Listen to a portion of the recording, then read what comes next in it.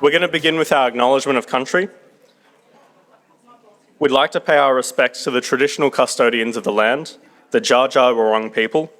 We pay our respects to elders past and present and acknowledge that sovereignty was never ceded and it always was and always will be Aboriginal land. So thank you everyone today. If we could just go to the next slide. Just like to remind everyone that YACVIC is a child-safe organisation. As you all know, child safety is very important to us. And if there's anything that raises any concerns, feel free to come to a YACVIC staff and we can sort that out. Yeah, sure. You got your clicker? Yeah. Ah, perfect. Thanks, Karen. Magic. No? Not that one. Okay. Sorry. Welcome everyone. Really lovely to be here today with you all. My name is Riya. I use she, her pronouns. I'll be one of your MCs for today. And this is Tom over here. You want to say hi? Hey everyone, good to see you again. Just a reminder, my name's Tom. I use he, him pronouns. Awesome. We'll kick off with a little bit of housekeeping. So the toilets are located down there. I think they're gender neutral. There are exits here and here. We'd love for today and this room to be like a place of focus and connection. So we understand you might need to dip out for work, but if that's the case, please dip out for a second and then come back in. We'd love for you to maintain your focus here and keep connected with us all. We will also be having dinner tonight at Foss Kitchen. So if you could please put your hands up if you'll be attending and we'll do a bit of a head count. Okay. Thanks, Karen.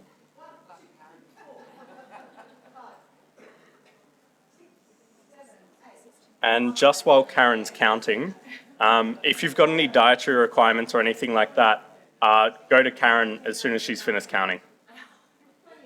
Thanks, folks. We'll be having a break today at around 10:45.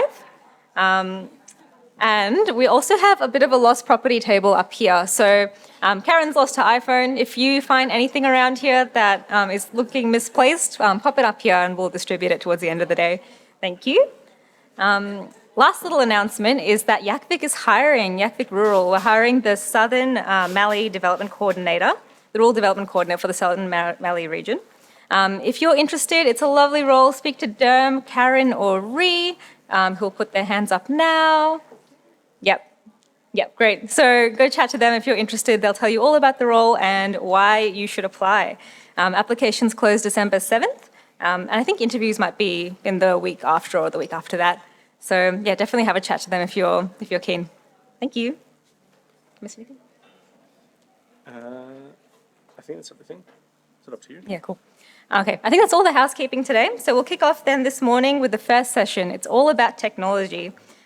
We think it's really important to be aware of safety and ethical risks when using technology as a youth worker, but that doesn't mean we should be scared off by it. It can be really hard to figure out when and how to use online spaces in a way that's engaging but still safe. So we'll kick off with Lucy's presentation, which is titled Reimagining Online Safety Through the Eyes of Young People. That'll then be followed by an expert panel to walk us through how we can make the most of the advantages without compromising safety. So technology is here to stay in the lives of young people. We'd better get used to it and learn to make it fun and safe. She's Lucy. Perfect. Where is Lucy? Do you want to come up here? So Lucy goes by they, she pronouns. She is an OAM and is the CEO and co-founder of Project Rockit, which, as I'm sure we all know, has grown into a youth-driven movement positively impacting over 500,000 young people in Australia to build a world where kindness and respect thrive over bullying, hate and prejudice. Lucy has received numerous honours and is a board and advisory group appointee for social media platforms and national e-safety. Lucy has wrapped their personal learnings into a widely received TEDx talk, Kindness, the Ultimate Rebellion Against Bullying. With a blended academic background in psychology and creative arts, Lucy is a mighty force of kindness, creatively engaging young people to generate positive change. And from here on, I'll hand over to Lucy. Thanks, team. Well, this is a great vibe, isn't it? What a way to kick off a Thursday morning. My name is Lucy. I do use they, them pronouns and she, her pronouns as well. I know everyone's down with that in this room, but what that means is that when I inevitably leave my phone behind, you might say, they left their phone behind or she left her phone behind. So that's me. I'll also just name that the slides that I'm about to share, they're designed to complement the content of my talk, but they're not essential. So they're there for people who benefit from visual aids, but for those who don't, you're not missing out on a huge amount as well. I also want to start by acknowledging the traditional owners of the land on which we're gathering today, the Judgerung people. I want to share my respect for elders past and present and their continuing connection to the beautiful country that we're on today. I want to extend that respect to Mob who are in the room today. Woo! and also kind of couch the talk that I'm about to share in the reality that we're convening on country that has a continuing history of thousands of years of storytelling. And really these conversations about technology and young people's relationships with tech are that. They're the stories that we tell ourselves and each other. And so I just want to honour that kind of long-standing tradition.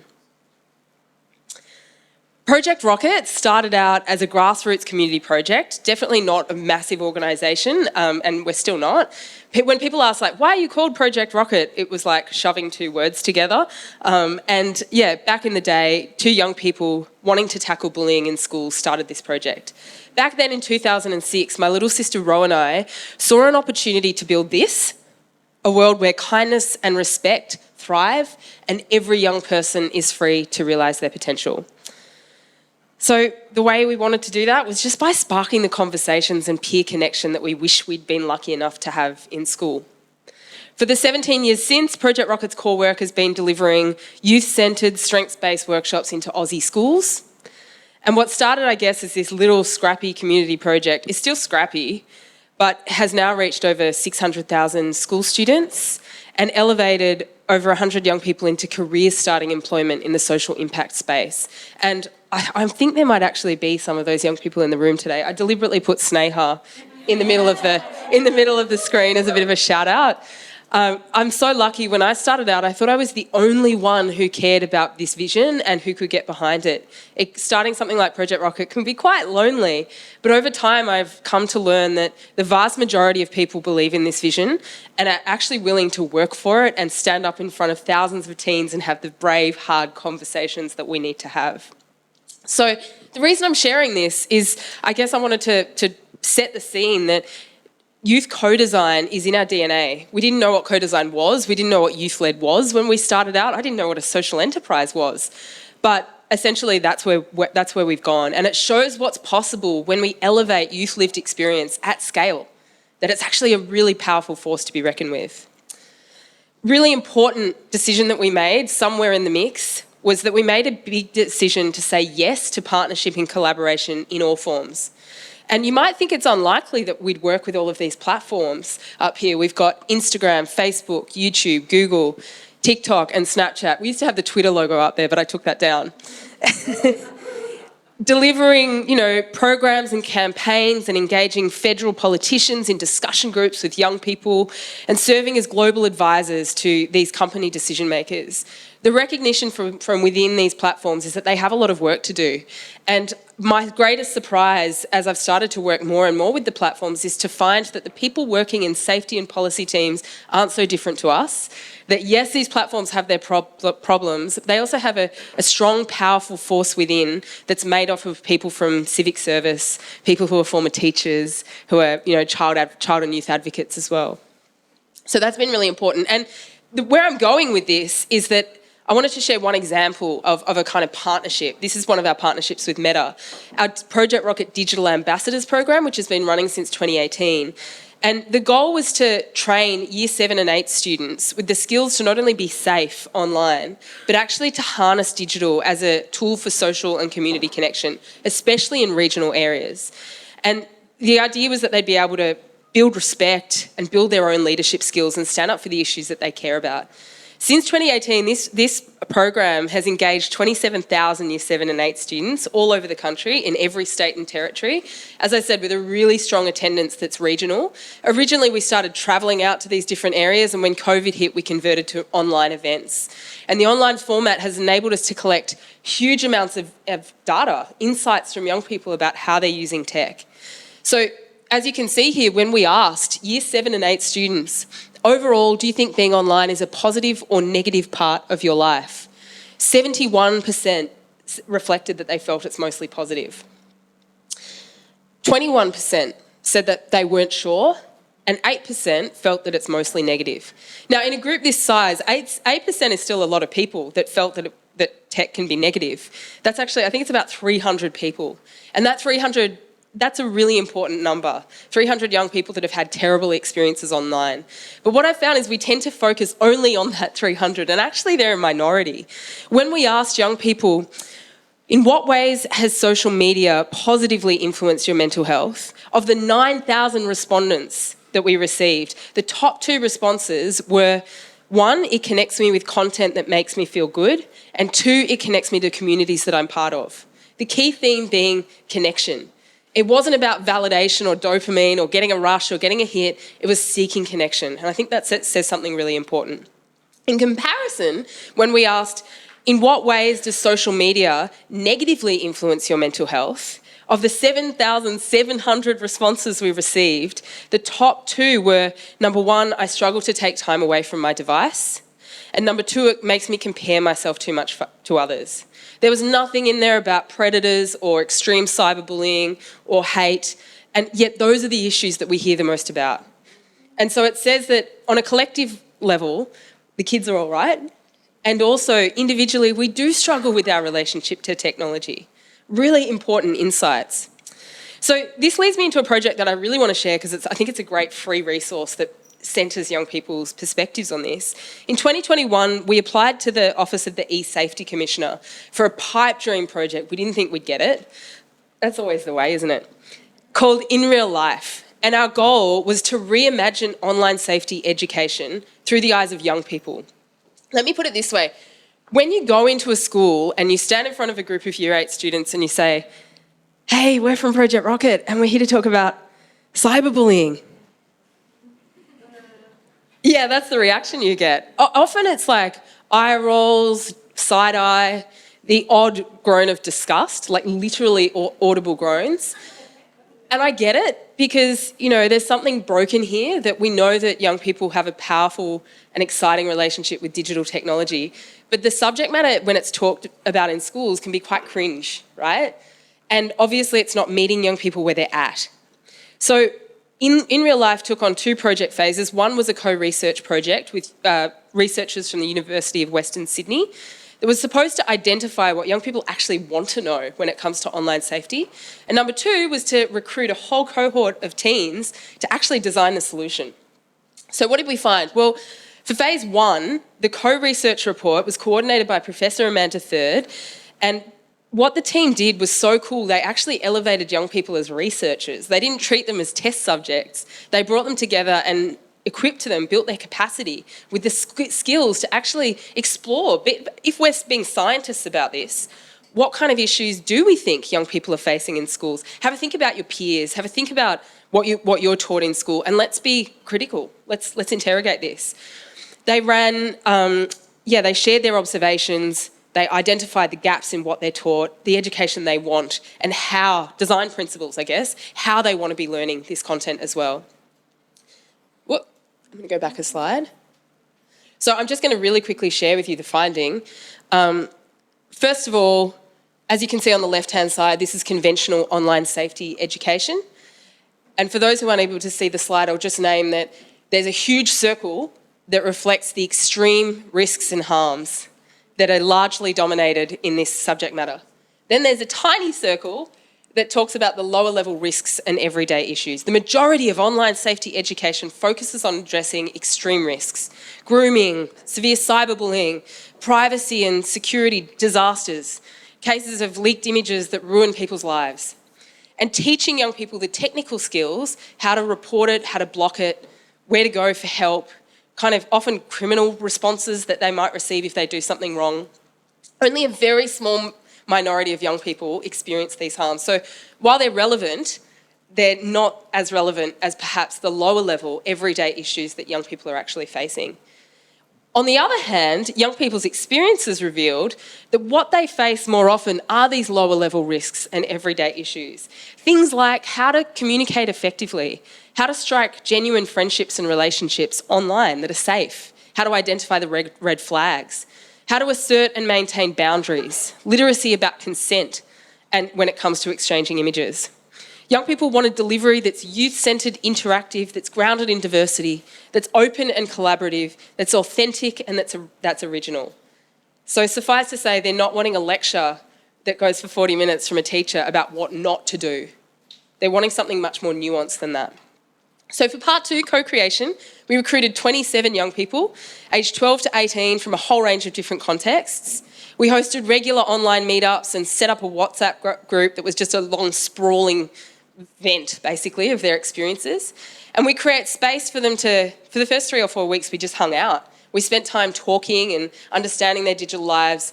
Occasionally someone would do what they called a rant, where they would just take the floor, take the microphone and speak to the research. So we'd present the research findings to them and give them the chance to reflect back as well. And it was really important that they started building this trust and relational connection. They'd then go back out into the world, talk to their friends, talk to their teachers, and come back and share what they'd found. And eventually they were ready to talk. What they wanted to do was create a digital lived experience storytelling series that captured their relationship with technology, that could be shared in classroom settings as well as on social media.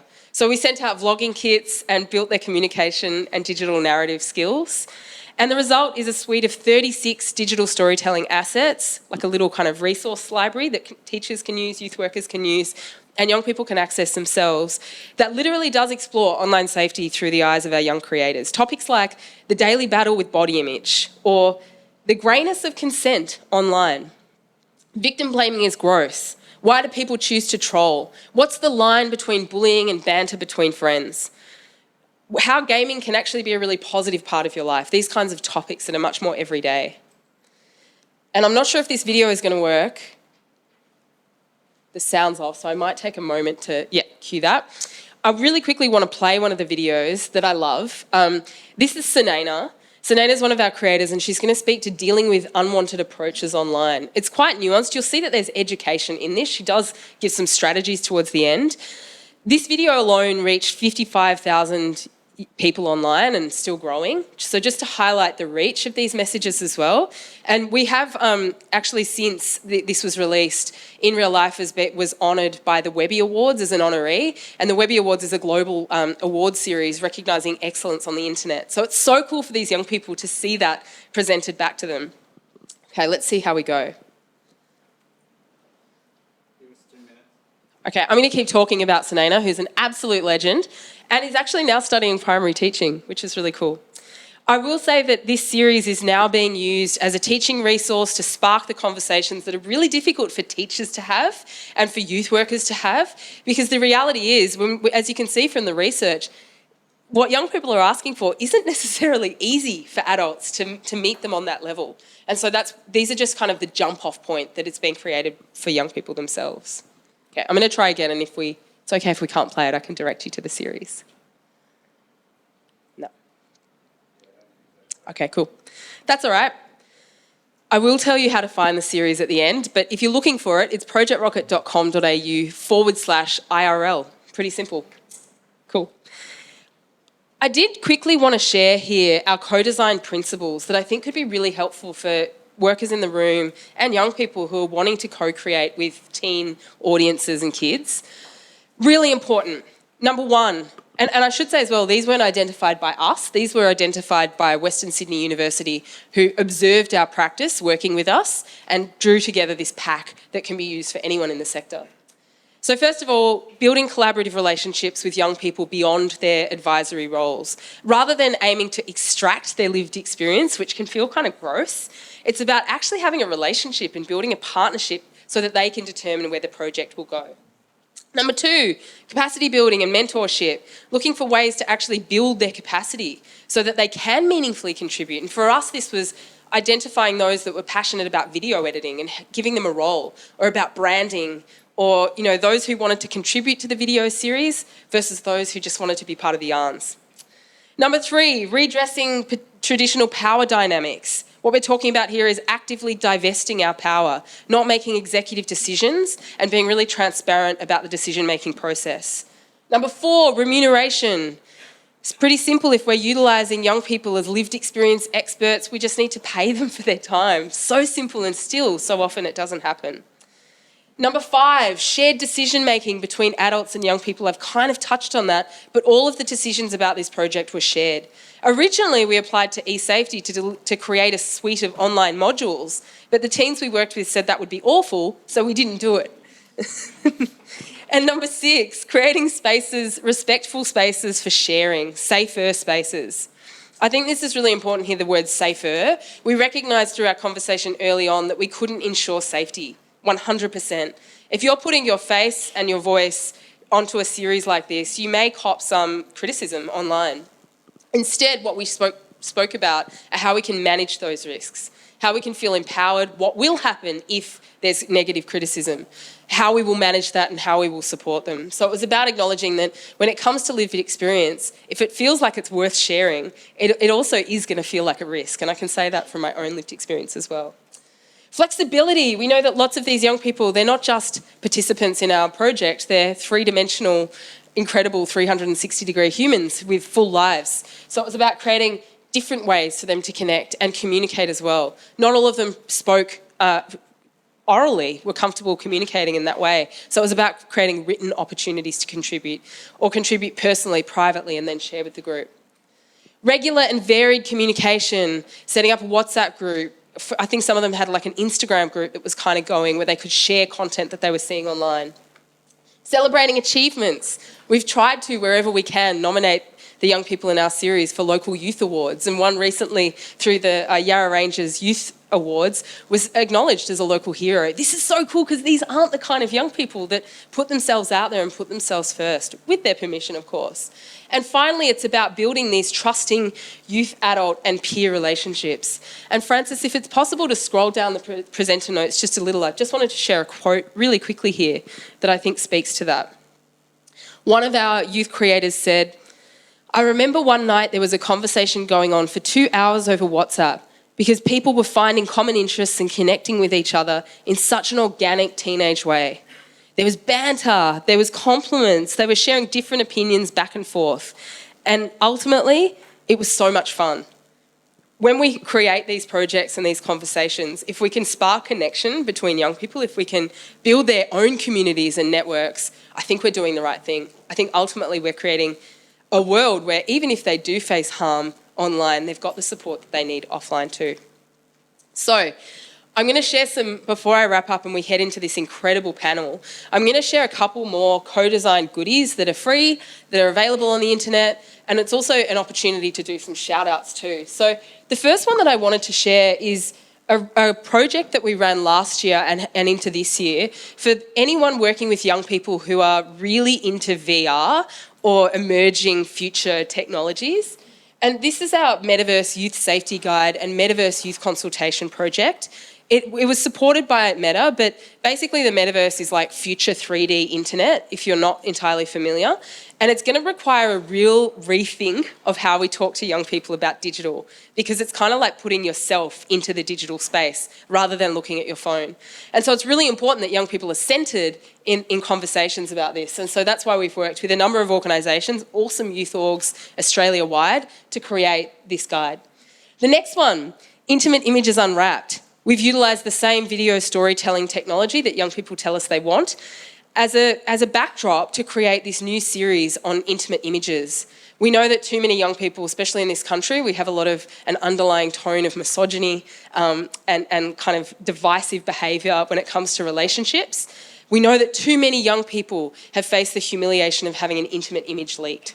And so in order to get to the heart of this issue, we wanted to elevate young people as the experts in educating other young people. And so that's this series here. It explores things like respectful relationships, consent, asserting boundaries, understanding like what is intimacy anyway and why, how do we communicate that.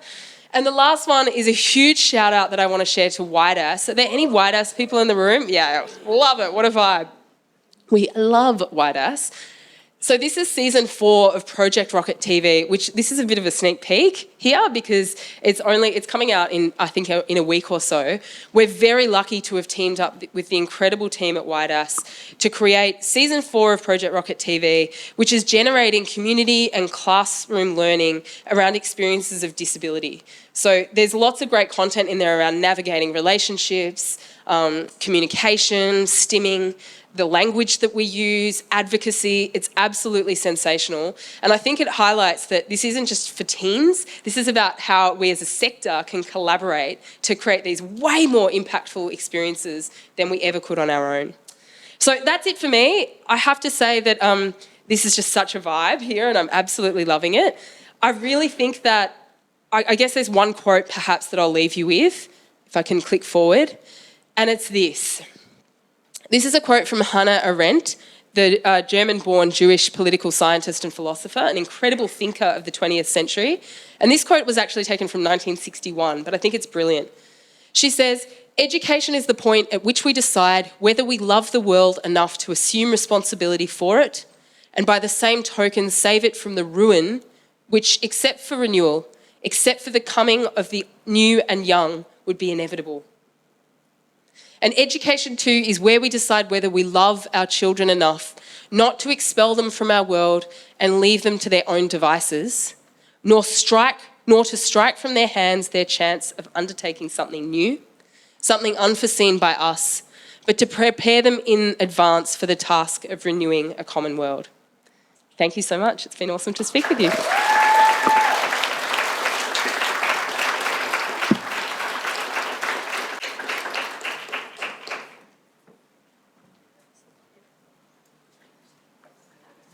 Thanks so much, Lucy. Loved hearing from you and the amazing work that Project Rockit's doing. And I'd encourage you all to have a look at those resources that Lucy put up there towards the end of her presentation. We'll move on to our panel now, which Tom will be the moderator for. So come on down, Cassie, Beck, Kelsey, Anesu, Julia, and Rebecca.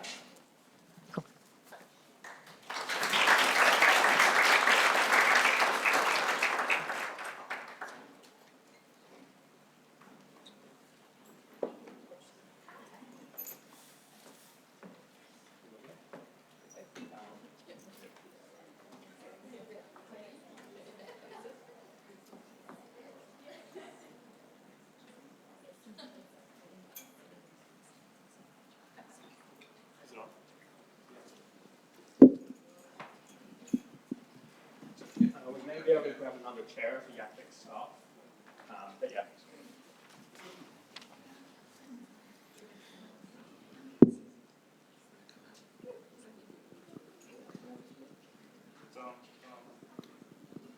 Give this one over there. Okay, easy. All right, well, thank you very much, Lucy. Our first speaker today is Cassandra Rowe from Indigital. Cassie is a Gabrogal woman of the Dararug speaking nation of Sydney. She is the Community Success Lead at Indigital, Australia's first edutech company, and manages Indigital Schools program, an Indigenous design-based digital skills training program for primary and secondary school teachers and students, designed through an Indigenous cultural lens. Cass has qualifications in Indigenous leadership, Aboriginal studies, and adult education, and is passionate about accessibility, diversity, and inclusion for First Nations Australians in critical technologies. Go for it.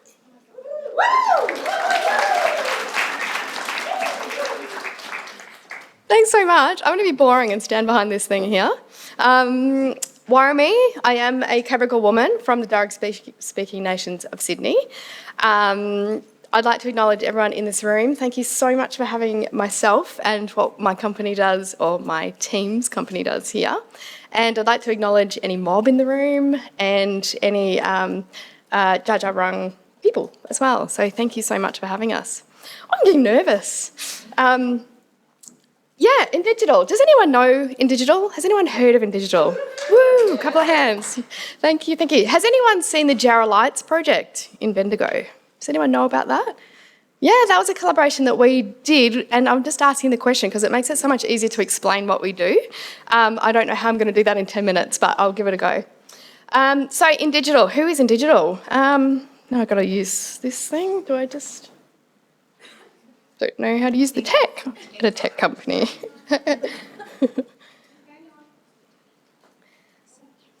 I can just start yarning, actually. Indigital was started quite a long time ago by my sister, Michaela Jade. Has anyone heard of Michaela Jade? Yeah, a few people. She's pretty cool. She's all right. When we were young, about 6 and 8, we were asked what we wanted to do when we grew up. And we had some pretty wacky things that we wanted to do, so we found out it was pretty wacky. I wanted to be a chimpanzee specialist and travel around the world. And my sister wanted to be a ranger, which sounds pretty simple, right? But we're Indigenous young women, and so everyone told us we couldn't do those things.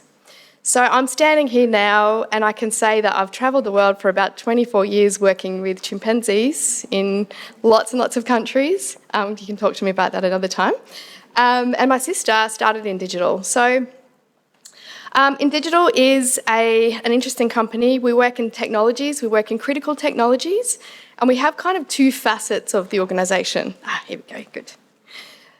So one facet is we are an education provider, so we teach teachers and educators how to put our program in the classroom. So when you talk to teachers, generally, if you say culture and technology, does anyone want to have a guess at what happens? It's terrifying. It's a bit scary. So we decided that we were going to try and bridge the gaps and stop that happening. I'm not doing the thing. Okay, so lots of words on a screen. There is our CEO and also Rory, who is our awesome IT guru. There's only 10 of us and we all work remotely. We don't have an office, but we do work nationally. So we work in every single part of Australia and we reach everyone. So our program is for all learning journeys. It doesn't matter where you're from and it does matter who you are. So what we do is we connect culture to teachers and students. And we also bring through the cultural lens in through technology. So essentially what we do is we connect elders or traditional owners or community members of anywhere in Australia with schools and companies. And we bring in those people that know the stories. So what we want is right place, right story, right time, right person, right language, right reasons in a safe space. So that's what we do. We make holograms from elder stories, essentially. So we're teaching our young people and our teachers that technology doesn't need to be scary and that it's actually really fun. There's lots of future careers out there too, so I'm going to talk about that in a sec. And we're kind of trying to fill the gaps that we see. So where we saw problems in the education system, we decided to fill gaps and provide opportunities. So I love this theme of this conference. It's deadly. So what's the takeaway? Why do we do this thing that we do? Kids that have entered primary school this year, 65%, or it's predicted that 65% of those young people will have jobs that don't exist by the time they finish school. So that's it's an interesting thing to think about. That means the skills that are needed for these careers are not currently being taught in schools and outside of schools. We'll focus on the schools. And so we decided that we need to do something about that. So as an example, I've just got a couple of future jobs here. So we have a list of 100 jobs that we teach teachers to teach the students about. So there's a few. There's tech, human, there's law, business, urban, culture, environment, health, all the things that we have now. So just some examples. So in tech, a future career will be an ethical hacker. So I like that one. I think that sounds pretty cool. We've got in the human area, we've got a displaced person reintegrator, which I also think is really cool. We've got a trend watcher in the business and law area. We've got a cyber country or caring for cyber country specialist. We have got an extinction geneticist, ex-extinction geneticist. And we've also got biohackers. So there's all these like kind of crazy jobs. I can keep going, there's so many. that our young people are going to be needing to go into. So we're looking at bridging those gaps in those technologies, but also what happens afterwards. How do we connect our young people, our community members, our mob with these future skills? It's all well and good to talk about it, but what happens afterwards? So really connecting people to people that have got lived experience, whether that would be an elder community member or whether that's someone who's building rockets that are going to be landing on Mars. We're doing that now. So they are future jobs, but we're sort of doing that now. So on the flip side of our education program that is for everyone, for all schools, all students, everyone, we also work with large companies, so corporates, and that sounds really fun and fascinating, but our corporates do really good things. So we know that a lot of schools, especially in low socioeconomic areas or I'm going to say government schools, sorry, they don't have the funds often to put these programs in place. So what we do is we work with critical infrastructure. So we might be working with like the big Googles or the Microsofts of the world. We run through a program called our Connecting to Country framework with them.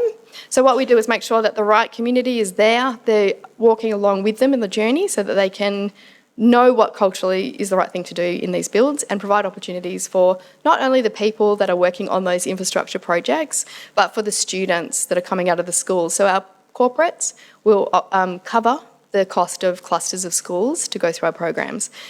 So that's kind of what we do. And the reason we do it is because there are so many opportunities out there, and we know that, we see that in every part of Australia for all people, but the connection often isn't there. So we also call ourselves a cultural connection company or a people connection company as well.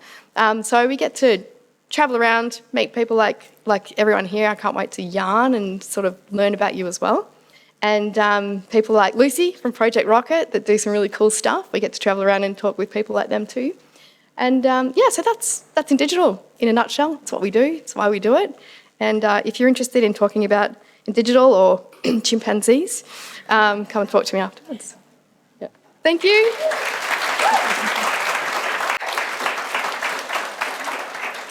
Thank you. 10 people and able to serve a national platform is, to me, just amazing. For our next speaker, we have Rebecca Elmes. They are a community planning officer at Moyne Shire Council. Beck is a dynamic professional whose diverse experience spans event management, cultural community development, and youth engagement. With a strong background in orchestrating successful events, Beck understands the power of creating engaging and impactful experiences.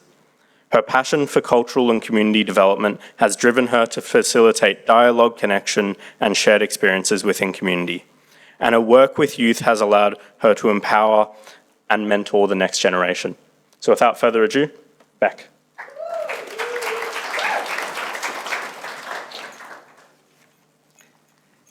Wow, what a hard gig this is, following in everyone's footsteps from yesterday and this morning. But before I begin, I would like to acknowledge that this session is taking place on Aboriginal land, Dja Wurrung country, and I pay my respects to elders past, present, and to any Aboriginal person in the room this morning. As Tom said, I'm Beck Elmes. I'm a youth-focused cultural community development officer or community planning officer with Moyne Shire Council, and I use the pronoun she, her. And I'm really thrilled to be here this morning to share with you our Moyne Virtual Gallery. It's a project that blends the worlds of art and technology. We all know through our own lived experiences that COVID-19 pandemic really disrupted the way we worked, lived and connected. It wasn't business as usual. We all had to think about new ways of engaging and adapting the way we worked. The Moyne Virtual Gallery was a part of Council's response to the pandemic and has been perfectly placed to continue into the future.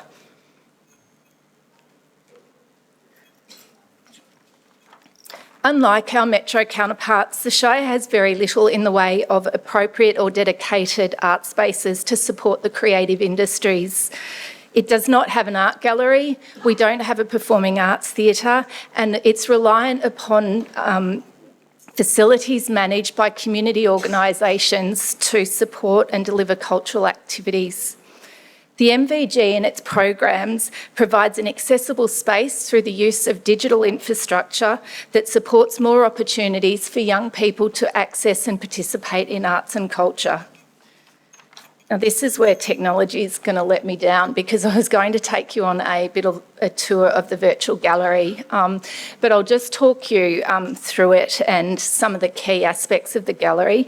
The gallery actually replicates the real world of experiencing a gallery. However, it's not just a website. The space was co-designed with a group of 16 young people, including First Nations, to ensure that it was a culturally safe space and accessible for all young people.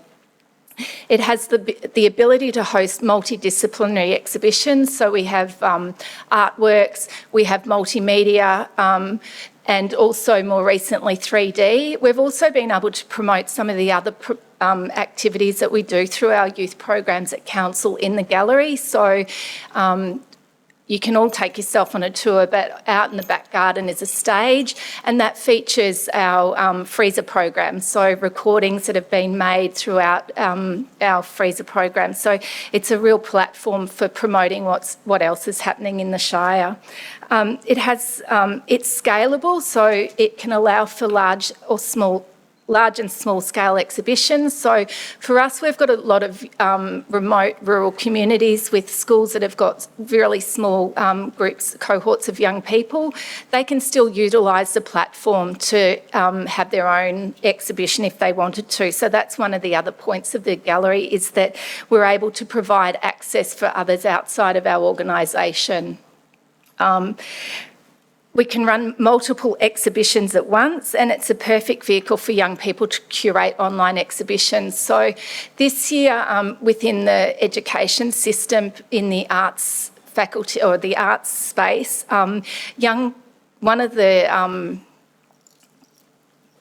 one of the things that the young people need to do as part of their arts courses is to be able to curate an exhibition. And this really allows us to share the platform for teachers to utilise that space and for students to use it to have a bit of a real world experience. So that's a really positive outcome. And I think one of the other things which I'll talk about in a minute is extending possibilities to provide a range of mentoring, education and paid career pathways for young people. The MVG through its, the MVG through its exhibition programs has raised the profile and expanded opportunities for young people in the arts. These young people of all ages, cultural backgrounds and abilities living in rural areas. We launched the gallery in 2020. We've hosted, I think, 4 exhibitions over that time. So I think the reach and the engagement that it has been really successful. You can see 350 artworks showcasing over 150 young people and engaging 2,455 people online. So if you look at that as a visitation into gallery spaces, it's a good outcome. Most recently, we've delivered a project called the Emerging Curators Development Program. It was a program that's been part funded by Council and Vic Health through their Jumpstart Fund. The initiative was a paid employment and skills development program designed to drive the career pathways of young creative workers, acknowledging the unique challenges and opportunities that we have in rural areas. We had 2 young curators participate. We've got Rose and Amelia, who are up there on the board. They were both mentored by professional arts workers to develop and present an online exhibition for the gallery space, as well as developing a public program of activities. Amelia was a First Nations young person who was paired and mentored with a First Nations arts practitioner. And Rose went up the road to the Hamilton Gallery and worked and was mentored by the staff up there. The outcomes of this program have included creating a pathway and building capacity for 3 emerging arts practitioners. So our 2 young emerging curators and a young filmmaker that participated in the program or actually did some videography for the Indigenous exhibition. We commissioned works from 16 artists, 9 of those were from young people. 5 works of the young people that participated in Rose's exhibition have sold their works, so it's created an income stream for them. There was over 1,100 people that visited the Emerging Curators exhibitions, both online and an in-person event. And I guess this project really broadened community engagement, supported skills development, strengthened industry connections and forged ongoing partnerships.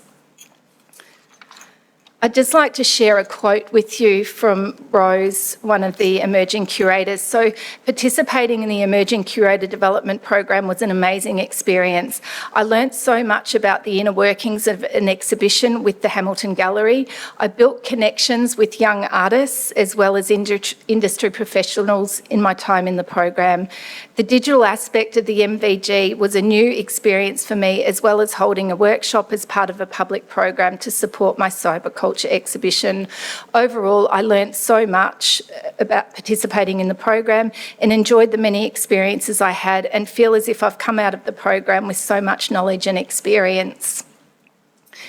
On your tables, I have left a pack of cards here. These are featuring some of the works from some of the artists that have participated in the gallery programs or the exhibition programs over the last couple of years. They're yours to keep and take. There is a QR code on the back will actually link you straight through to the gallery. So I'd really encourage you all to get on and have a look, experience it for yourself. Some of the works and what they're doing, what the young people are doing is really amazing. And I think using this digital technology, particularly for us in rural areas that young people just don't have the access, it provides a new opportunity. So in closing, I just want to say the Moyne Virtual Gallery is not just a virtual space. It's a vision of what's possible when technology is harnessed for good. As you embark on your journeys, remember the potential you hold to leverage technology as a force for positive change. Let's collectively build a future where innovation and compassion go hand in hand. Thank you.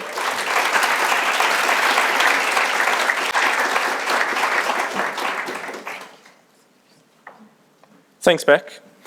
I think just when we think about the massive issues in regional rural Victoria and the massive barriers that transport has, when we kind of consider that with what Beck's done, the implications for solving the transport issues are just amazing. But for our next panellist, I'd like to invite the team from CMY up to the lectern. We have Arnesu, Julia Rovery and Rebecca Bursell. Arnesu is an 18-year-old Zimbabwean who moved to Gippsland in 2016. She recently graduated Year 12 from St Paul's Anglican Grammar School. She is a member of the CMY Youth Advisory Group and Latrobe Youth City Council and aspires to become a psychologist. In her free time, she enjoys singing, playing guitar and soccer. Julia Rovery is a team leader at Gippsland CMY who's coordinating the projects they'll talk about, Double Standards Podcast and the Young Initiators Project.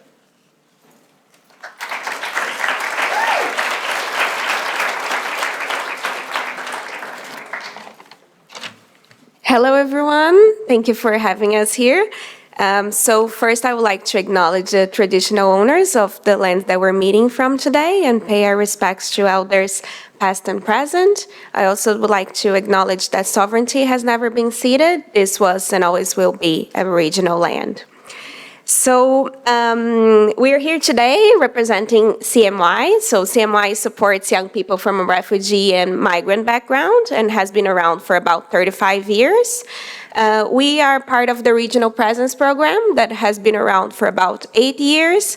The RPP is divided into Ballarat and Gippsland. We are from the Gippsland team. You're going to have the chance to hear from the Ballarat team a little bit later. And our team pretty much has 3 objectives.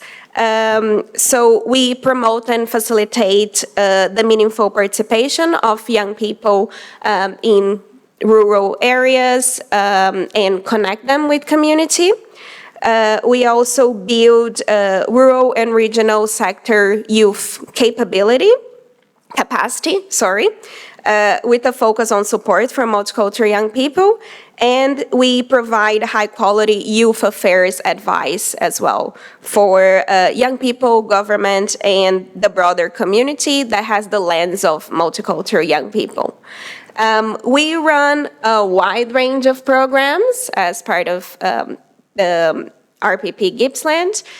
Some of them are in school. So we have, for example, our culture clubs, which build awareness around culture and also allows young people to become in contact with service providers, because we have partners as we run those programs, and they're very much interactive, activity-based, and the kids get to have a little bit of fun, but also learn about something new.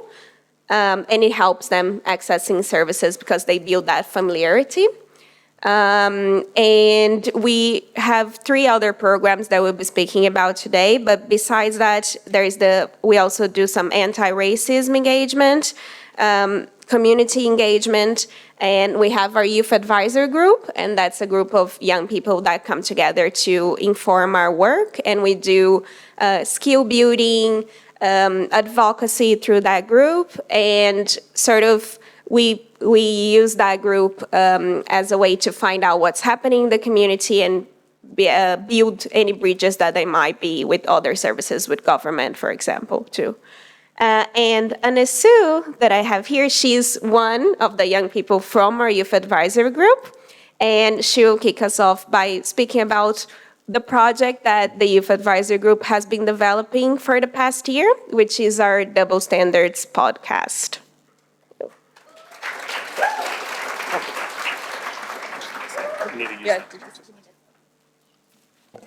Hello everyone, I'm Anesu Guara.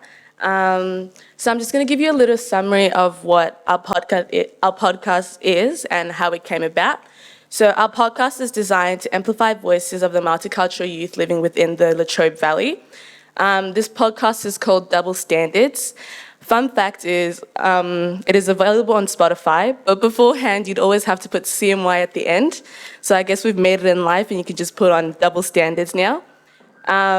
It is a great listen whether you're a young person or you're a service provider working with young people, or you're just simply interested in hearing the perspective of young people. We record this podcast in the Moyne library, and it is it is recorded by the CMY members, the Youth Advisory Group. The episodes touch on matters that are important to us and just matters that are happening within our society. And it also provides a platform for those that are overlooked. So if you want to check out the podcast, it is available on Spotify, and you can just have a quick look at that one. As a group, this podcast had always been in like the talk, just kind of like, oh, we want to do a podcast, but like it never came to fruition. As you can see, it was kind of a pothole and it wasn't really being filled until our local council was like, oh, we're starting a podcast. Would you guys be interested? So it's that idea that an individual has to bring something up in order for it to be fruitful and that community can get into that as well. And that's why Double Standards is standing here if it wasn't for our local council, and as well as CMY partnering with our local council. We aim to have one podcast each month just because most people have work, have school. I'll definitely say it was very hard, like coming from school and then rushing to do the podcast. So the fact that we can still do that and still have an episode for everyone to enjoy is still really good. And it amplifies our different perspectives. So each podcast will not necessarily always have the same people. It'll always have different people within it. There's about 8, I think, to 9 of us. So, and you can only have about 4 people in the room.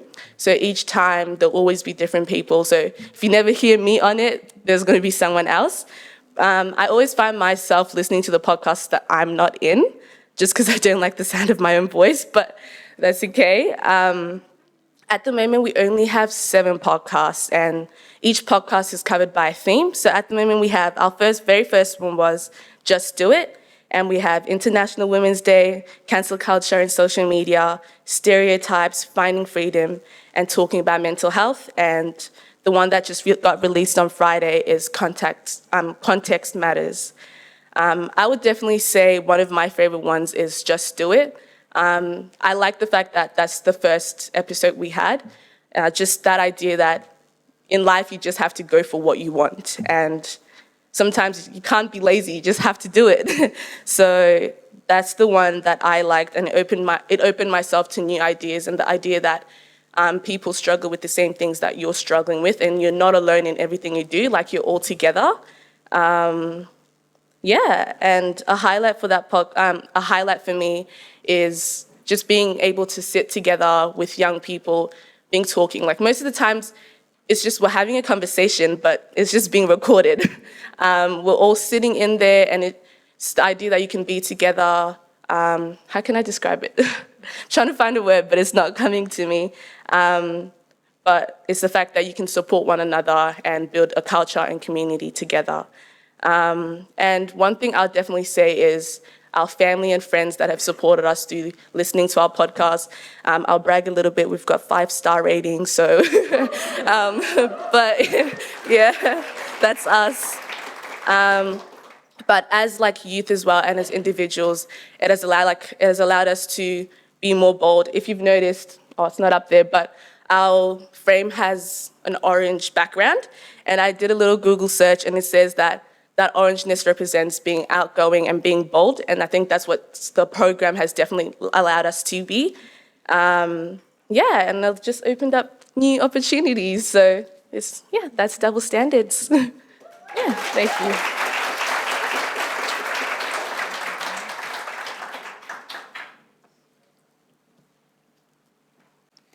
Hello everyone, I'm Rebecca. I'm the Multicultural Youth Worker for CNY Gippsland. Together with Julia, my colleague here, we are going to talk about another project that we recently completed in Gippsland. Made possible by support from the Scanlon Foundation, the Young Initiator is a project that involves young people in Morwell in leadership and active citizenship workshops, followed by a youth-led project for and by young people. In the workshops, participants identify the lack of safe spaces for young people and the issue around youth justice engagement as the main area of concern for them in their community. The CNY team then linked the group with a project called Creative Latrobe that aims to implement exciting and bold art activations and installations across Latrobe Valley. This was a partnership between Latrobe Health Assembly, Latrobe City Council, and the community. The idea that better public spaces make better community life resonated with the young people, and they got the opportunity to activate a public space of their choice.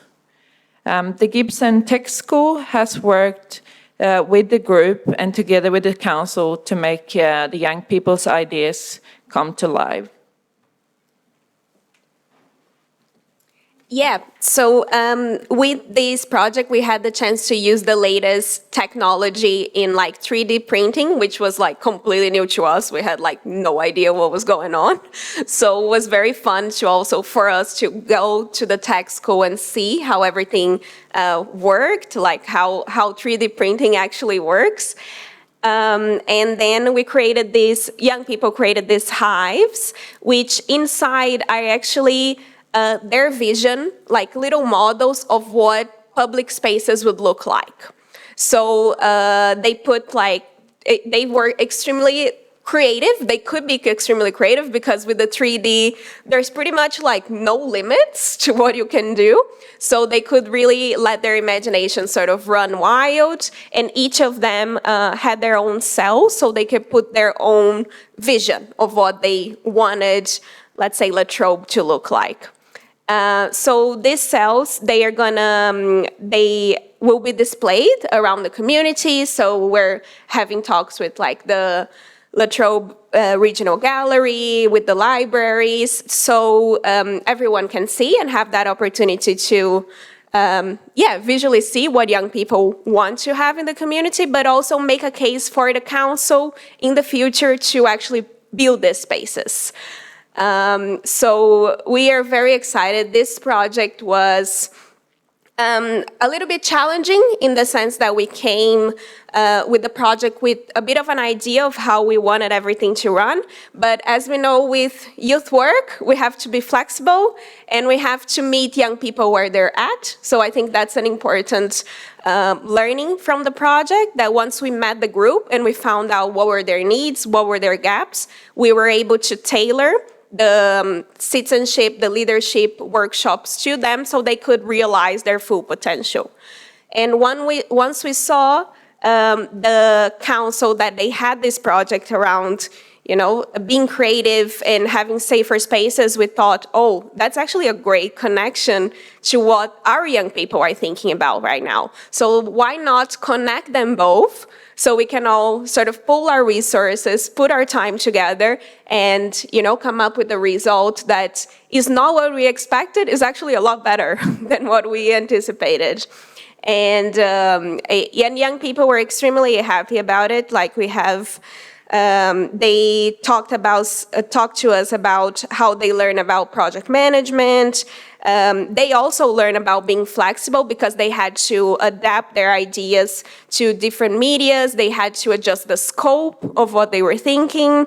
Even though the hives were individual, we did a lot of group work of, bouncing ideas and brainstorming and thinking about what issues really that they wanted to address with that.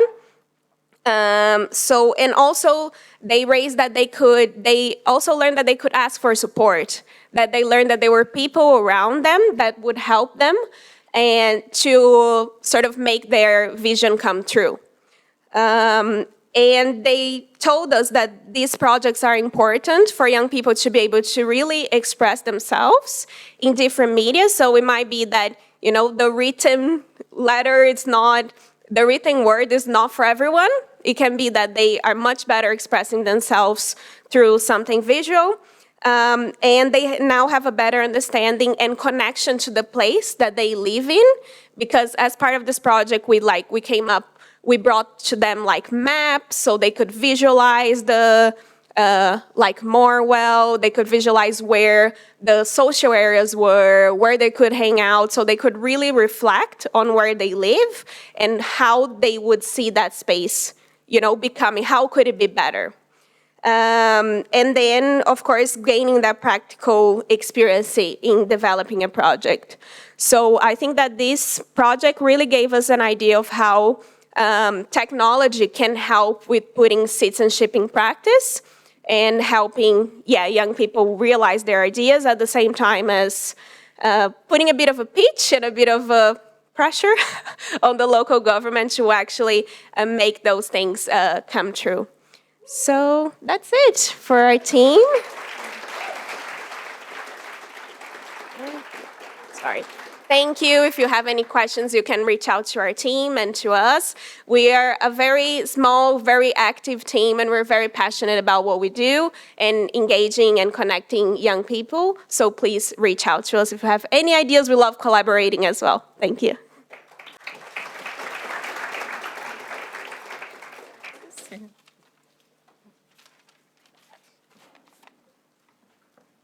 Thank you very much to the CMY team. I think all the projects are amazing, but I'm sure you'll be getting a few more weekly listeners to the podcast as well from this session. For our final panelist, we have Dr. Kelsey Deane. Dr. Kelsey Deane is the Brave Foundation's Measurement, Evaluation and Learning Advisor. She maintains an honorary affiliation with the University of Auckland, where she was an academic and co-director of a university-based youth mentoring service prior to joining Brave. Kelsey's teaching and research expertise is in the areas of youth development, youth mentoring, and youth work practice, social program design and evaluation. She is passionate about supporting young practitioners and organizations to use research evidence in combination with practice wisdom for professional and organizational and development and innovation.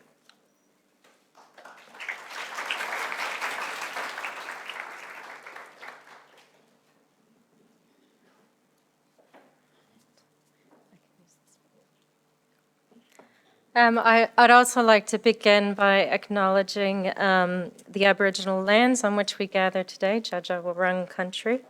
I'd like to pay my respect to elders past and present and to any Aboriginal people with us today. I give thanks for the continued custodianship of the lands and waterways that we get to enjoy, and also acknowledge that sovereignty was never ceded, this always was, and always will be Aboriginal land. Good morning, everybody. It's great to be in such good company with some amazing innovations and projects, and to be amongst youth workers again. As Tom mentioned, my name's Kelsey. I use she, her pronouns, and I know we're running short on time, so I'm going to very rapidly share a little bit about the work that we do at the Brave Foundation, including insights that we've gained from a COVID-influenced pivot to digital program delivery. And centering the lived experiences of the young parents that we support really is the cornerstone of evidence-informed decision-making at Brave. So for me, that means that starting reports, starting presentations with the stories and voices of the young parents that we support. So I'm going to flag a minor content warning here, and that I'm going to share a little snippet of TC's life story to begin. TC is not her real name or initials. And just in case that snapshot brings things up for you in a way that resonates and is upsetting, feel free to leave the space if you need to, or do what you need to take care of yourself. So TC is a young Aboriginal woman. She first had her first child at 19 years of age. She's been through a lot and is an incredibly resilient young woman. And I had the privilege of interviewing her a couple of months ago. And she shared this with me during her interview. I haven't had an easy road. So I guess my journey as a mother is going to be a lot harder than others, because other people have a mom or, dad or someone they can say, hey, I'm having a bad day. They have a village, whereas I don't. Unfortunately, I wasn't blessed with that. When she spoke about her experiences before joining Brave, there was a strong sense of loneliness and isolation as a new mom. She spoke about being really worried about doing the best she can do, and that she was worried her child didn't deserve her, but she didn't have anybody to talk to about that. And it wasn't until her Brave mentor connected her with a mental support service that she actually realized she was experiencing postnatal depression. And so even though TC feels really alone in that experience, she's not alone in it. There's many young parents in our service who speak about the increased isolation they experience when they become a parent at a young age. Another young person shared this with me. You lose a lot of people when you're young as a parent. The hardest part was that all my friends were going out and doing all these fun things, and I was at home stuck with baby. Another one shared, as soon as you're pregnant as a young person, you're faced with stigma. And that's consistent with national and international research, which highlights that age-based discrimination and stigma is a major barrier for young parents who need to access support and opportunities. For young parents in rural and remote regions, the isolation is worsened by a lack of public infrastructure, which was the case for TC. She grew up in the foster system. She moved from a metropolitan area to a large rural town, and that really just exacerbated her sense of loneliness and isolation because she spent most days at home on her own. So young parents talk about the challenges they have when they can't access good public transit, when services, employment, and education opportunities actually don't fit with their lives as young parents. And so without somebody reaching in to say, I can be a support for you and I can help you figure out ways to get what you need from your community, there is an increased chance that these young parents will experience worse mental health, which obviously also impacts their children. So this is why the Brave Foundation was established. The organization was founded, developed, and is led by women with lived experience of parenthood at a young age. Its flagship program is SEPT, which stands for Supporting Expecting and Parenting Teens. But the program supports any young parent under the age of 25 or under who first became a parent at 19 years of age or younger, or who is marginalized for other reasons. And it provides individualized support through professional mentoring. So usually this happens over about 12 months, where a participant works with a professional mentor to co-create a pathway plan that is based on their self-identified goals that they say are important to them, and then they work together collaboratively to enact that plan. Partnership with local organizations is a key feature of the work. So mentors have to build relationships with workers and organizations in the young parents' communities so that they can support them to access, and they facilitate access to these different resources, opportunities, and supports, and whether that's education, employment, mental health, family violence, financial supports. So the program was initially designed as a face-to-face service, but that meant that Brave's reach was limited in geographical area to where mentors were based. Mentors were also constrained by the number of their caseload size. So when COVID hit and lockdowns prevented face-to-face sessions from happening, it prompted the question, could this work entirely in a digital format? And would that mean that necessary mentoring support could reach young people in rural and remote regions who otherwise wouldn't have access to that kind of support? And so the digital delivery pilot of SEPT was launched in 2020. The pilots involved a team of 3 mentors who all happen to be based in Queensland, but support young people in all states in the Northern Territory where Brave doesn't have an on-the-ground presence. The features of the model are the same as the face-to-face service, but communication occurs entirely through technological means that best suit the participants. And given the deeply relational nature of SEPT as a mentoring program, Brave wanted to know, is it as effective as the face-to-face delivery, or what is different about it? And so we're in the midst of an evaluation project to explore those questions, and I'm here just to share a small glimpse of what we've learned. So interviews with mentors so far have highlighted 3 key themes so far. We've just started looking at those transcripts. And one is that flexibility is a huge benefit for these young parents. And flexibility is one of the key features of the general SEPT program, in that it's individualized support, meeting young parents where they're at. But this is really amped up in the digital delivery program. So parents don't need to travel to a hub or somewhere in the community to meet. They don't have to carve out time for an hour-long session with their mentors. Things can happen over shorter engagements. So this mentor said, this participant was able to cook dinner while I was just on the phone in her ear, which is really important when you've got a baby or young kids at home and you're the primary caregiver. What that also means is that communication and relationship building is quite different in the digital delivery program.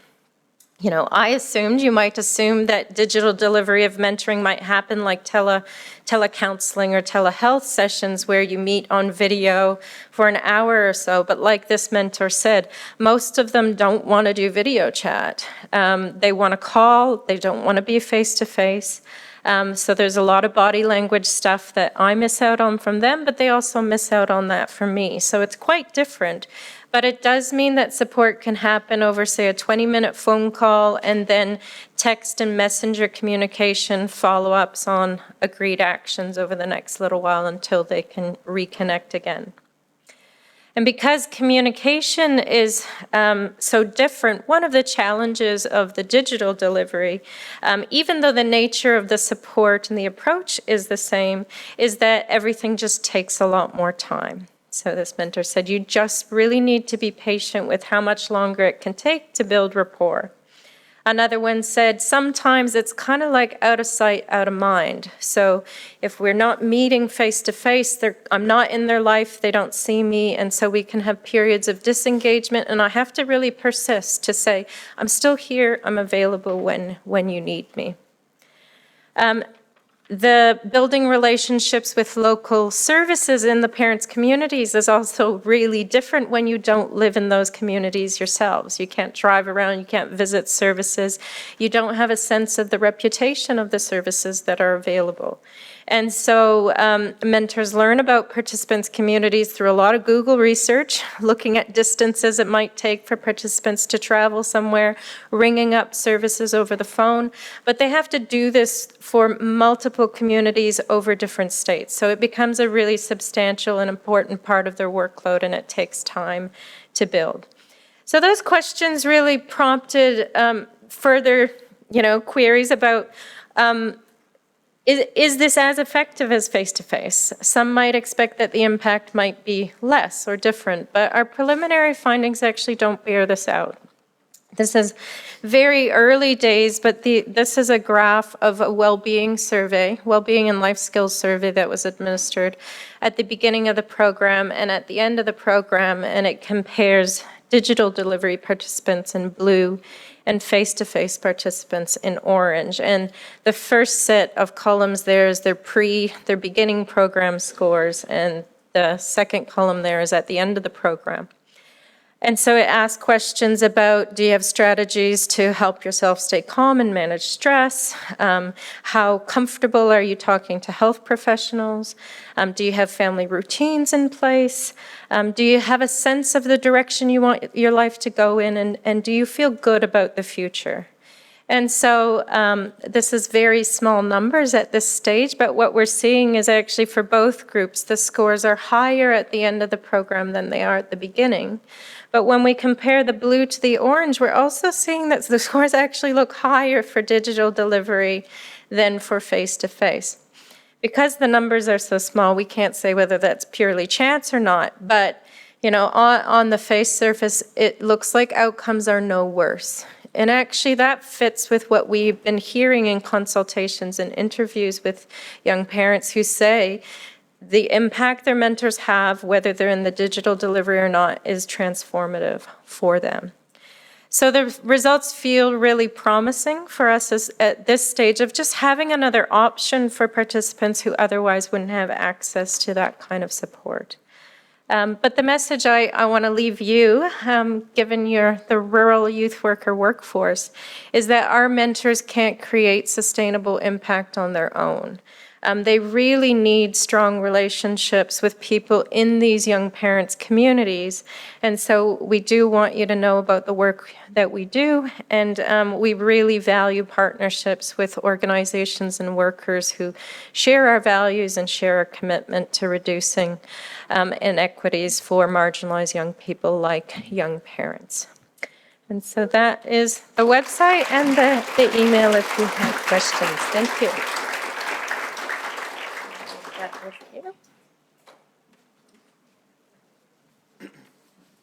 Thank you, Kelsey.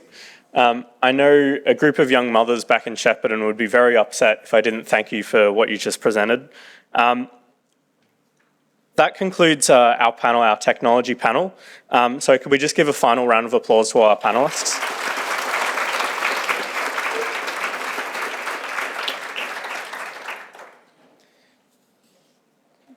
And as such, we're going to be going into our next session.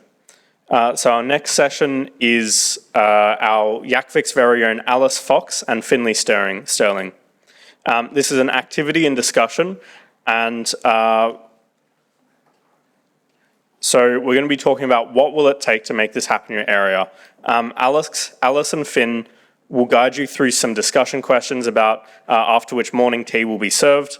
We're going to be talking about what are your key takeaways and what change will it take for you to use technology for good within your organizations.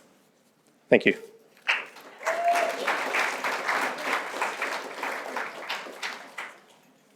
Hello. Thanks, Tom. I feel like you've sort of done my job for me already. That's sort of what I was going to say. But yeah, nice to meet you all. I'm Alice. I go by she, her pronouns, and I'm the Policy and Evidence Officer at YACFIC. And I think we've already met Finn, but I'll get Finn to introduce themselves.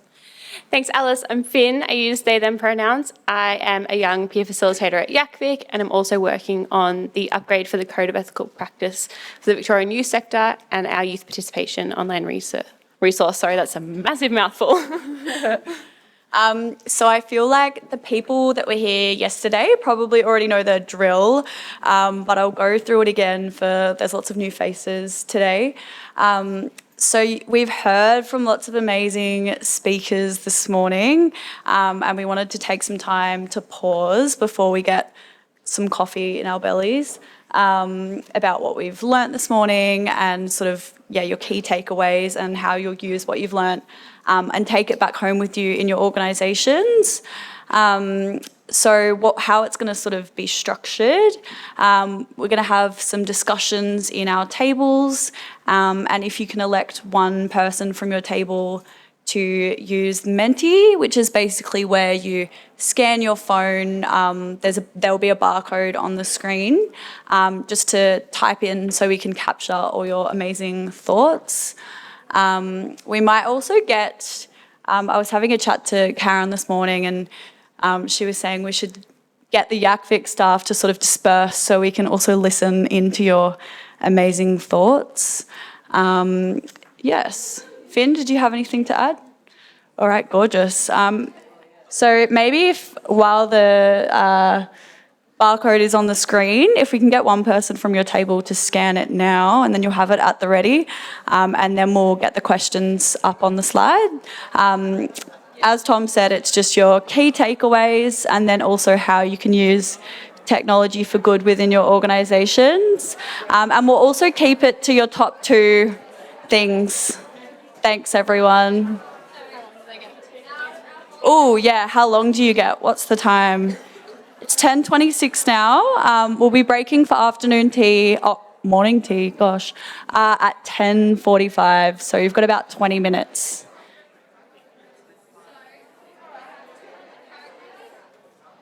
Great. I think we'll get started then, if you're both okay over there. Cool. We've unfortunately had some of our panellists here be unable to make it, so we're only speed dating 2 people over here, the wonderful Meg Lee and Nanda-san. Hopefully this means we'll have lots of time for questions, and I think Meg also has some questions for you folks, which will be really exciting. So keep your questions in mind if you have any throughout the session. So I'll introduce Meg first. Meg was born and raised on Wadawurrung land in Ballarat. She is from a migrant background and identifies as mixed race. She's a multicultural youth worker and PhD candidate with the Melbourne Social Equity Institute, and she's particularly interested in participatory processes with young people. Meg currently coordinates and facilitates multicultural youth groups in the Wimmera region with a focus on well-being.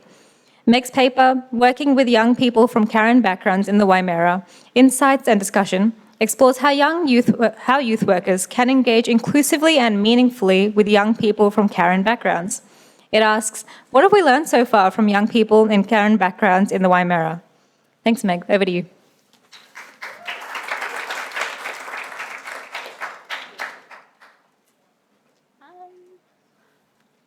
Can I use this? All good? Okay. I looked into the light coming over here. That's not very good. Just to start off, I just wanted to say I actually have a twin sister who used to be involved with Project Rockit. So if I have blanked any of you, I'm sorry. Maybe you know my sister. So fun fact. And Nanda-san, who I work with in the Shire, is also here with me. She's the Community Development and Youth Officer with Shire Council and also part of the Karen community there. So she might jump in and give some of her insights. I'd like to acknowledge that we meet on the unceded lands of the Djadjawurrung people and extend my respects to elders past, present and emerging. I'd also like to acknowledge the Jadwa, Jadwajali, Yipagok, Wagaya and Watchabaluk people and the Wadawurrung people on whose lands I work and live. I'd like to recognise the continued strength and resilience of First Nations cultures, people and connection to country.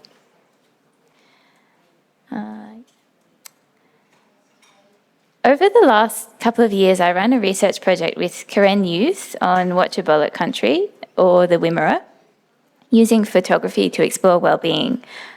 This was shared by one of the young people involved after we'd been going for a few months. I'll just give you a minute to read it, if you can.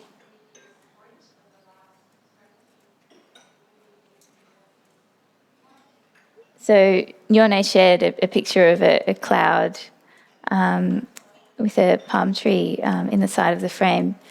She said, "The photo I took is of a beautiful cloud on the day we hang out. When I look at this picture, it makes me feel happy because we spend a good time together and I don't really go out much. So I think that's also one of the reasons why I felt happy being able to hang out with you guys." Nyone taught me that while project facilitators like myself often have a vision of what our project is and what its aims and strengths are, young people will each see the project in their own way and bring their own aims and ideas of what their successful involvement can and should look like. For some, this project represented a third space outside of school and home where they could hang out and strengthen existing social connections, maybe form new ones. They could also try new things and find new ways of connecting in a safe environment. Though photography was an interest for some, it wasn't what brought the group together. If you could change the slide, thanks. Part of this came from our timing in the aftermath of the COVID lockdowns, but it was also because this was the first opportunity for most of the group to be involved in a local program that was explicitly intercultural and designed for young people from migrant and refugee backgrounds. Understanding this opened up new opportunities for co-design, but the young people I worked with didn't behave as many co-design models might lead us to hope for or even expect. They seemed uncomfortable at the idea of making decisions or sharing decision-making about our activities and frequently deferred to me. Members of the Karen community had explained to me how in Karen culture, young people can often be expected to defer to elders, and the social stigma associated with speaking out of turn or saying the wrong thing can be significant. And I'll just briefly mention, for anyone who perhaps hasn't worked with Karen young people before, that Karen people are a cultural and linguistic group that come from Thailand and Myanmar, and a lot of Karen people come to places like Australia as refugees because they face persecution at home. Nadasan, would you like to elaborate on that point about some of the difficulties around chipping into decision-making and speaking out of turn? Wait, do those mics on the table work? Should be able to just grab one, I reckon. Sorry. Hi. Okay, so going off from what Meg was talking about, this is from what I've seen and what from my perspective, so not from everyone, but in current culture, usually there's a thing where we respect the elders, and there's even a day to celebrate elders. And it's very crucial for young people to show respect, and sometimes you can't really state your opinion because they say you're talking back. So respecting elders or someone in a higher position is very crucial. For example, like Meg said, all the young people would call her Teacher Meg because she's in a higher position than them, and then they don't really want to put in their opinion, or if Meg, for example, asks, "Oh, what would you like to do?" They would just say, "Whatever you want," kind of, and then it's the, I guess, lack of ideas as well, and also from being raised in a culture where they can't really speak up because it's disrespectful. Yeah. And if you could change the things. So, yeah, and on top of that, the group I worked with also told me that they simply didn't want to talk about their feelings. It wasn't something that they did, which made talking about well-being virtually impossible. But as we went along, I realised that perhaps we could sort of do well-being instead, which might be a better idea anyway. So I don't think that young people should be excluded from co-design processes and opportunities just because they don't sit at the metaphoric table and eloquently explain their priorities the way conventional structures might lead us to expect. Maybe we, particularly those like me from non-Karen backgrounds, need to go to young people's own table, football match, walk in the park, or wherever it is, however it is they're already communicating. I believe that culturally inclusive youth work begins with recognising our habits and expectations around communication and even human connection, and recognising how they're not culturally neutral. They come from specific cultural places. Eye contact, I statements, yes or no answers, even certain volumes of speech are not comfortable for everyone in the same way. How do the young people we work with communicate with each other? When and where do they seem most comfortable? If we notice that expressing preferences or making decisions can be difficult, is there a way we can tweak our language or our approach? For example, I found that over time, even small adjustments like having less confrontational or individualistic language helped, often asking, is it better if we do X or Y rather than do you want to do X or Y? If the group seems more at ease outside, can we meet in the park? Give them avenues to communicate with us individually as well as in the group, or forewarning them about what topics we'd like to raise so they can feel prepared and ready, maybe talk about it with each other, with their friends, so they feel supported. And more importantly, what are young people showing us about their interests, priorities, and needs through the way they engage or don't? How can we show them that we are trustworthy, listening, and here for them? These things, as I'm sure you all know, take time. When working with young people from Karen backgrounds, and perhaps refugee backgrounds more broadly, Nandasan and I have come to agree on a few key considerations. Young people may not feel that opportunities are for them, especially if they're not so confident in English or are used to being overlooked for leadership positions and new opportunities. Be encouraging, be explicit that you think their contribution and involvement is valuable. Just because they don't appear to be outspoken or advocate doesn't mean that they don't have something to say or share. This kind of project or program-based interaction may also be quite unfamiliar, so young people might feel quite unsure of what's expected them and lack confidence in their ability to successfully participate, as I think some of our speakers have already kind of mentioned. So again, it's really important to be encouraging. And another thing is, if some young people are interpreting for others, are you allowing adequate pauses when you're communicating? Can you get an interpreter? Would it be helpful? Do you have the information you need should an interpreter be required? For example, contacting someone's emergency contact. What food is culturally appropriate? How are young people getting to you?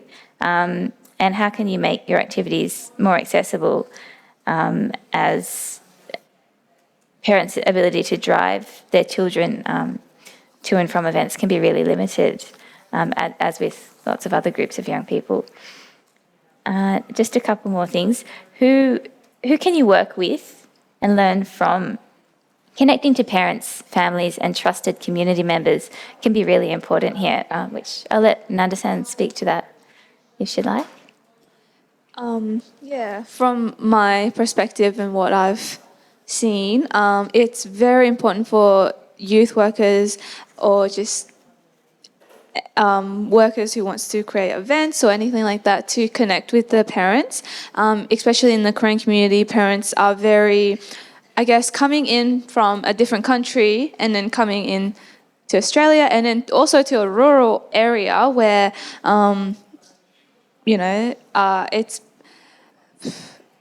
it's very foreign and parents are very, in some way, distrusting, and it's very important for us, like Meg or me or like anyone, to connect with the parents and gain their trust. And for example, there is a event like a camp coming up, and it's hard for parents to let their kids go because they don't know what's going on, and so it's important to communicate what will happen, what's gonna happen and everything. And I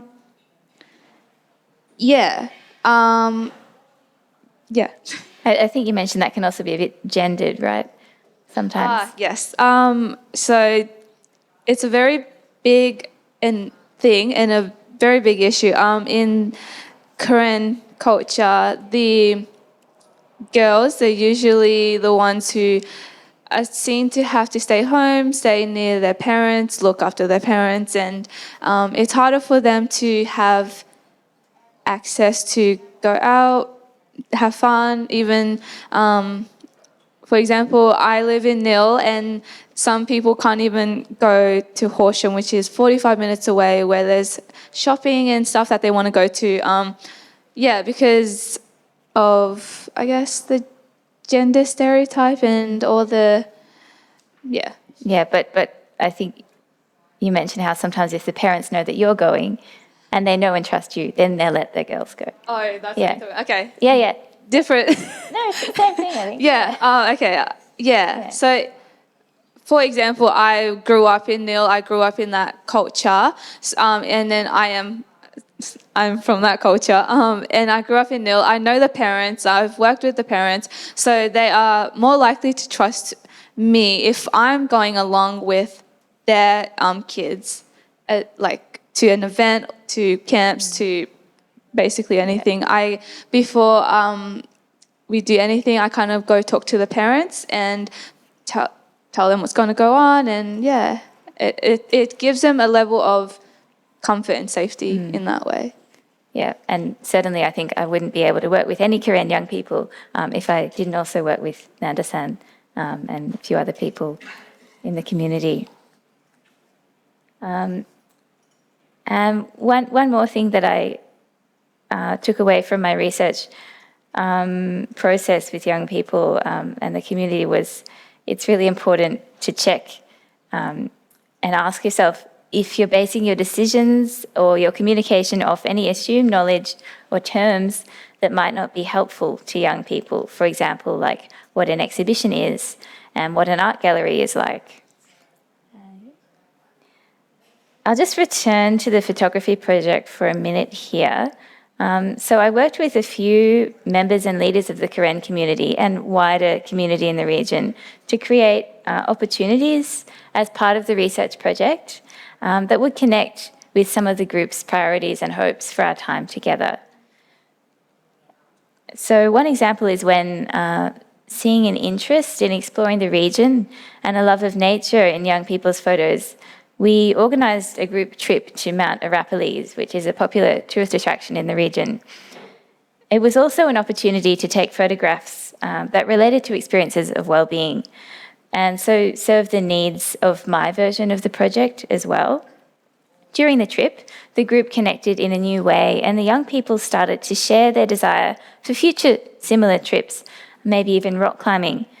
I think they were expressing what they wanted in a way they hadn't done before because they felt safe and connected in established relationships in the group, connected through shared experience, and perhaps also inspired by the environment around them. So just to finish, before we have some questions and maybe a bit of discussion, Nandasan will outline some of the priorities that Karen young people from Watchabaluk Country have identified as important for their well-being and personal growth into the future. The first thing that young people wanted were to explore more nature and natural attractions in the region, in the High Marsh region that we're around. And also, many young people find it difficult to, to do things independently because their families can't drive as well. And a big issue there is, in NIL especially, there's no driving lessons and... There's a driving volunteer program, but no volunteers. So. Yeah. And if they wanted to drive, they would have to ask someone to take them to Horsham for driving lessons. There's a great interest in arts and creative activities, which helps young people build confidence and take time to themselves away from stress and all the worries. Especially living in a small rural town, there's, not much access, support to many things. There's some interest in mindfulness activities with arts as a possibility of mindfulness activities. Swimming lessons, because many young people don't feel comfortable or confident in their swimming abilities and skills. And I know a few young adults who recently arrived from the refugees, and they've never seen a pool. They've swam in because in the refugees there's really small rivers, so you can't really swim. The swimming is very hard. And then young people are also eager to try new things, where youth practitioners can help by identifying possible activities and opportunities that youth may be aware of. For example, stand-up paddleboarding, which Meg have done 2 sessions so far? 3, yeah. 3, yeah. And the one in Nil was very successful. Families came along, and also, it became kind of a family day. Yeah. And then another thing is, there are a lot of refugees that come straight from the refugee camp to the airport and then straight to Nil, which is 4 hours drive from the airport. And they've never been to metro areas, not even Bendigo or Melbourne. So they would love to go see that different atmosphere from the rural areas. And it's hard for them to go because, travel, some parents don't know how to drive, their young children, and it's especially hard for girls to travel on their own because of restrictions from parents. And there are cases where someone who is over 18, but it's still hard for them to have the freedom of travel. Thank you. I think there's one more slide, and then a couple more to click through at the end. So.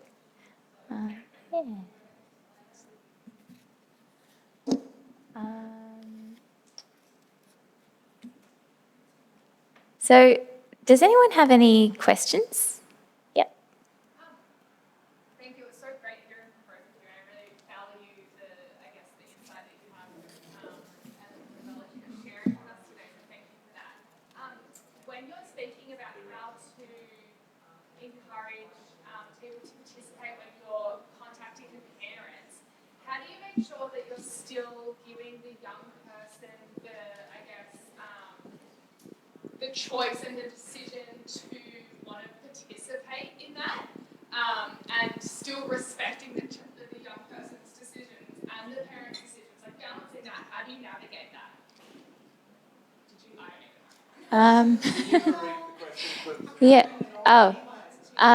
So the question was balancing.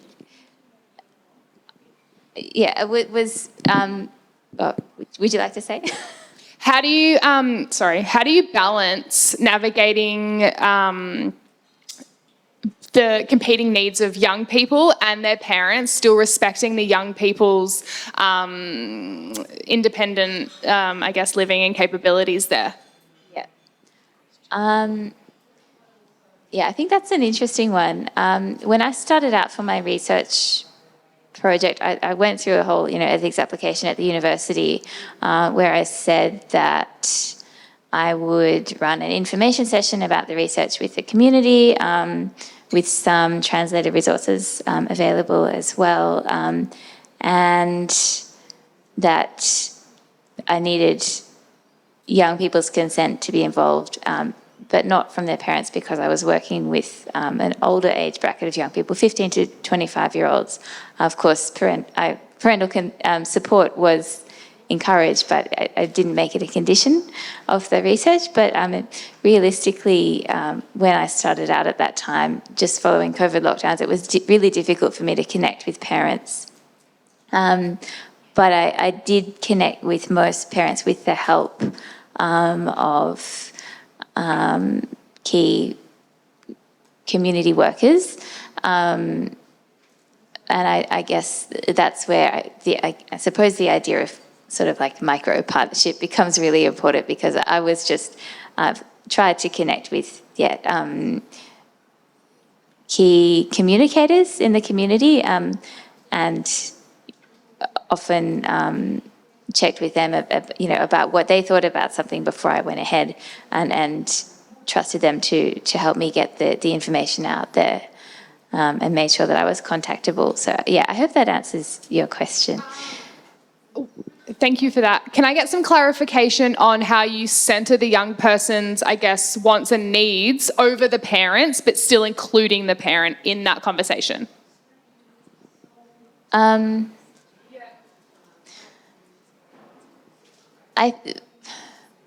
the most part, really, the parents that I spoke to were happy to see their young people involved in a project and in that space.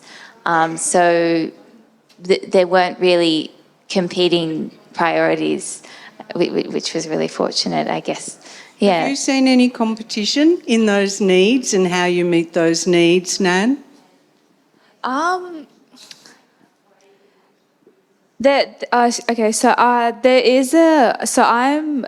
working with the local council in the youth sector, and this is an example, so there's a formal coming up.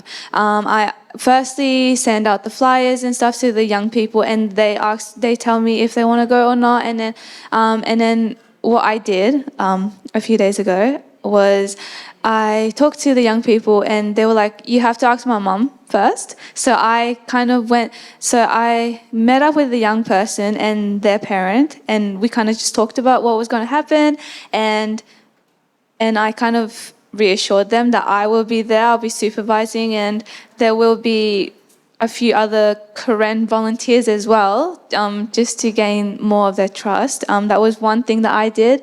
I feel like, I don't know if it's right or wrong, but I just kind of go out there and talk to their parents if the young person wanted to do that specific thing, because I don't want them to not go because their parents are distrusting of the event or what we're doing. Yeah. So you're playing a big role in advocating for those young people, aren't you? Hopefully. Yeah, fantastic. And all council workers have to do that at some point, don't you, Jono? Yeah, even with the Western District farmers. That's an issue. Yeah. Are there any other questions? I'll run the mic across. Oh, Tom's got a question. Come on, Tom. Come on down. Take a seat. I find this research really fascinating, particularly with young people who trace back to Myanmar.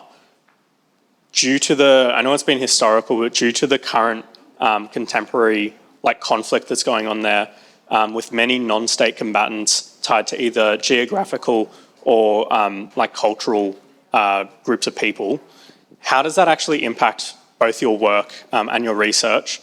And is there any kind of additional sensitivities that you need to be doing while you're actually engaging in either research or work while these kind of things are going on in the background? Yeah, that's a really good question. Thank you. So at the start of the research, I kind of asked this group of young people how they wanted to be identified. They didn't want to be identified as Karen youth. So I guess I was really looking to them to guide the things that we focused on and the way we framed our conversations and interactions as well. So I guess I took from that of course, I would take key considerations, around them coming from a Karen background into account, but I wouldn't see them as Karen youth. I would just see them as young people, perhaps coming from a Karen background. And I guess really the sorts of things that we were doing were sort of just hanging out, doing, art activities.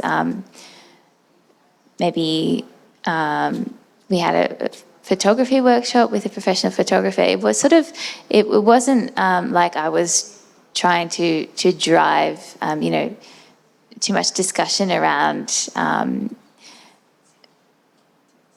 too much discussion, full stop. I sort of just tried to piggyback off the things that young people were already talking about. And of course I was sensitive to, to any sorts of themes or topics that might come up, around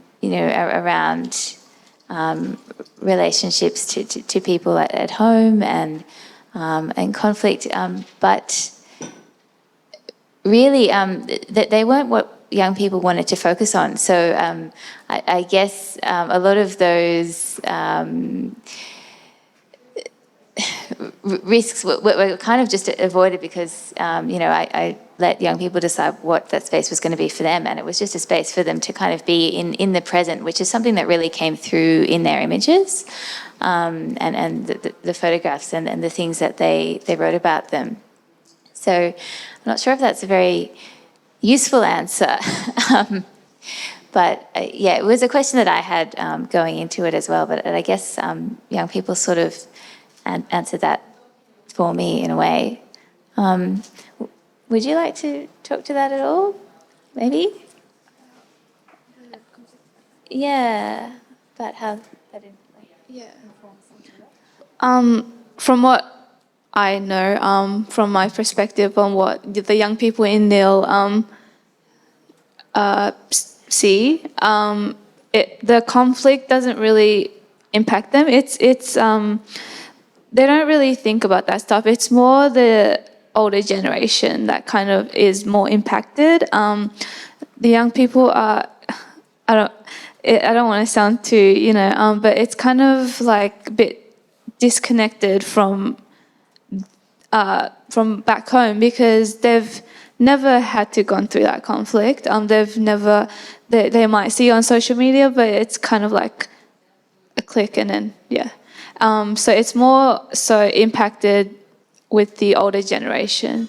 There is definitely a disconnect there because a lot of young people have grown up in Australia, these young people, and they don't really see that hardship. That's what I think. And I guess I'd also say, with my work as a youth worker, I've tried to sort of connect the groups that I work with different avenues for support, and it's particularly with Headspace Horsham, we sort of sometimes run co-facilitated activities with Alicia there, which is really, really great. It's a good way of sort of just forming those initial connections and, having a little informal conversation about what some of the things that Headspace gets up to, so that, that awareness is there, should they have the need to reach out. And, of course, I'm always looking out for any needs and issues of concern that might kind of arise, knowing the context that these young people are sort of around and growing up in.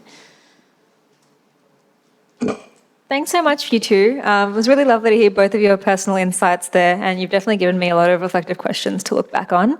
Sorry to wrap us up before we could get to any more questions. We're running a little bit over time, but I would encourage you to chat to Meg and Nandasan in the break if there's anything else you wanted to ask or just to hear a little bit more about what they do. We'll wait a little bit and we'll get the other folks in the other sessions back in the room, and then we'll head over to the Reach Foundation. Thank you.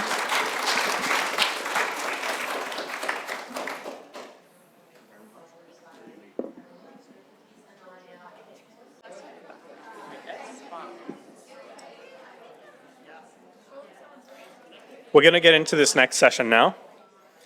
Today we have the pleasure of introducing the very famous Reach Foundation, and we've got two people who will be introducing themselves, but they're here to run a workshop on what Reach does. Cool.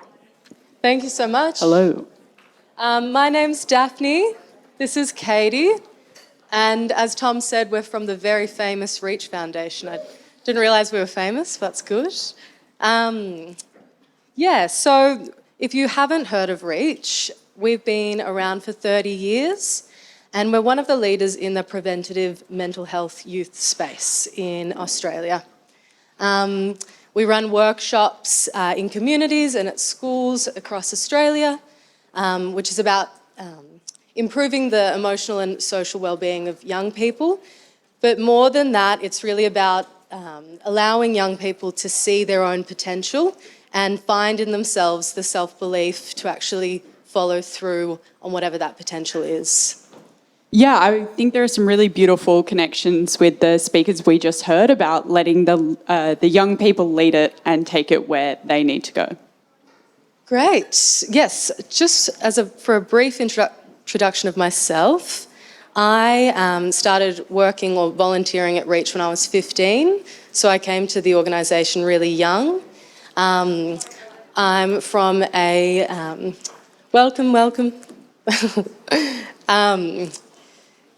I'm from a super privileged background. I had the privilege to go to a private school, but even when I was 15 years old, I had a really big yearning for connection that I didn't really get at home or at school. So I went to a Reach camp one day, and it was sort of the first time that I met people from all different walks of life. And I immediately just fell in love with the space that was created by Reach, because I heard about people's different stories, but what mattered more was our ability to connect with one another through, finding those parts of ourselves that are really true and connecting with others. So it's been many years since then. I've been in and out of Reach, but that same reason is the reason why I keep coming back to the work.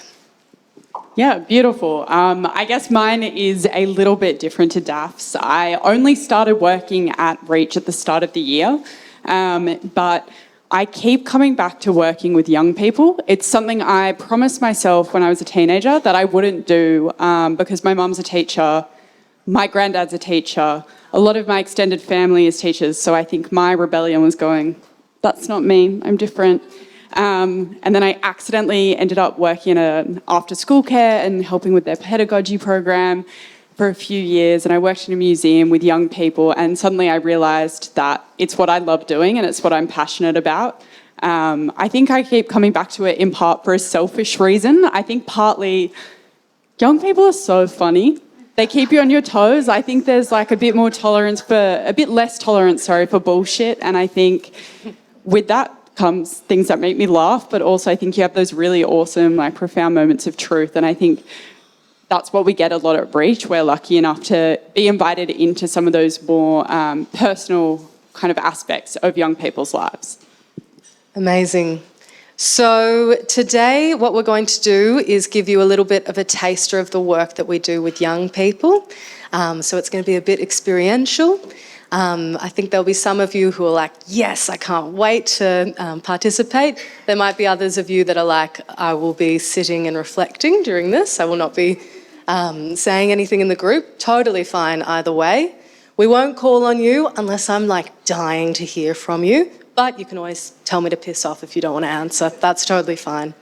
Yeah, on that note, let's do our first challenge. Beautiful. So, I'm already knocking over water. Sorry, I'm not sure why it's there. All right, so our first one, we are immediately going to get into some participation. This one might take a little bit of bravery. Everyone in this room has the opportunity to come forward on this stage, and for 30 seconds, you will either sing a little song, sing a section of a song, any song of your choice, or move to a piece of music for 30 seconds. If you choose to move to the piece of music for 30 seconds, that will be our choice in music. So we're going to set it up. If we see you kind of nudging a friend and volunteering a friend, I am going to assume that that means you actually really want to get up. So that's all I'm going to say on that one. Do we have any burning questions, or is that fairly self-explanatory? I think it's self-explanatory. I think it's self-explanatory. We can kick into it. All right. We are simply going to wait up here until we have our first volunteer, and let's have a little bit of silence until we get someone up here. The stage is yours. Woo! Beautiful. You'll dance? All right, let us get our beautiful speakers. While Daph gets set up, what was your name? Tori. Beautiful. All right. Yeah. Let's give another round of applause for Tori. Come on, big round of applause.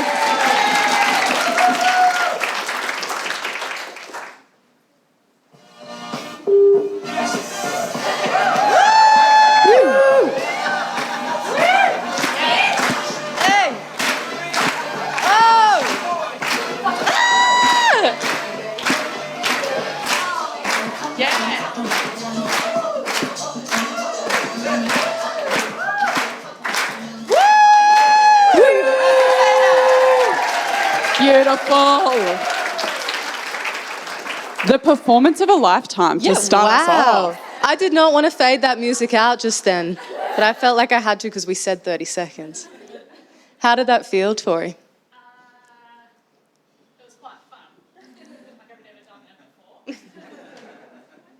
But it feels good. Yeah, amazing. Sorry, I'm coming up behind you. We can share the microphone. Would you say you're the person who would normally, in that scenario, get up and be the first one? No, but I think by being in a position of being a facilitator, knowing how important it is, it was hard. It's hard. Give Tori the mic. I think that going into a role where I'm doing facilitation, I know how important it is to have people participate. So I think, like, having that lens now, I'm like, I'll just participate because someone needs to do it and it's fun. And it kind of encourages other people to get on board as well. When someone does it, then people go, okay, maybe I'll do it too. Yeah. Awesome. Thank you so much, Tori. Thank you so much. I think we have time at least for another one or two. So again, we're going to sit in silence for a moment and wait for our next performer to shine. Woo! What's your name?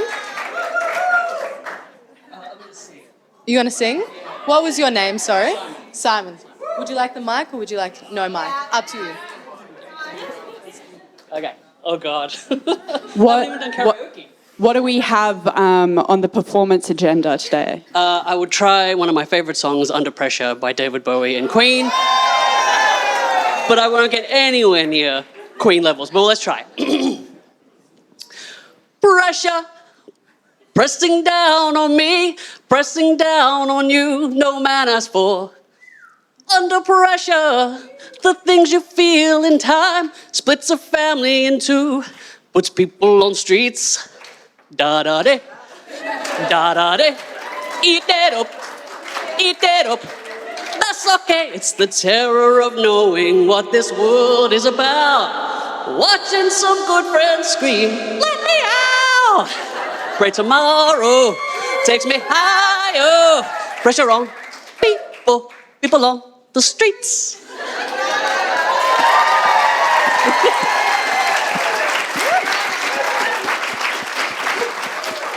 Can I ask you a couple of questions up here? Sure. How are you? How are you feeling? My heart is racing, and I feel that like funny adrenaline feeling, but it was fun. Yeah. It was fun. What was fun about it? I mean, I love that song, and everyone joined me, so that made me not feel like completely isolated up here. But singing is fun, and I think, I don't know, I do it a lot on my own, but I don't get to do it much with other people. Do you think it would have felt different if the room had sat here in silence? Oh yes, that would have been rough. I would have just like pushed through and got to the end. Found joy in my own head. Yeah, love that. All right, I think, Daff, should we one more, Thank you. perhaps? Thank you Thank so you much, so Simon. much. One more round of applause. Can I actually, just really quickly, looking at everyone, and I couldn't stop smiling for that whole performance. It was so good, so good. Can I ask someone what was it like watching that? Can I ask you? Can I? Just because you were... I thought it was cute. Can I ask what was cute about it? Just seeing someone else having fun and being happy, doing something that they enjoyed, or like singing a song that they enjoyed. Yeah, I thought it was sweet. Thank you so much. Yes, thank you. Round of applause for our beautiful question answers. Do you want to do one more? All right, we have time for one more. I would encourage, if you're on the fence and you're shaking a little bit and you're like, I don't know, maybe a couple of those people, have a think about it. But we will, again, one last time, sit quietly until someone gets up.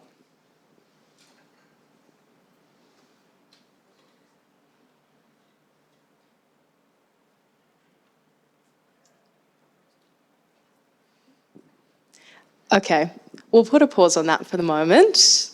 I think the extroverts have gone and there's not many left, maybe. Can I get a show of hands if it would be a huge stretch for you to come up here and either sing or dance in front of this big group of people? Like if we truly could not pay you enough money in the world to get up here and do that. Ooh. Okay, and now can I get a show of hands if this would be a huge stretch for you when you were a teenager? Cool. Beautiful.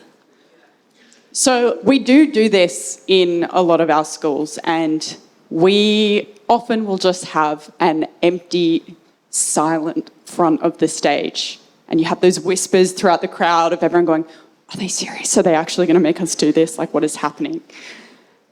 Would I be able to ask you a few questions? What's your name? Alice. Alice. So is this something you could have seen yourself doing now? It probably depends. Like, not super against it, but also wouldn't be the first person to obviously volunteer since I didn't stand up. And what do you think it is that's stopping you from getting up there and doing it? I was more reflecting on the teenager question. So don't really remember how I would have felt in this situation as a teenager, but I think it's not the act itself, it's the audience that stops people from going up. And what about the audience? I think particularly in that teenage lens, schools can be either a really positive environment or a mix of really big challenges as well. So I think great that you do it in schools, but I can imagine that being really hard for someone less outgoing in a school setting to go up and do that. What makes it challenging? In the school setting, what is it that's hard about that? Like I said, I think the audience and sort of feeling like it's one against the masses. So I did miss some of the last performance, but everyone jumping in would have made a massive difference, I can imagine, for, is it Simon over there? But I also think that some school groups aren't that fun or friendly or kind or willing to go out and do that, which I feel would be the barrier. Thank you so much. There were a lot of people that either nodded or went, when you said that it's not about so much what you're doing, but more about the audience. Can someone speak to that, why they think it's more about the audience? Yep. For me, it's a little bit of a different situation, but like I love singing. I hate dancing, but I do it anyway, just usually by myself. But I also have horrible anxiety, which, you know, has been a really big struggle for me. So, you know, I can sing, I can dance, that's fine. My concern is I would be sitting there thinking about what everyone else is thinking of me, because that's just what my brain likes to do. Even though this is an amazing, safe space, you always think somebody's going to be judging you. Yeah. Absolutely. And there's the money word, judging. This is sort of the point we get to, especially when we run this activity in high school situations. We're like, why? Why would it be so difficult? They say, oh, I'm a terrible singer. But what if you just came up and sang terribly? Why would that be such a bad thing? And it comes back to this idea of people judging us. So it'd be so nice if after you graduate high school, that just goes away. You stop caring about people judging you. But definitely from my perspective, that's not the case. So we're going to unpack that a little bit more. Yeah, absolutely. We're going to speak to judgment a little bit more. And I'd love to hear, can anyone think, so we've kind of agreed, I think, that teenager years, you're feeling that judgment kind of tenfold, right? Like especially in the school environment where it's so, it feels like it's all them against us, as we were saying over here. Can anyone think of like an age where they would have been first up here? Doesn't matter if they're a terrible singer. What age would you have to be to have been completely not scared of judgment at all? 7? Yeah, yell it out. 10? Pre-puberty? 6? Any last ones? 10-ish? I reckon we could go earlier. I reckon we could go like 5-ish, because that's kind of when you enter school. So it'd be lovely, you know, thereabouts for most children. Thereabouts would be great. And it would be lovely if it could keep going until 10, but I'm sure everyone here can think of a time where maybe they felt a little judgment in primary school and it just keeps on going. And every time someone puts that judgment on you, your comfort zone gets a little bit smaller. And then it gets a little bit smaller and it keeps getting smaller until there is absolutely nothing that could drag you up onto this stage in front of your friends, especially as a teenager. So I'm thinking specifically of a time of judgment when I was about kind of 5. I love English, I love theatre, I love all of that sort of stuff. I'm not a woman in STEM, it's not my strong point. And I'm also an overachiever. I loved school, I loved being the best, I loved getting all the ticks and the teacher going, pleasure to have in class. And I got to school and we started having to do these 10-minute math questions at the kind of start of the day to warm us up. I think it was year 2-ish. And we kept getting them and I kept getting everything wrong. It was 10 minutes, it was super chill, wasn't an assessment. I just kept getting them wrong. I was so bad at it. And then it got really hard one day and I started crying. And I was so embarrassed. And my teacher's asking me if I'm okay in the middle of the class and everyone's looking at me and I have to try and explain that I'm crying because I'm bad at maths and it's making me feel stressed. So from that point on, I decided I was bad at maths. And while I really cared about school and I really tried really hard in school, that was the last time I kind of thought about maths. Because that way, if I was bad at maths throughout the rest of school, I was being bad at it on purpose because I don't really care. And so from that age, it was literally about 6 or 7 probably, I decided I was bad at maths. And that kept going all until after high school, up until now. That's something I joke about not being good at. And for a long time, that was just because I couldn't try, because I was so scared of that judgment that I'd received as early as 6 or 7. An example from my life, moving through a little, maybe 5 or 6 years afterwards, is I was a teenager and I'd never done any acting before, but I auditioned for our school play and I got in and I was one of the leading roles. I had the best time doing that. It was... What play was it, Daff? I don't think anyone would have heard of it. It was this very angsty British play about a high school in Britain, but we didn't do British accents. If anyone wants to talk about that later, we can. It's actually very difficult to explain, but it was great. I had a really good time. And then I remember after, thank God it was after the performances, I was having a chat with some friends that was really candid, and someone made a comment about the other lead in the play really carrying it and the fact that I didn't do that good of a job, and you could tell that I wasn't a very good actor. So at the time I was like, yeah, that's cool, yeah, I agree, that's fine. But internally it completely crushed me, and it was something that afterwards it was like, I'm never ever again going to rehearse or try and be an actor. I'm obviously just a terrible actress. And yeah, it was huge. Recently I've been thinking about acting, I'm going to get back into it, so we're over that now. But there were many years where that was really real for me. And I think, again, it's easy to be like, oh, we're a bit less scared of judgment now, and that's probably true as adults. But an example from quite recently, only a couple of years ago, I was with my ex-partner. I was meeting his work friends for the first time. It was our first kind of big grown-up jobs where I was going to kind of meet his colleagues at this party. It was the first time I was meeting them.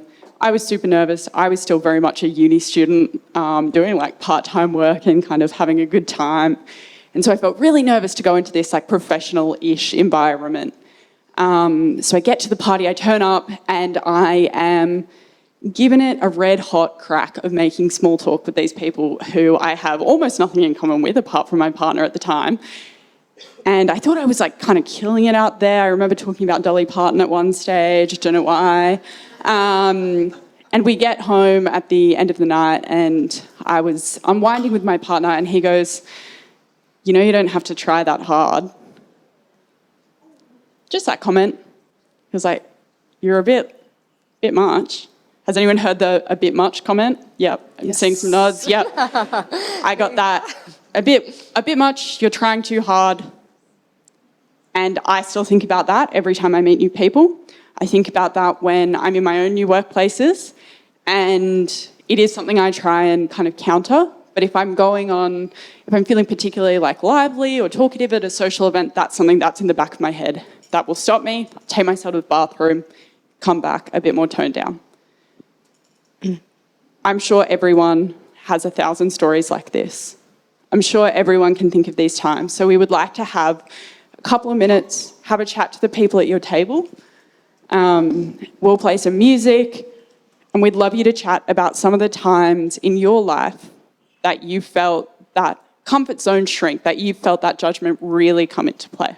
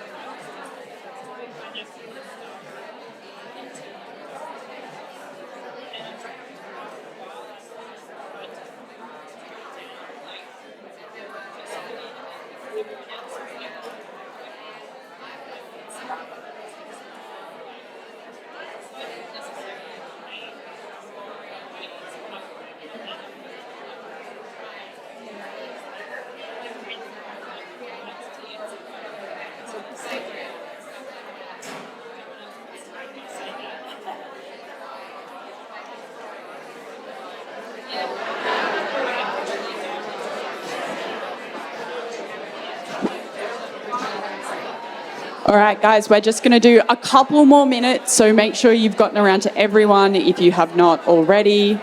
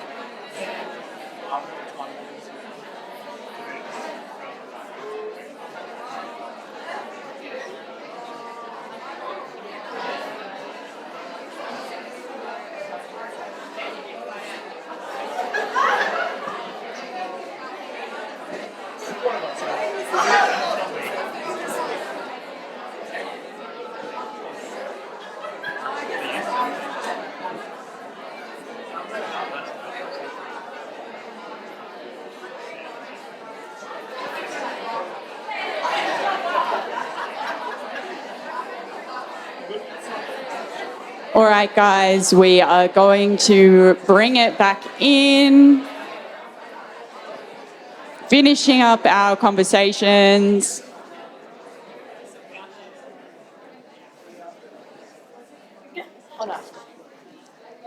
All right, bringing it back. I love how much you're talking, though, and how much conversation I did see. Alrighty. Would anyone here like to share with the big group what that example from their life was, of their comfort zone getting a bit smaller? So, hand over here. What's your name? Ethan. Ethan. Yeah, thank you so much. I shared that when I was younger, I was diagnosed ADHD. So I had a lot of trouble focusing in school, and it was known to my teachers when I was younger that I had that diagnosis and that concentration was an issue for me. So when we'd be sitting on the floor talking to the teacher, I wouldn't be able to focus on what they were saying. I'd just be eyes around the classroom looking everywhere because there was so much going on around me. And they would just yell and scream at me, you're not focusing, you're wasting my time, you're wasting everyone's time here, everyone else can focus, why can't you? So they set in place a system for me that they got some masking tape and they put a X on the floor with the masking tape, and that is at the front of the classroom, and that's where I had to sit on my little X. So when I wouldn't, and I'd go sit with my friends, all my other students would dob me and say, Ethan's not sitting on his little X, he has to go sit there. And when that stopped working, they put another system in place that every time I would have a moment where they'd catch me not focusing, they would have a little jar at the front of the classroom, and I'd have to put a counter in each time I didn't focus, and then at the end of the day, I'd have to tip out and see how many I'd done for that day, and they were like, all right, do better tomorrow because you've had 5 today, we don't want to see any more than that tomorrow, so do better. So I just thought I was a terrible student and that I was basically just really not smart because everyone else could focus and I couldn't. Thank you so much for sharing. Yeah, let's get... Yeah, thank you for being so honest with that. I also have ADHD, but didn't know in primary school, and also had a lot of why aren't you paying attention in class? So that really hit, and I think it's a good reminder of the sort of, you know, things that are going in the classroom that affect the young people we work with every single day. How do you feel like that played out? Did you kind of put on a protective mask? Like, what was your way of coping with that as you got older?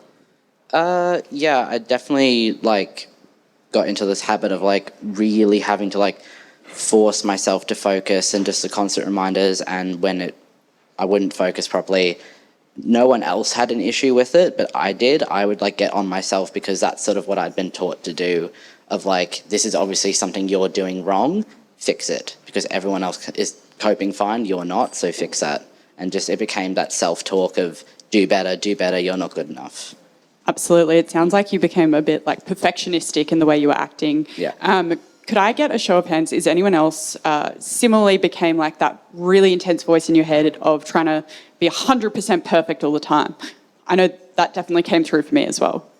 So thank you for that, because it speaks to so many people's experiences. Thank you. I'd love to hear from one more person if we have any volunteers. Yes, down the front. There was one over there. We'll go here first. We'll go here first, then you next. Beautiful. What's your name? Ella.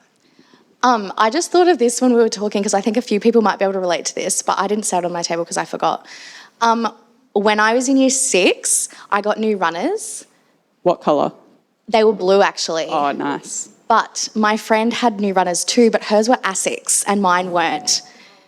Mine weren't even a brand, and I'd never even thought twice about that. But my friend pointed it out and said, yours aren't a brand. You don't have Asics or Adidas runners. And for all through high school, I was so conscious that I didn't have branded clothing and I didn't have the trendier, expensive clothing. And it made me so anxious about casual clothes days. So I didn't go. It's because, I didn't have a lot of money and we couldn't, those things weren't important to my family. And I'd never thought of them as being important, but when I got to school, they were really important. And yeah, it's just something I thought that more people would probably be able to relate to, just the branded clothing. And now I don't care what I wear. It's so irrelevant. And clothes are expensive. The longer I can get out of something, the better. But in high school, that was a really, really big deal for me, not having expensive branded clothing. And that started in primary school when someone pointed out that I wasn't wearing Asics shoes. Yeah, let's get a round of applause. That was awesome. Thank you again for sharing. I know it can be a bit scary to say these things as well, and it brings up a lot of old emotions. I know when I get stressed about high school stuff still, I'm what's happening? Then you feel bad about it. So I think that speaks to a lot of people's experiences and even how the things that you wear can be so huge in someone's life. So I think we had one more. Oh my goodness. Sorry, Ella, did that bring up some emotion for you? Yeah, I don't even know where that came from. I was just thinking someone else might be able to think about that. And then I was tearing up and I was oh my gosh, this is so embarrassing. But yeah, no, because I just remember as soon as a casual clothes day was announced, that's all I could think about. Until it got to the day and I was gee, do I just go in school clothes and pretend I forgot? Or is that even worse? Do I just not go? And overthinking for ages. So yeah, all that stress just came back to me then. What was the impact on that for you personally? It was whether it meant that I used to think that I couldn't be friends with certain people because I wasn't cool enough to hang out with them. And I was also into leadership and things, and I just thought that even exacerbated that. And I used to just talk down to myself and just say, why, I used to get angry at my mum, why can't you buy me these 2XU leggings that are hundreds of dollars, because people were just wearing them for fun. But I think now, I really, I just think that's so irrelevant. And people that care, I'm sure there are still people, I don't know, it just doesn't matter to me anymore. But it did for a long time, and I kind of forgot about that. I think it's an amazing ability to be able to connect actually to how you feel, and especially from so many years ago. Did anyone here maybe raise your hand if you related to what Ella said? So, but have a look around, Ella. Yeah. I know at our school, it was the thing that everyone just wore their sports uniform on Mufti Day. It was an unwritten rule because everyone was too stressed about it. So, and I think we forget the impact as well, because if you were missing days of school, those things have an impact as well. That's right. And so you're speaking to a lot of people's experiences, but obviously you're speaking to what's still the experience for young people and all the young people that we work with. So really powerful. Thank you so much, Ella. We had another one over there. Who was our beautiful... I was going to say something very similar, but on the topic of appearance. I had this conversation with my friends recently, and we were talking about how a single comment from prep can shape your whole life in terms of how you perceive yourself. And I think that when we looked back on it, I was sort of thinking about how if a kid who's I was talking to Simon before, if a kid who's about to grab his banana from fruit break, or a girl who's about to throw tan-bark at someone can notice a specific thing about my appearance, then I'm sure people who might actively think of it can think of many more things. And I think that absolutely shaped the way in which almost every aspect of anything from then on there, because if someone makes a passing comment, then I'm sure people are really thinking about other things as well. And I don't know, personally, that definitely manifested in the ability to go out or to play sport, or the way that you look at yourself was very impactful. So that did have an impact on the way that you were a teenager, up until what kind of point? I think it still does. I don't think that'll ever stop. I think that like the way that you can like critically analyze it is very different though. And I mean, I'm still like very young, and I'm sure that it'll continue as I get older. But like taking a step back and realizing that like that probably wasn't the intention behind the comment, and they probably weren't really thinking it. But also like it doesn't really matter. And I think that the benefits outweigh whatever that comment might actually mean to yourself. Like just taking a step back and realizing like it doesn't matter what other people think, but it can be nice to think about like that it probably comes from a place of insecurity for them. Like often lots of the comments that are made come out of like jealousy or just something that they're thinking about themselves that are like very on top of someone's mind, and sometimes there's a coping mechanism that can kind of show in negative comments towards others. Amazing. What was your name again? Sorry. I'm Chloe. Chloe. It's just one thing I want to highlight in that, like, it's such a big, that's exactly it. Like, these things that we still experience, that teenagers experience tenfold, the difference between us and them, as you've just said, is having that critical lens to be able to actually apply. I have another question. What do you think another way of maybe expanding that comfort zone would be for an adult or a young person? Do you mean like dealing with those comments? Like, sorry, I'm a bit confused. Yeah, that was confusing. I mean, we can critically think about things. That's one way that we can not be affected by these kind of comments. But what's another way that we can actually expand what is what we're capable of, what is possible to us? I think like similar to what we were talking about before with like going up and dancing in front of like a certain audience, it's much easier to take baby steps in like finding people you know will love you for who you are, and people who you know you feel comfortable around to maybe take those first steps of getting out of your comfort zone. And then I think once you realise that it wasn't that big of a deal in the first place and people value you for who you are, other than maybe other comments that might have been made out of insecurity, then it's easier to take those steps. But I think it's like necessary to be super kind on yourself the whole way through, because if it's impacted lots of aspects of your life for quite a long time, it's not just going to go away really quickly, and it's going to take a lot of time and effort. Stunning. I knew I could just tell I was going to ask you the question, then you were going to say the next bit of content for us. So thank you so much.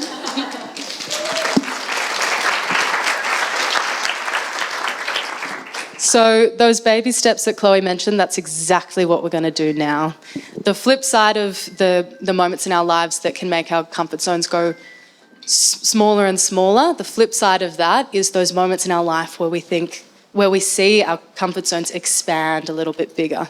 So that might be taking a challenge like Tori did, being like, I know what it's like to facilitate something. I'm not going to be the participant that does nothing. I'm going to get up and dance in front of people. But it could also be a million other things. Yeah, I know. I signed up for a dance class the other year, which was deeply embarrassing for me as someone who is incredibly uncoordinated. Thank you. I'll show everyone later. But realising how fun and freeing that would be, and I kept being like, I don't have to go if I don't need to, but I ended up really enjoying it and didn't feel like I needed to be good at it the whole time. I was rubbish. I'm still a rubbish dancer, but it just was that kind of challenging the comfort zone that I'd placed that I wouldn't do that. That's right. It could be asking someone on a date, endlessly the hardest thing in the world. So hard. It could be making a vlog, posting it online. It could be having a phone call and a conversation with someone that you really need to have a phone call with. What we're going to do now is get everyone to jump up, find someone who you haven't spoken to yet today or during the conference, and share with them what is one challenge that you can set yourself over the next month that will expand that comfort zone a little bit. If you have time, you could also talk about a challenge you could set for a young person that you work with that might help them expand theirs a little bit. Alrighty, everyone on their feet. It's great.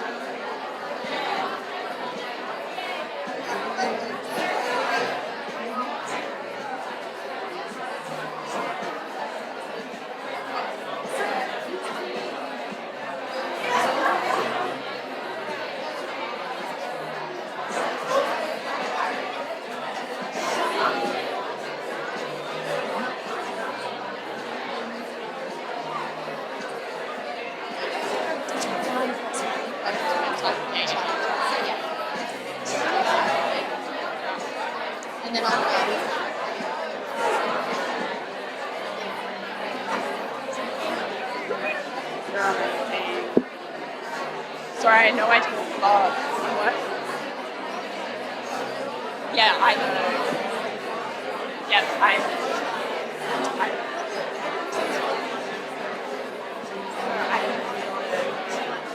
yeah.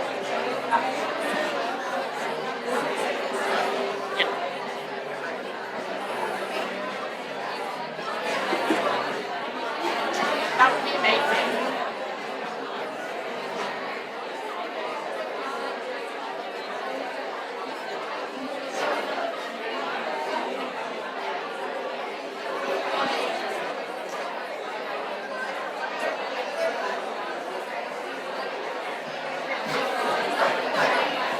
So we can send it straight to that.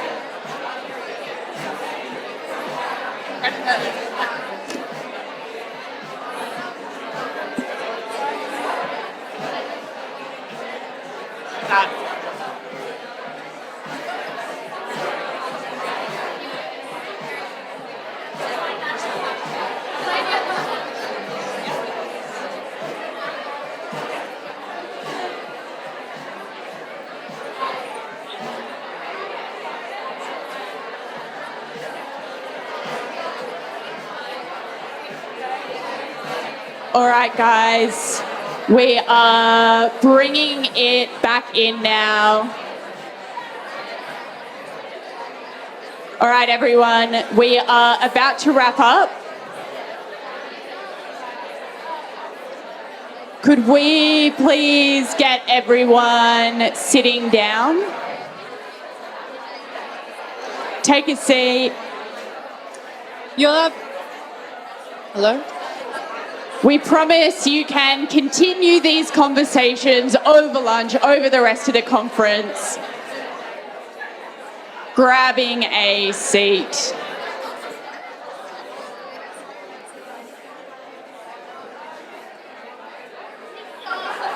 All right. Wrapping that up now.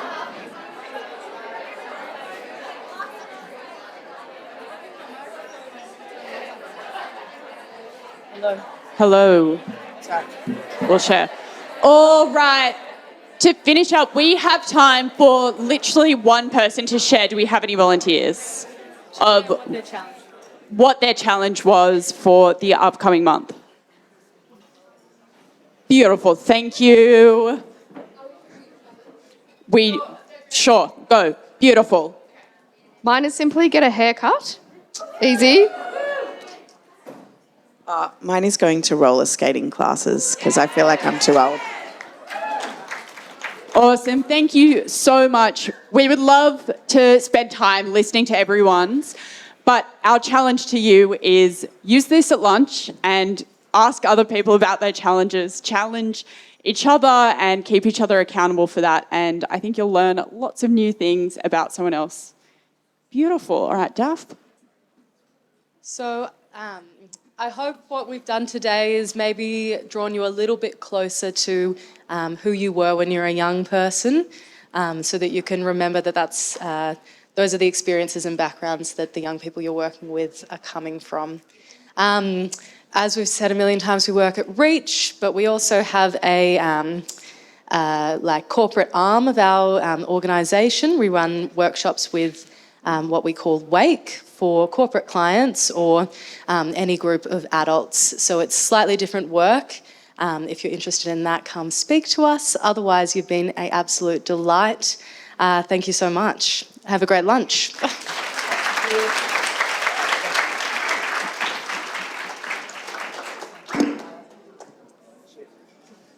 Thanks so much, folks. That was amazing. And as someone who's done the Wake by Reach workshop, I would highly recommend it. Go check it out and have a chat during lunch, as they mentioned.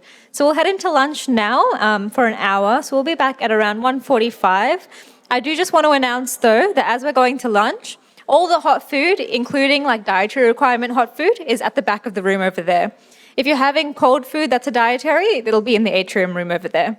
So go enjoy your lunch, have a chat with each other, and we'll be back at 1:45. Thanks. All right, we're going to get started now. So our next speaker is Dr. Stephen Carbone. He is the founder and CEO of Prevention United, an Australian mental health promotion charity. Stephen has extensive clinical experience in mental health, having worked as a GP in Melbourne and a medical officer in Victoria's specialist mental health care services. He also has considerable experience in mental health policy, having held senior roles in government and non-governmental organisations, including Beyond Health, Beyond Blue and Headspace. While Stephen has spent most of his career working to support people experiencing mental health difficulties, nowadays he is working on ways to promote people's mental well-being and prevent mental health conditions like depression and anxiety disorders from occurring in the first place, with a particular focus on young people. If everyone could just give a round of applause and welcome Dr. Stephen Carbone to the stand.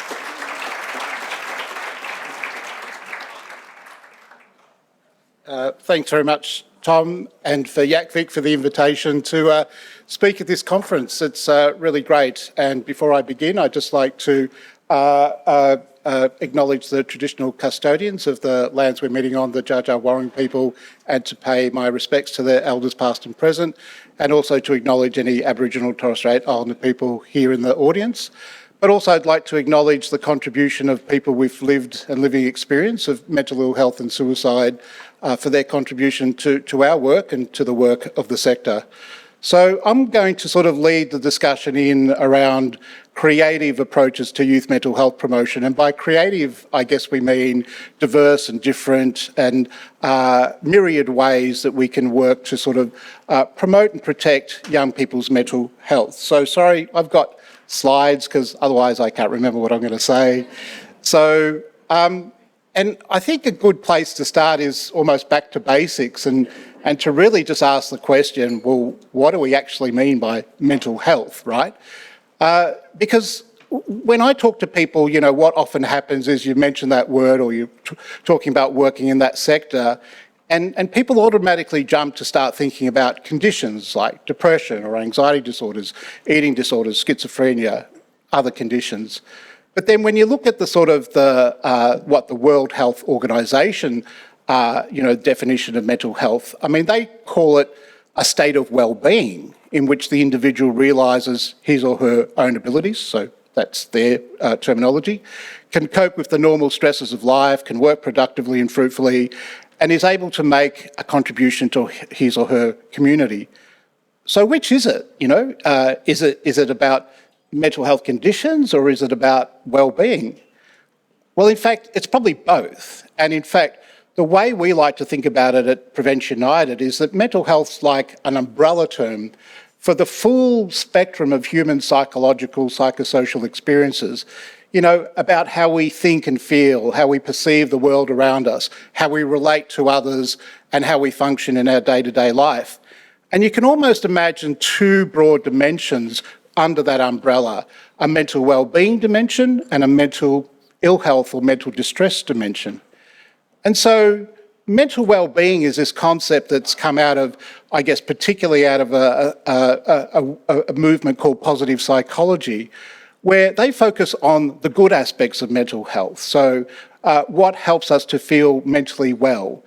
And for them, mental well-being is about feeling good and functioning well. It's at an emotional level about feeling mostly or generally happy and satisfied with life, while acknowledging and being able to acknowledge and express, you know, normal negative human emotions like sadness, like worry, like frustration. You can't be happy all the time, you know, and so it's about acknowledging that and learning how to manage and regulate and deal with those emotions, but also recognising when they're persistent and intense and starting to create problems for you.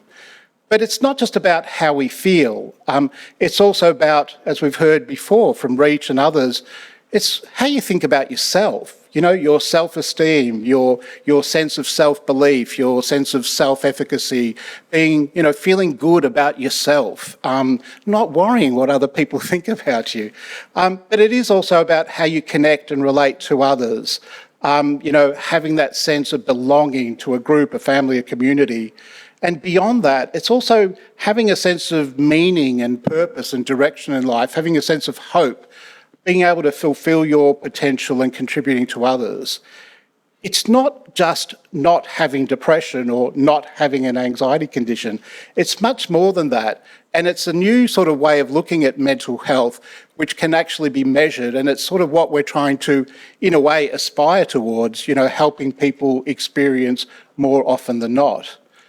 By contrast, now we use the word mental ill health, other people use the term mental distress, but it's, again, that's a bit of an umbrella term, a collective term for the sort of, changes in people's thoughts, feelings, behaviours, perceptions that cause them distress and that interfere with their personal relationships. It might be causing social withdrawal, or it might be creating arguments, and it impairs or limits or decreases their performance, whether that's academic, school performance, or whether that's work performance, or whatever it is.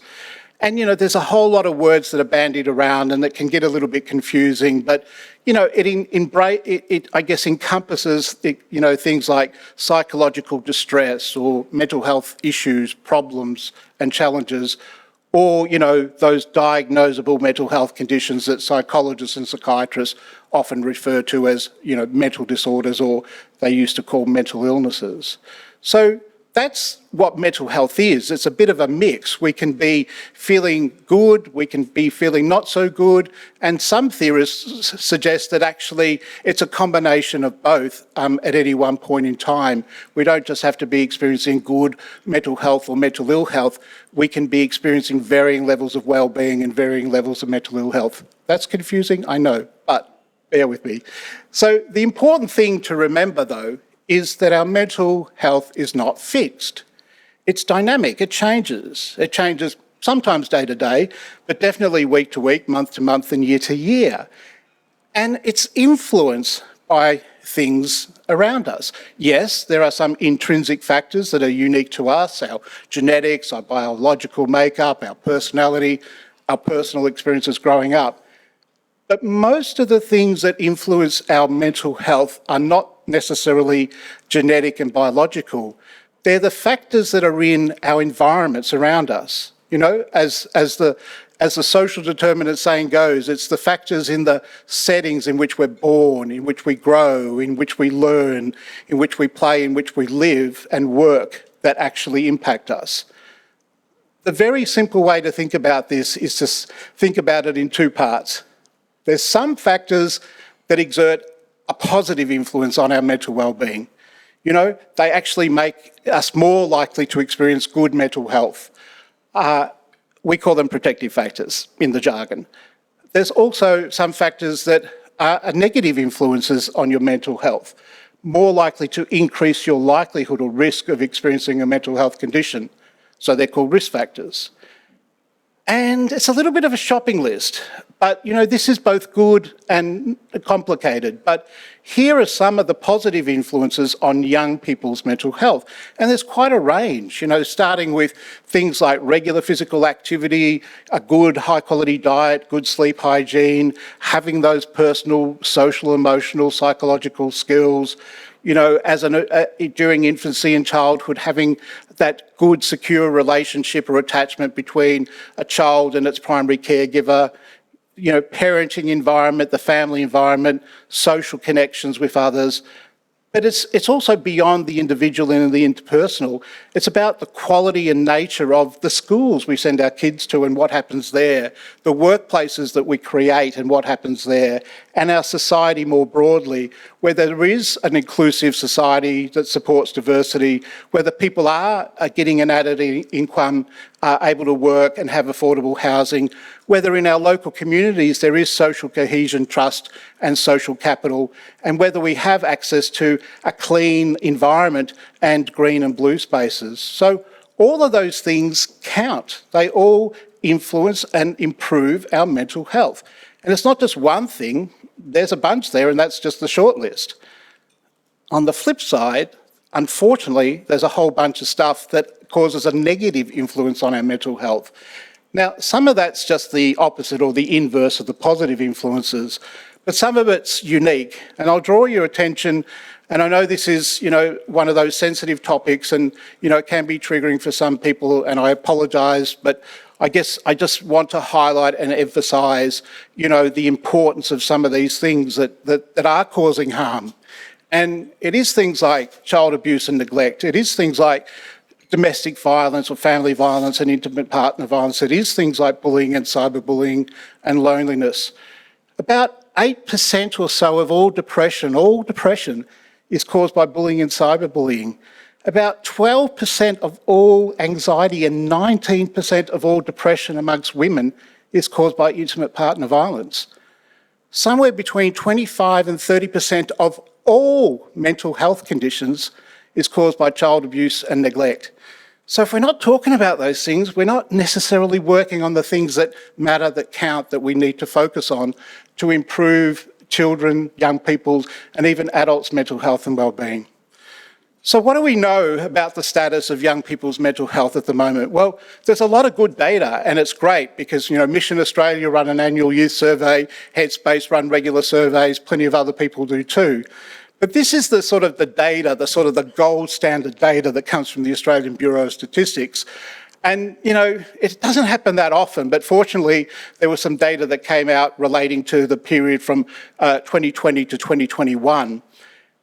And this is really worrying, concerning, sobering stuff. On your left are females. They just divided into males and females. And we're looking at anxiety conditions, affective disorders, that is depression, substance use, and then any condition. And the blue bar is 1997, the orange bar is 2007, and the grey bar is 2021. And just look at the massive increase in the prevalence of mental health conditions amongst females in particular. It's happened amongst males, but to a lesser degree. And overall, we've seen a 50% increase in the prevalence of depression and anxiety conditions amongst 16 to 24-year-olds in Australia using the most reliable, validated, gold standard data. Like, that's a huge increase. We're talking about over 1 in 3 young people. We're talking almost 1 in 2 young women experiencing these conditions. And it's not just prevalence of mental health conditions. It's also self-harm, you know. At best, that's a flat line, but really, if you look at certain age groups, that's going up. If you look at suicide data, at best, that's a flat line. But if you dig deeper, you can see it's going up amongst some young people.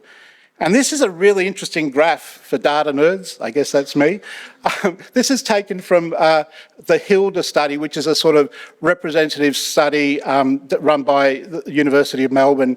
And they use a different sort of measure that we normally don't use for measuring, you know, mental ill health. But they've broken it up into age groups. And so I think the youngest age group, 15 to 24, is in blue, and the oldest age group, 65 and over, is in orange, yellow. And you can see that always young people have tended to have poorer mental health than middle-aged people and older adults. But then look at somewhere around 2010 maybe. Look at the difference since then. So these are annual surveys where they interview different people, but they're all in the same age group. You know, they're going to interview 15 to 24-year-olds, and then the next year a different group of 15 to 24-year-olds. So look at the data on the 15 to 24-year-olds. It's nosedived. It's just gone way downhill, but also the group above it, because what's happening is young people who have had problems when they were teenagers are now having problems in their 20s, and they're having problems in their 20s and bringing those, sometimes they're continuing to experience those problems in their 30s. So we're seeing what we call a cohort of effect. So what the hell is going on? What's changed in the last decade or so, maybe 15 years, that we've seen this dramatic deterioration in young people's mental health? I mean, this is serious stuff. So you'd imagine there must be some big major thing that's causing it, right? It doesn't happen just by chance. So some people think, well, that's just better awareness, right? You know, young people are more savvy about mental health, and that's true. Young people are more willing to talk about mental health and tick yes to symptoms on a K10 or whatever other scale you... That's true. But mental health literacy has been really infiltrating across the whole entire Australian population, and we're not seeing increases in other age groups to this extent. And you wouldn't expect better awareness to cause a 50% jump, and you also wouldn't expect better awareness to also be leading to increased self-harm and increased suicide. So it's not just better awareness. I agree that's part of the story. So what else? I mean, people jump automatically to social media. Okay, maybe it's true. It is a new world, a different world for digital natives to when I grew up, and that's, way back when. And so, maybe there's something to that. The trouble is the research's a bit fuzzy, a bit mixed signals. There's some studies that say, yeah, it's a problem, particularly if there's too much screen time or, depending on the content that a young person's viewing. But for others, it says, no, it's not a problem. And some people benefit from social media. It forms connections, it's information, it's, engagement, it's political activism. So maybe yes, maybe no, hard to say. Climate change, that's a big issue amongst young people because there's big concern about our future, right? What's going to happen and what's my planet going to look like when I grow up? But there's also the direct effects of actual floods, of actual bushfires, of actual droughts, and the impacts that has on young people's mental health cannot be underestimated. And then young people, particularly here in Victoria, were smashed by COVID and, the problem got worse. But I don't think any of those by itself is the answer. And then we've got a whole lot of other things that people are speculating on. Is it a change in diet and exercise and sleep, parenting and family dynamics, loneliness, recently cost of living pressures, etc., etc. And then those other risk factors that have always been there, are they getting worse? Maybe. Sadly, we don't collect good enough data to be 100% sure. But what we know is there's probably not one single smoking gun. It's probably a collection of a whole lot of factors working together. And the phrase is, an increasingly uncertain and rapidly changing world, which in many ways is out of young people's control, is possibly causing increased levels of worry, anxiety, and depression. Maybe. So what are we going to do about it? This is urgent. This is real crisis stuff. I mean, I know we often hear about a crisis in mental health. Well, this is the real deal. A 50% increase in the last 13 years. And to my mind, politicians are sitting on their hands at the moment. So we need to try tackling this problem. Yes, we need more investment in downstream mental health care services like Headspace and CAMS and KIMS. Of course we do. They don't have enough funding and they've got waiting lists and they need all the money they can get. But that on its own won't solve the problem. Mental health care services are mostly there for young people after they've already got a mental health condition. They weren't designed to prevent these conditions. They're not there to tackle the causes. They're there to treat the conditions. So we actually do need to shift gear and start to focus upstream. This is not rocket science. You know all this, but we need to tell our politicians this. But the important thing to remember is there's no magic bullet, right? Look at all the list of risk factors, look at all the lists of protective factors. They all play a role, they're all important. You can tackle one, but then there's another, and so which one do you do? Well, you have to tackle all of them. I know that's complicated, I know that's complex, but that's the way it is, and we just have to deal with it. So there's not one magic bullet solution, there's 50 or 100 magic bullet solutions. So we need to get creative and we need to look at all the possible ways that we can improve young people's mental health and well-being. So we need a multimodal, whole of government, whole of community approach. And that means let's have a youth mental health promotion system. What do I mean by that? Well, youth mental health promotion is not just an outcome, it's a field of endeavour. It's like the mental health equivalent of health promotion, designed to keep people healthy, right? So mental health promotion is about three things, and I'm going to jump ahead to this slide. It's about getting people towards the higher end of mental well-being rather than the lower end of mental well-being. So right across the community, helping young people, the positive psychologists call it flourishing, improve everyone's level of mental well-being. We also want to reduce the incidence, the prevalence, the experience of mental ill health. And we also want to build young people's mental health literacy. Two types of literacy: mental well-being literacy, so they know what they can do to look after their own mental health and well-being, but also know what to expect society should be doing to help their mental health and well-being. but also to continue our efforts to tackle stigma, to encourage young people who are struggling to reach out for help and not feel ashamed or embarrassed, and to give help. You know, the "Are you okay?" messages are really, really important. So we don't just need one, sort of slice of the mental health system, the mental health care system on the right. We also need to add to it the mental health promotion side of the equation.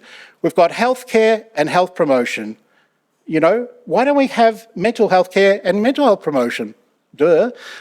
So this is the part that I think is missing. But it's not really missing, it's happening, but it's just not recognised, it's just not valued, it's just not called that. But I think this is happening.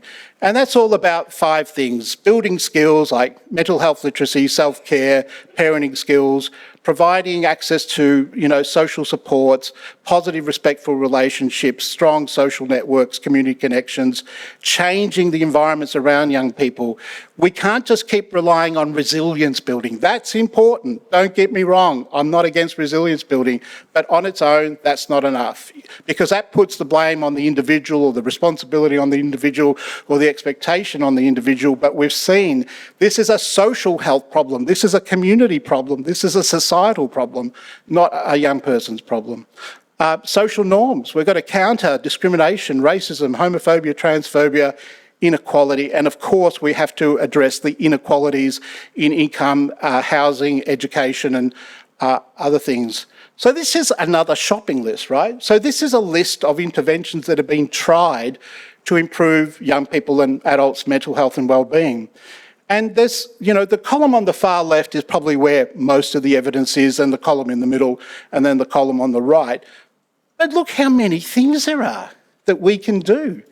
Look at all the options we have for improving young people's mental health and well-being. And I've highlighted in red the one we tend to go to as the default: counselling and personal support. I'm not against counselling and personal support. I used to be a GP. I used to work at Headspace. It's important, but it's not the only thing that we can do. So there's a whole bunch of other things. So we believe we need to reimagine youth mental health, and this is our publication called Building Australia's Youth Mental Health Promotion System, which is going to be released next week, so look out for it on our social media channels. And one of the things, because we tend to advocate to the federal government rather than Victorian government, who we have a good relationship with and we like, we're calling for a national centre, a body that can take responsibility for doing this stuff, for planning, for coordinating, for capacity building, for outcomes monitoring, and for funding. Because what the other thing is we want is for that body to manage a youth wellbeing grant scheme. And we've called it wellbeing, not mental wellbeing, because we want it to take a holistic approach. We want it to fund outdoor adventure programs and arts-based programs and mentoring programs and whatever the hell works to improve young people's mental health and wellbeing. Because it's all about how you feel about yourself, having good connections with others, having something to do, finding meaning and purpose in life. They're the core building blocks of mental wellbeing, and there's many ways you can achieve that. So we're not calling, for defunding of anything or changing funding. We want new extra funding to complement the funding that goes to Headspace, CAMS and KIMS for this new entity and this new grant scheme. Because what we need to create is some sort of ecosystem of well-being, a whole bunch of things working together in every community, multiple touch points, some people working on bullying, some people working on, arts-based approaches, whatever it is. Because that's what it really takes to build young people's mental health and well-being. So get creative, have a think about, where you sit, where you fit and what you contribute, because the youth sector is actually already doing this work. You're just not necessarily calling it youth mental health promotion. I'm going to give it a name. I'm going to tell you you're doing youth mental health promotion, whether you like me to use that term or not. That's you, right? And you're part of this field of endeavour, this group of people trying to promote and protect young people's mental health so that we can decrease the number of people, young people experiencing those conditions that do have consequences. They do disrupt and disrail and cause distress and have sometimes very long-lasting consequences. So thanks very much.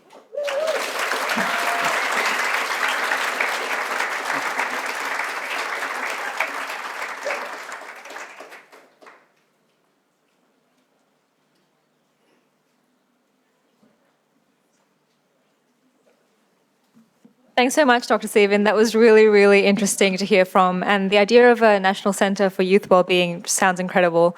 Keen to learn some more. I will invite up onto the stage now Lynn Eales. Lynn Eales is a musician using she, her pronouns, an activist and a choir leader working with Brophy Family and Youth Services in Warrnambool and the Great South Coast region.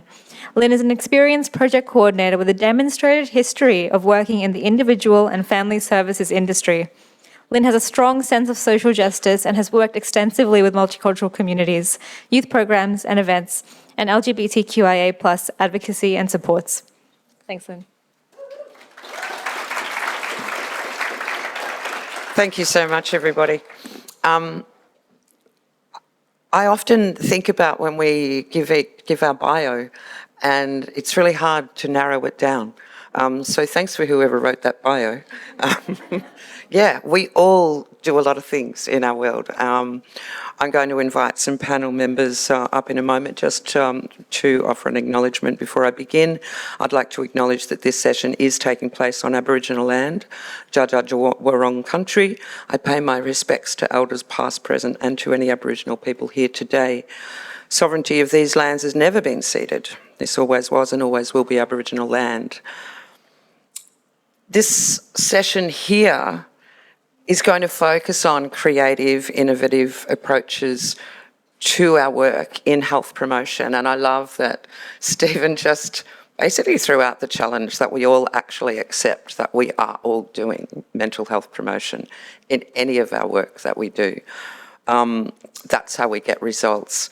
So this session will explore how it's going to take all kinds of creative thinking to respond to the prevalence of mental health concerns amongst our young people and ourselves, by the way. This panel session will explore programs that are innovative and responsive to young people's strengths and needs. I'd like to invite some panel members. Let's all go.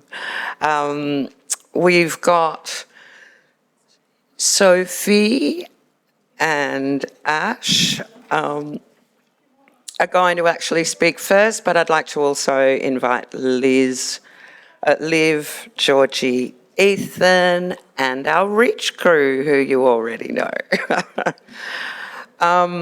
So first of all, Sophie and Ash.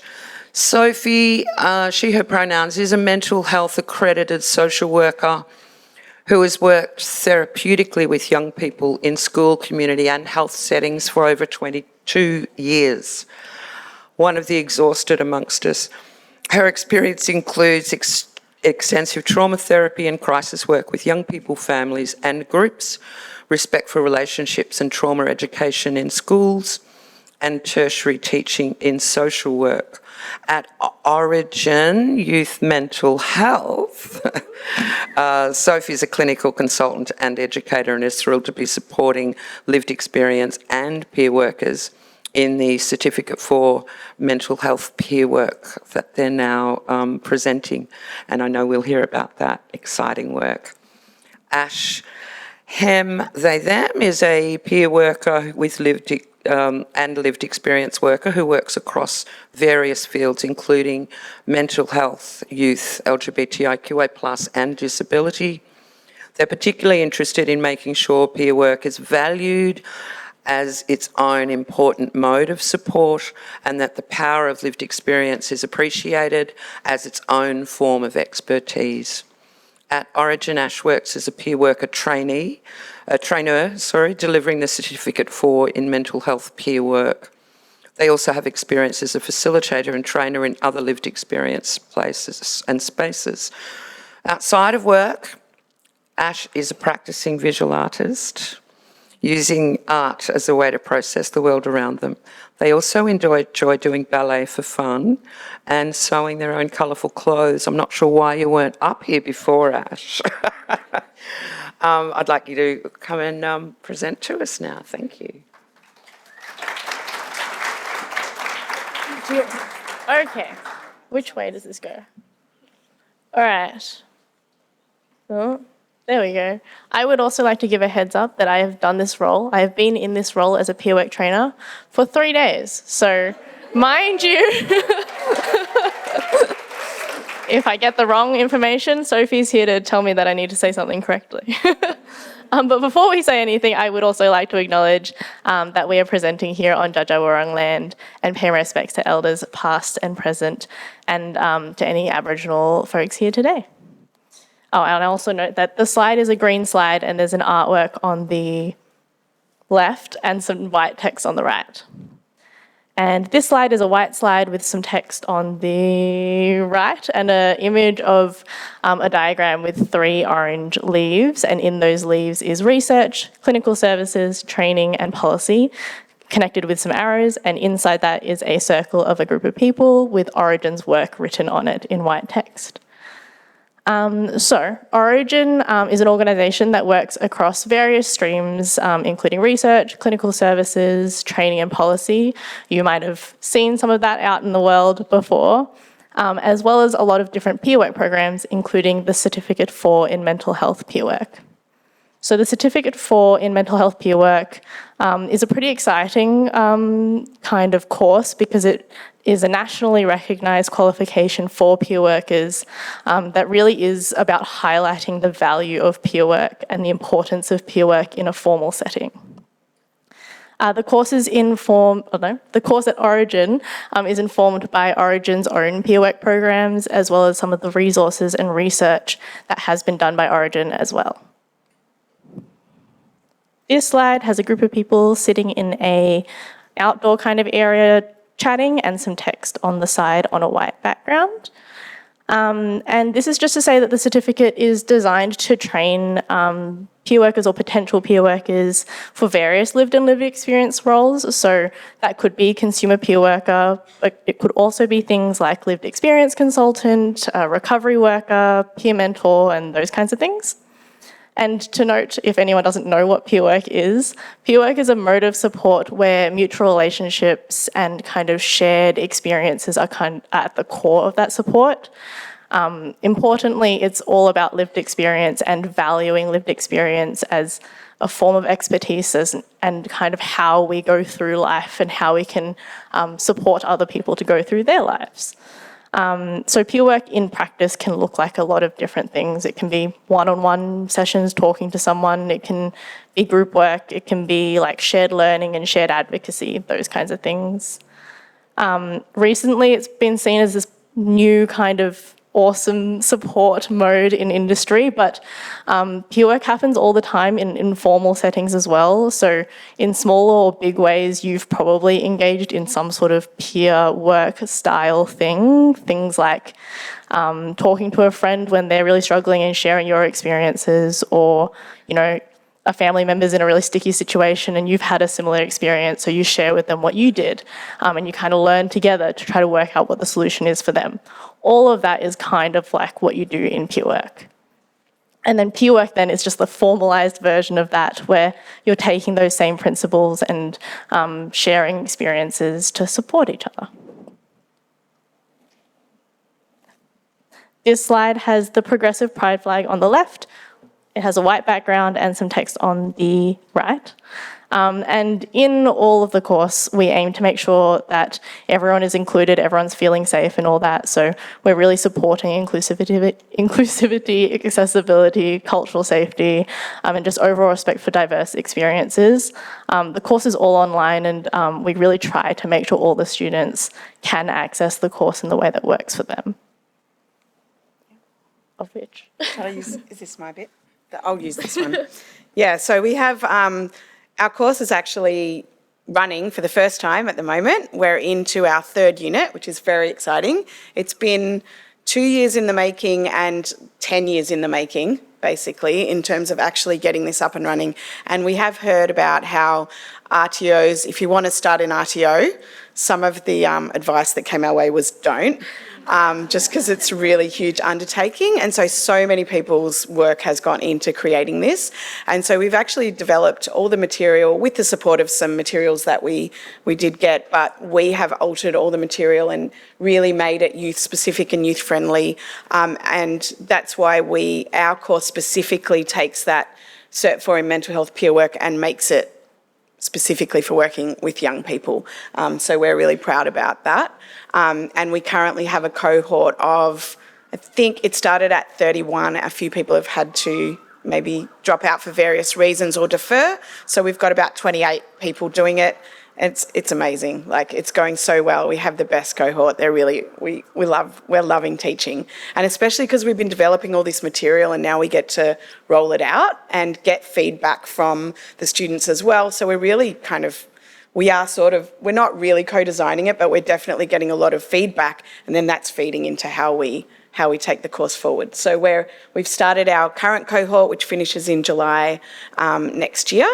So it's about online classes once a week. On Wednesdays, we go all day. We have a few breaks. It's online learning.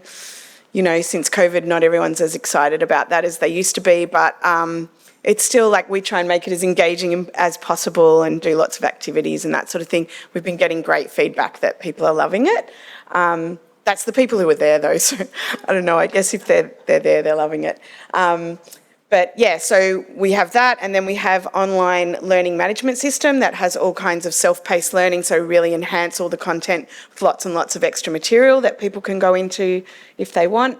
And then placement, which is going to be happening soonish, anywhere from halfway through the course till the end.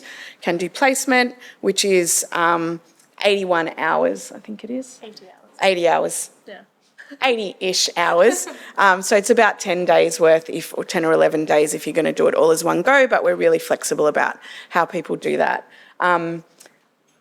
Actually, at the moment, unfortunately, it has to be done in Victoria, the placement, just so that we can get out and see the placement places. But so most of the people in the course are from Victoria, rural areas as well as urban areas, and we're happy to stretch the course out across Australia. It's just about whether people can get to Victoria for placement at the moment. It will change over time.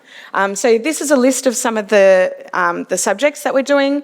So working with diverse people, working in trauma-informed care, which is what we're doing at the moment, promoting and facilitating self-advocacy, assessing and promoting social, emotional and physical wellbeing, applying peer work practices in the mental health sector, contributing to continuous improvement of mental health services, applying lived experience in mental health peer work.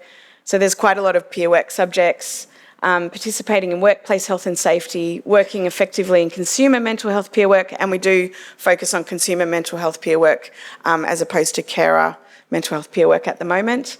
Recognising and responding to crisis situations, promoting Aboriginal and or Torres Strait Islander cultural safety, plan and conduct group work activities, establish self-directed recovery relationships, provide recovery-oriented mental health services, and provide services to people with coexisting mental health and alcohol and other drug issues. So one of our main focuses as well is to, obviously, as Ash was saying, people with lived experience who are peer workers, their experience and their expertise is their lived experience, right?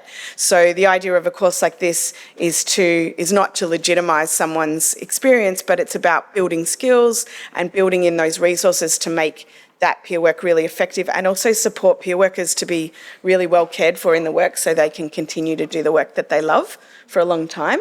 So that's some of our focus, and we really want to make sure that, it's about skill building and enhancing skills. It's not about saying you don't have the skills that you need to be able to be a peer worker. So you're going to take over this bit, aren't you? I guess I will. This is a slide, and there are some people walking in the photo and then text next to it on a white background. For anyone thinking about being a peer worker, or you might already be a peer worker, which is awesome, it is really important to just consider where you're at your journey and what your experiences are like, how you feel about sharing your lived experience, how you feel working in the mental health system, all those kinds of things, before you might consider being a peer worker, or even as you are a peer worker. I know for me, so in addition to this, I am a peer worker, and I have to be particularly reflective, I find, with the changes in experiences and ongoing experiences and things like that, to make sure that I am in a space to be supporting people so that I don't get burnt out and things like that. But this course can be a really good way of supporting that and building those foundations to help with that safety and help with that space, or creating space for yourself to be a peer worker. And I really do encourage anyone who might be thinking of being a peer worker, or I've said peer worker so many times in the last 2 sentences, gosh. But yeah, I really encourage anyone who feels like they want to be a peer worker, has been considering this kind of area to work in, or might already be one, to consider a course like this, because it really is building foundations. And I didn't have those foundations when I started, and I really wish I did, because I think I would have learned some things to help create a supportive environment for myself in the work as well. And then just to share that if you're interested in the course and more details specifically about it, there's a QR code on the screen right now that you can scan. And as Sophie was saying, the intake has already happened for this course, so it's already happening, but we should have another one in the second half of next year in 2024. Or you're welcome to speak to us after this and we can chat about it. I will talk forever about being a peer worker, so I'm totally happy to chat about what that's actually like in practice. And also just wanting to note that there is an information session happening on the 8th of December. I have a QR code in my bag that can be scanned, but it's not on the slide. And that's for any employers that might have placement opportunities, because it is really important for future peer workers to experience what it's like to be a peer worker in that placement. And we would love to have potentially like rural and regional opportunities for students to do placement. So there is an info session for employers if anyone is interested in that and might have some space in their organisation. But otherwise, I think I'll be handing it to someone. I'm not sure who.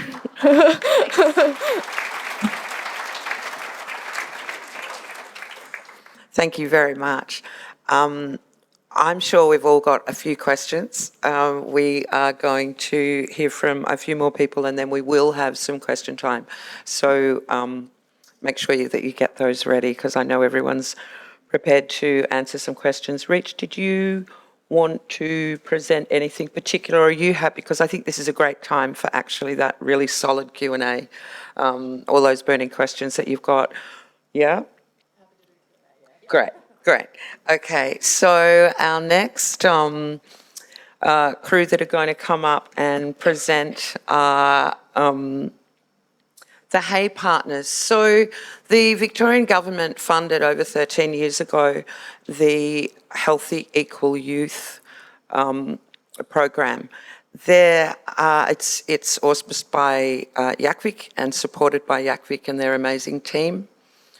So we're all safely tucked away in there. I also want to acknowledge all the Hay Partners that are in the room today. Throw your hands up. Woo! And this afternoon we have, in the line of innovative approaches in the mental health promotional work that we do and the early intervention work that we do, we've got some really tangible examples of some of the things that the Hay Partners are doing. Just to say, there's 12 Hay Partners across the state.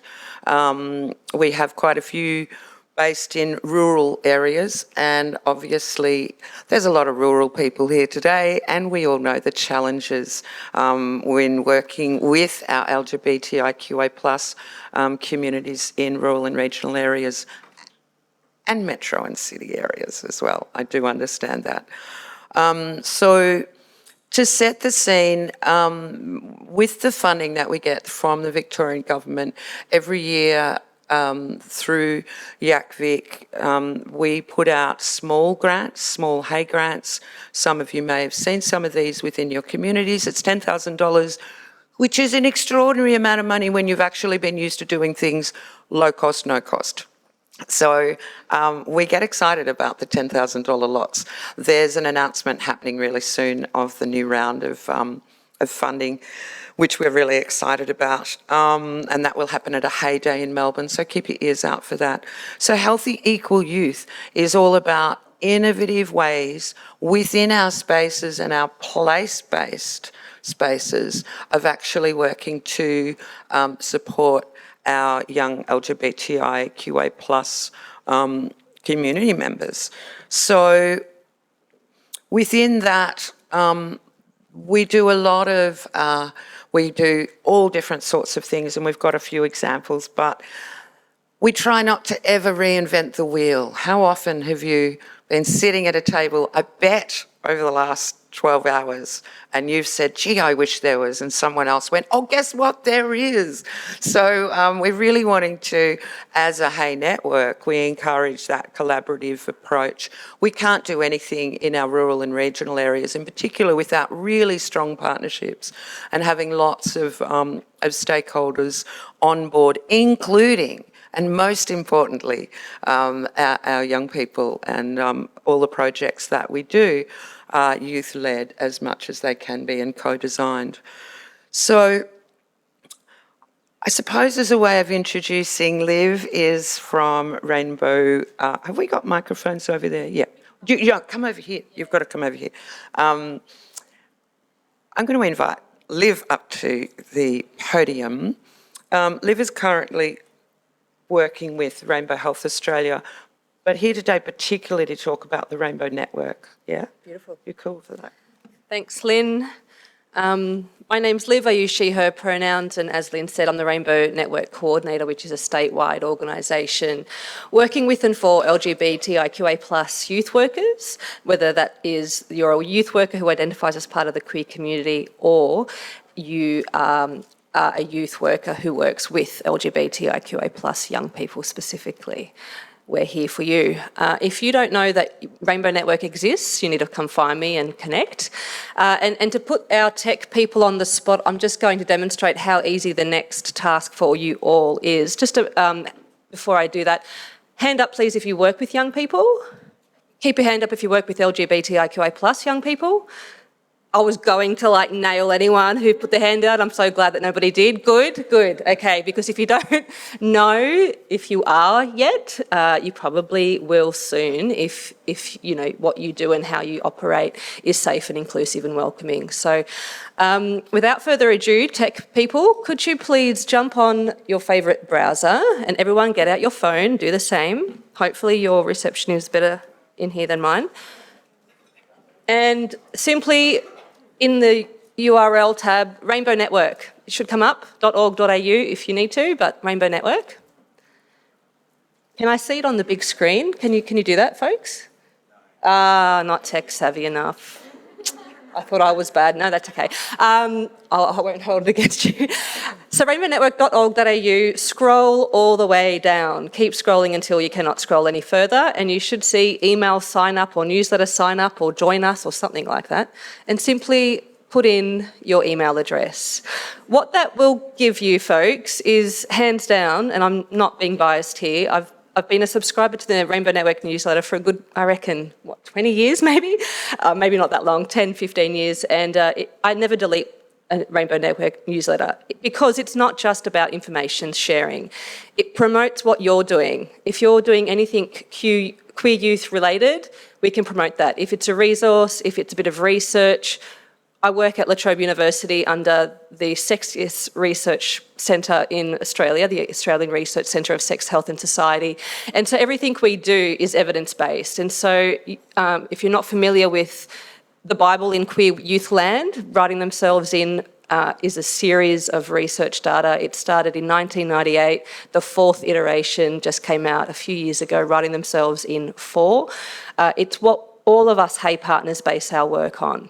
Okay, so everything that we produce and do is evidence-based, it's collaborative, and like I said before, anything that you're doing, we can promote. So you would hopefully have seen on the website a directory, any queer youth group or queer youth service that your organisation offers should be listed on there, and again, if it's not, come and talk to me. In addition to sharing, collaborating, all those cool things, resource development. I just want to say a note about the Hay Partnership, following on from what you said, Lynn.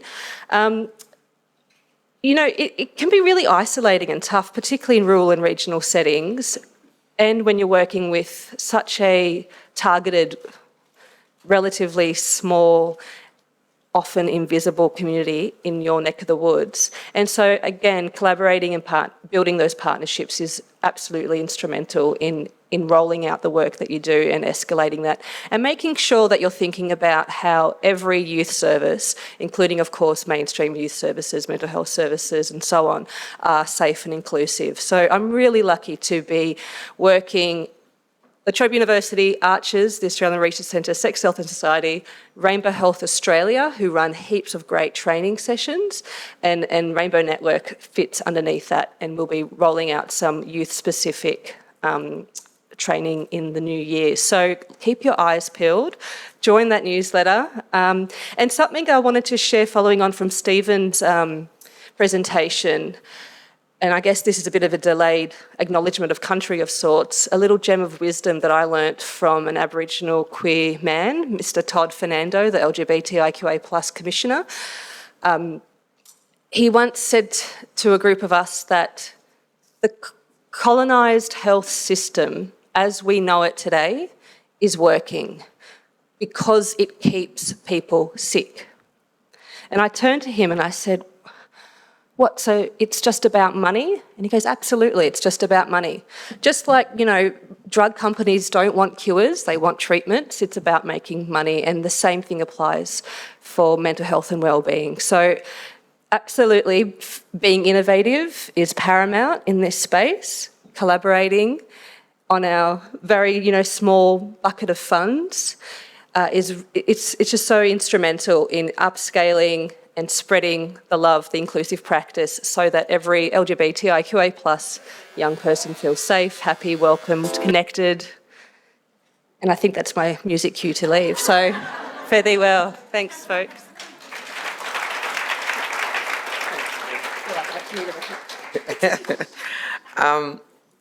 Such passion in this room this afternoon. It's exciting, not just the dancing. Okay, our next speaker is Georgie Port. I'm going to let you... Do you have an intro for me? Well, I do, but, oh, you know. Does this one It talks work? about really, yeah, but you've got to just be near this. Okay. I am definitely a public speaker, but standing at this lectern thing's like not my jam. Normally I like to move around. Hello everyone, my name's Georgie. My pronouns are she and her. Most of the time I live, work, rest and play on Yorta Yorta country in Greater Shepparton, so I'd like to acknowledge that that's the country that generally I live my life on, and that today I'd like to acknowledge that we're on Dja Dja Wurrung country. Give me a shout out if you are from Sheppartonia, as I like to call it. Beautiful, thank you. Wonderful. So as Lynn said, I am one of the Hey partners. I work as a community development worker in a queer youth program called the Diversity Project for an organisation called Uniting VicTAS. Uniting has a long history of being small organisations, and now it's a really big organisation, and even if you're from Shepparton, you still probably call us Uniting Care Cutting Edge, which is not what we're called anymore, but that's okay. So what I get to do for a job is actually really amazing, but what I wanted to start off with today is a bit of a reminder that many of us in the room are probably really well versed of how we work with young people, but something that I am reminded of all the time is how important it is when we're working with queer young people to create spaces that bring people in rather than always force them to come out. So I thought I'd start off with my usual intro. Imagine that we're all at a queer youth group and it's after school and the young people are having Freddo frogs and chips. I don't feed them fruit because they never eat it. And I start off the group, you know, by doing the acknowledgement of country, and then I'll say, you know, hi everyone, if you've forgotten me, I'm the old person in the room. I'm Georgie. My pronouns are she and her. I'm parent of one fur child, a cat, and I have a disability. I live in Shepparton, and usually a young person will say something like, yeah, I saw you walking down the street and you didn't say hi to me. And that's usually the cue for an opening of a conversation. And so we always do an opening like that in our group programs because it helps our young people to feel invited into the space to share if they want to. And so many times when I do this, despite having been doing youth groups for almost 10 years, and sometimes I feel a little tired doing it, I still am reminded of the impact and the importance, because so many times a young person will be in those spaces and you'll see a light bulb, at that moment where their eyes light up, and then they'll announce, a name or a pronouns or something about them, and it creates that sense of safety and also inclusion. And when I think about innovation and mental health, I think I like to pair it back to what are the simple things that people often forget about that we do that help our youth groups, that help our young people feel safe and included. Something else that's really interesting is at the moment where I work is actually in the Uniting Church in Shepparton. Our office is being renovated, and as a bit of a quick history lesson, I guess there is a little bit of a history between, a discrepancy around people that are queer and also people that are queer and people of faith. So when we first had to move back to our Uniting Church office, some of the young people were a little bit hesitant to step into that church space, and so we had some congregation members come and just also meet the young people, and then the congregation, one particular member and a young person, ran around the church singing, "We're queer, we're here, we're in church, God loves us." And I felt like that was another really cool, way to make safety and also to reaffirm that intersectionality is something that is really important to us as people, and that we are not just one thing. And that is also when we think about, the impacts of mental health and thinking about how we do things innovatively, remembering about intersectionality. So that's just a little bit of an insight to some things that I sometimes get up to, but I thought I'll give a bit more of an overview of what I do day to day. So in our program in Shepparton, we're very lucky to have a case manager. So we have a case manager who has moved on, but, that's another story for another time. But in our case management team, what that person gets to do is work individually one-on-one with young people. So think of that role as a youth worker, but only working specifically with queer young people who are facing adverse barriers or poor mental health outcomes.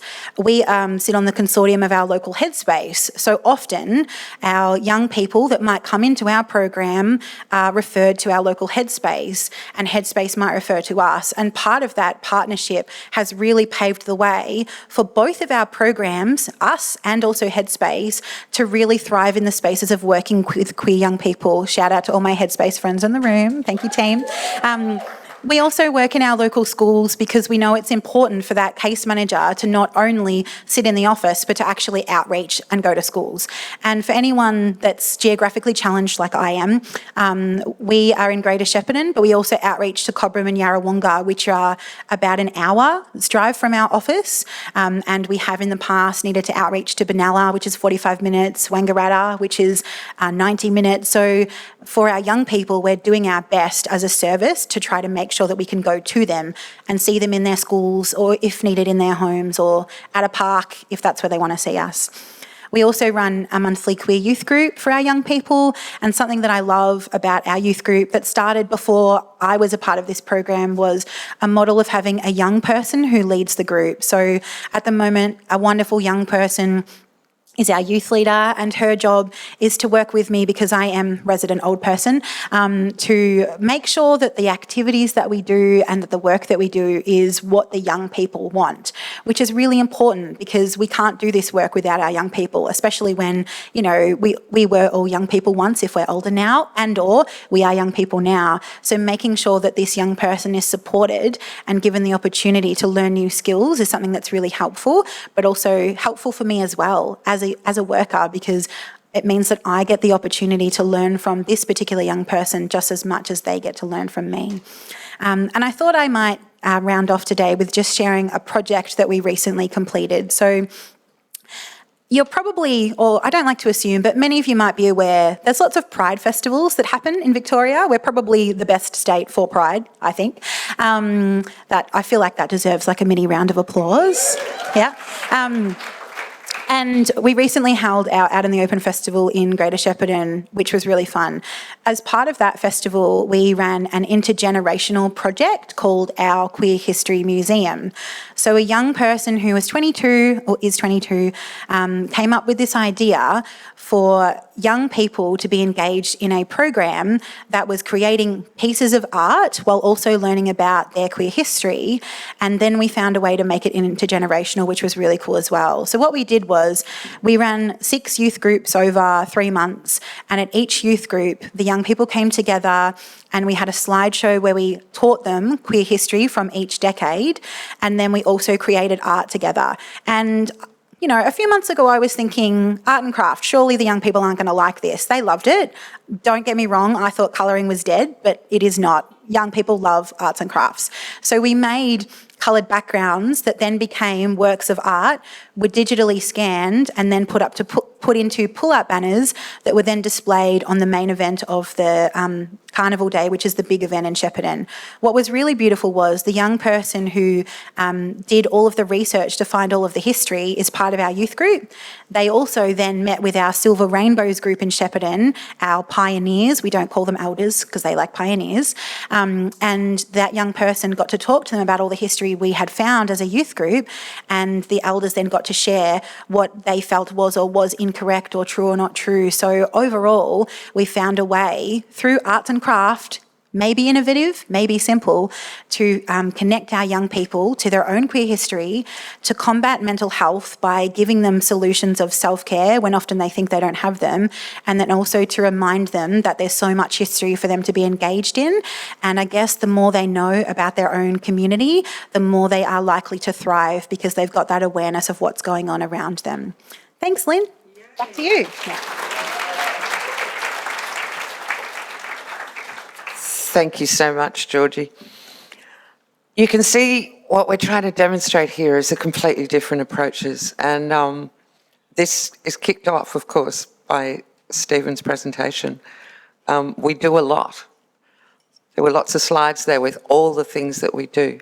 But we need to keep young people at the centre. We need their voices heard. We need them to be leading what we're doing. But also, you know, obviously we need supports. You can see the link to the certificate in peer, for to be a mental health peer worker. There's an immediate link there. We all are blessed to work with young people. Who knows a young person who's stepping up? Who immediately went, oh, I might have someone who'd be really cool at that really accessible online learning that we could actually refer people to. I know 3 or 4. I'd like to introduce you to one of our peer facilitators, who I'm sure has got their ears pricked up about some qualifications. I'd like to introduce you to Ethan Bloom. We're going to show you another complete project. So Ethan is from Warrnambool. We have 2 programs around the southwest that Brophy Family and Youth Services are organising. Rowe over here, I recognise you. We have Yumcha Hamilton, Yumcha, a little bit of everything, and Yumcha Warrnambool. We also have a Skittles program in Portland as well that we'd like to acknowledge. Ethan wants to just come up and maybe talk about it from your side, and then is going to introduce, we have a really innovative project talking about body image over here earlier. I think you're going to like a little film that we're going to show you as well. Would you like to come up, Ethan? Ethan Bloom!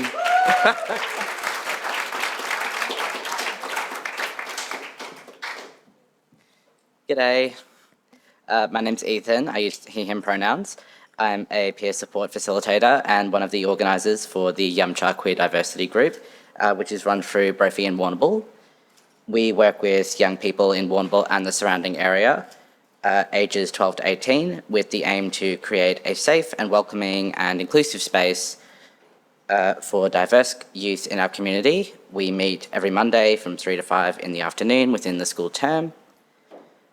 So for the most part, we are a social group where young people can come together and make connections within the community. We hang out, we play board games, do art and craft activities, and we eat a lot of snacks.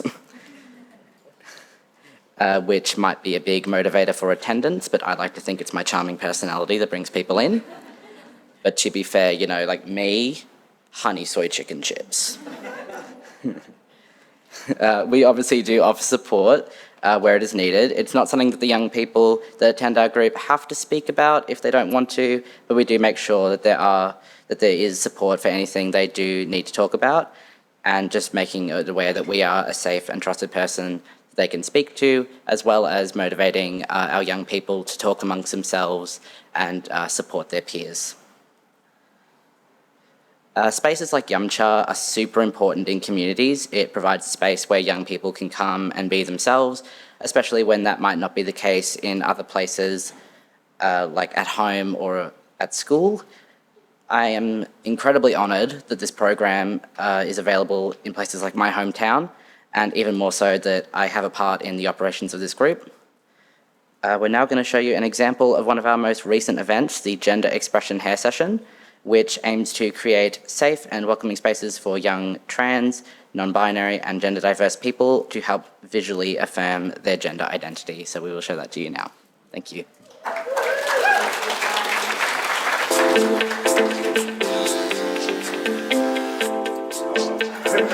There's no way back.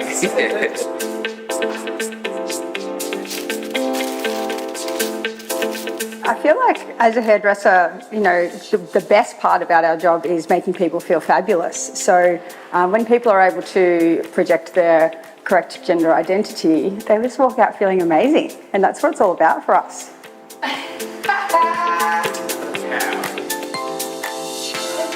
So when we've run the gender expression hair sessions here in the salon, firstly, it's been a lot of fun welcoming different members of the community into the space. So I'm Mia, I use the she, her pronouns. Thanks, ma'am. What are we going to do with your hair? So the Gender Expression Hair Sessions is created for the LGBTQIA+ youth community in South West Coast. Our aim is to create a salon alliance between industry professionals and create safe spaces and provide education and training packages. So we've been able to create the safe space. Primarily, education has been a huge one. We received training from our local Brophy and Yumcha group for Safe in the Southwest. So they were able to come and kind of really break it down for us with regard to, the different language that we need to use. And so the staff are all educated on using the correct pronouns, just to make sure that we're in a really respectful consultation. So, we're really trying to take away the gender norms, when we think of haircuts, like, try not to use masculine and feminine language, and just, hair has no gender, it's just length, so we just kind of keep it really simple. Gender expression hair sessions are an opportunity for young people to have a space that can affirm, validate and express who they are in a safe, inclusive, affirming environment. Ideally, we are looking at having a supportive environment that reflects the diversity of our community, that is receptive to names, pronouns and people's expressions that may not typically align the male, female, gendered roles and expressions. Quite often we want to connect with community, but we're really nervous about saying the wrong thing or doing the wrong thing. So receiving that education was a huge one for the staff.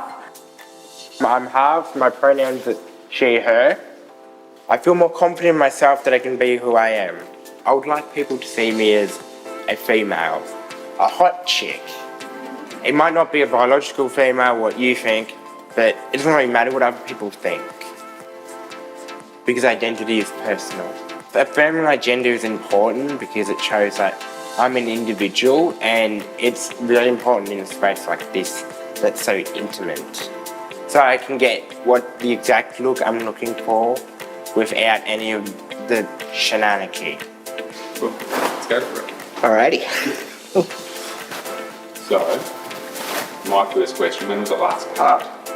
Yeah, it's great for the confidence to be able to sort of look how you want and have the haircut that sort of suits you. And you think about anyone, they get a haircut and because they want to look good and they want to feel good, and they want to show themselves to the world as who they are, and a lot of that comes down to your haircut.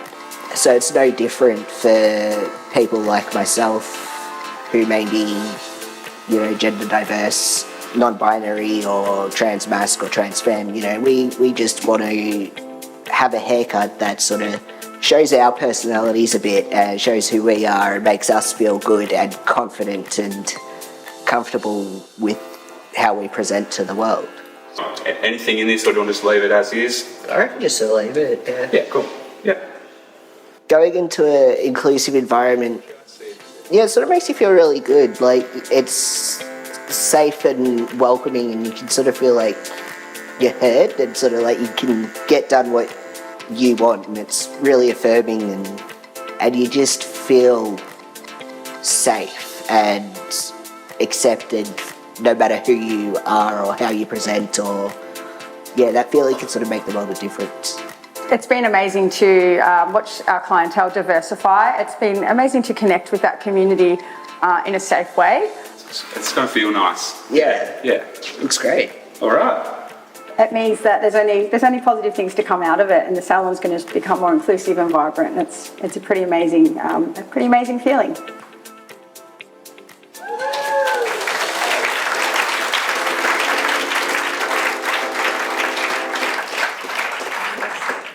Fantastic. I really want to acknowledge Meg Donaghy and a small grant, and Southern Grampians Len, who supported the initiation of this amazing program. From there, and it's interesting, I've watched this a lot of times, but I was just reflecting on the salon owner's hesitancy, and the fact that she talked about that, and obviously through education and through practice, and just it's okay, you know, let's just do it. We run these sessions quite regularly now. We're asked for them a lot. And I have been mentioning we can't do any of this work on our own. Our partnerships across our communities is actually what makes things work. We have probably run, I want to say 6 or 7 gender expression hair sessions now. The way they work is that they actually, you know, a lot of salons don't open over Monday, so they actually open the salon specifically for the community. So it's their salon. Of course, we put food and, you know, snacks and things on. They also are split, you know, that they were a salon, they're Beeble Warrnambool, they were split in a gender divide when they were traditionally set up. And they have completely blown that out of the water. Anyone can walk in and get any haircut. And if you think about the expense of haircuts, let's just think about that, what you're paying for in a typical gendered haircut. We've sort of managed to break down those barriers as well. And we like to think that this is a model that you can actually role model in your communities and your spaces and places. We can't make communities completely safe, but we can certainly make them safer and provide these opportunities. In Warrnambool, we just held another one recently, and we've had contact from 3, what are they called? Practitioners, colourists, cutters, stylists, who actually work at other organisations, you know, at other businesses, who knew that we were putting it on and who threw their hand up and said, oh, I'll come down and do a gender expression hair session as well. So we could actually put more people through. We did a deal with the salon that the worker gets their pay, but they don't add any additional costs on. So we just literally pay for the bottle of colour and things like that. Now, when I say that, we can't do things without community partners. Every single time we do this, I ask them to send me an invoice. Guess how many invoices I've had? None. I have not got one invoice. You too can generate this sort of goodwill within your communities. And so thank you, Ethan, for promoting that in your world of work. I've asked Stephen to pop back up. We've got a little bit of time. I'm really impressed with everyone's timekeeping, by the way, for a little bit of a Q&A.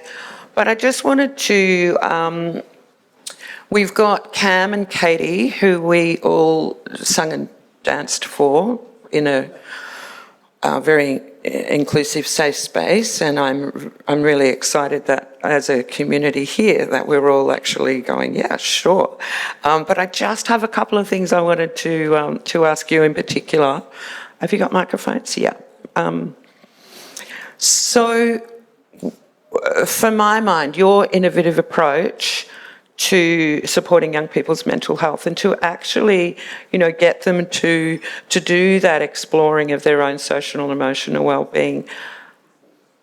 When you go into a school and you've got young people potentially exposing stories or sharing, what's the follow-up with that? How do you work with the school to ensure that what you've enabled that great group of young people to do in the room, to have that nice wraparound as you're sort of exiting? And I think this is where we talk about our peer leaders, the young people in the room that are going to step up and look after each other. But did you want to have a comment about that? Yeah. Oh, push to bottom. No? That's right. I can try and just talk really loudly. No.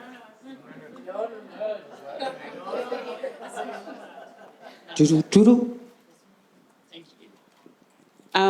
So whenever we're going into schools, we are given, we're sent a safety form, a wellbeing form about the grade prior to going in.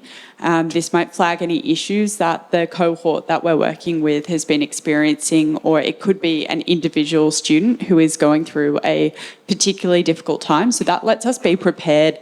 And again, that's in that preventative space, so we know what might come up, and that gets us ready as facilitators, but also means we can move things around and kind of expect what conversations might come up. So I think a lot of it is in that preventative space, which is so important. In terms of wrapping up and afterwards, wrapping up is a big part of our facilitated sessions. They're planned very carefully, so by the end, they're not sitting in the middle of those really big emotions, where it's definitely coming up by the end and ending on a bit of a lighter note, and that's really important, so they don't just leave and they're still feeling all their feelings to the same degree. But we also make sure they've got the contact for whoever they need to speak to as the wellbeing coordinator at their school, or the teachers in the room. And we offer also to speak to them ourselves or connect them with Headspace or different services.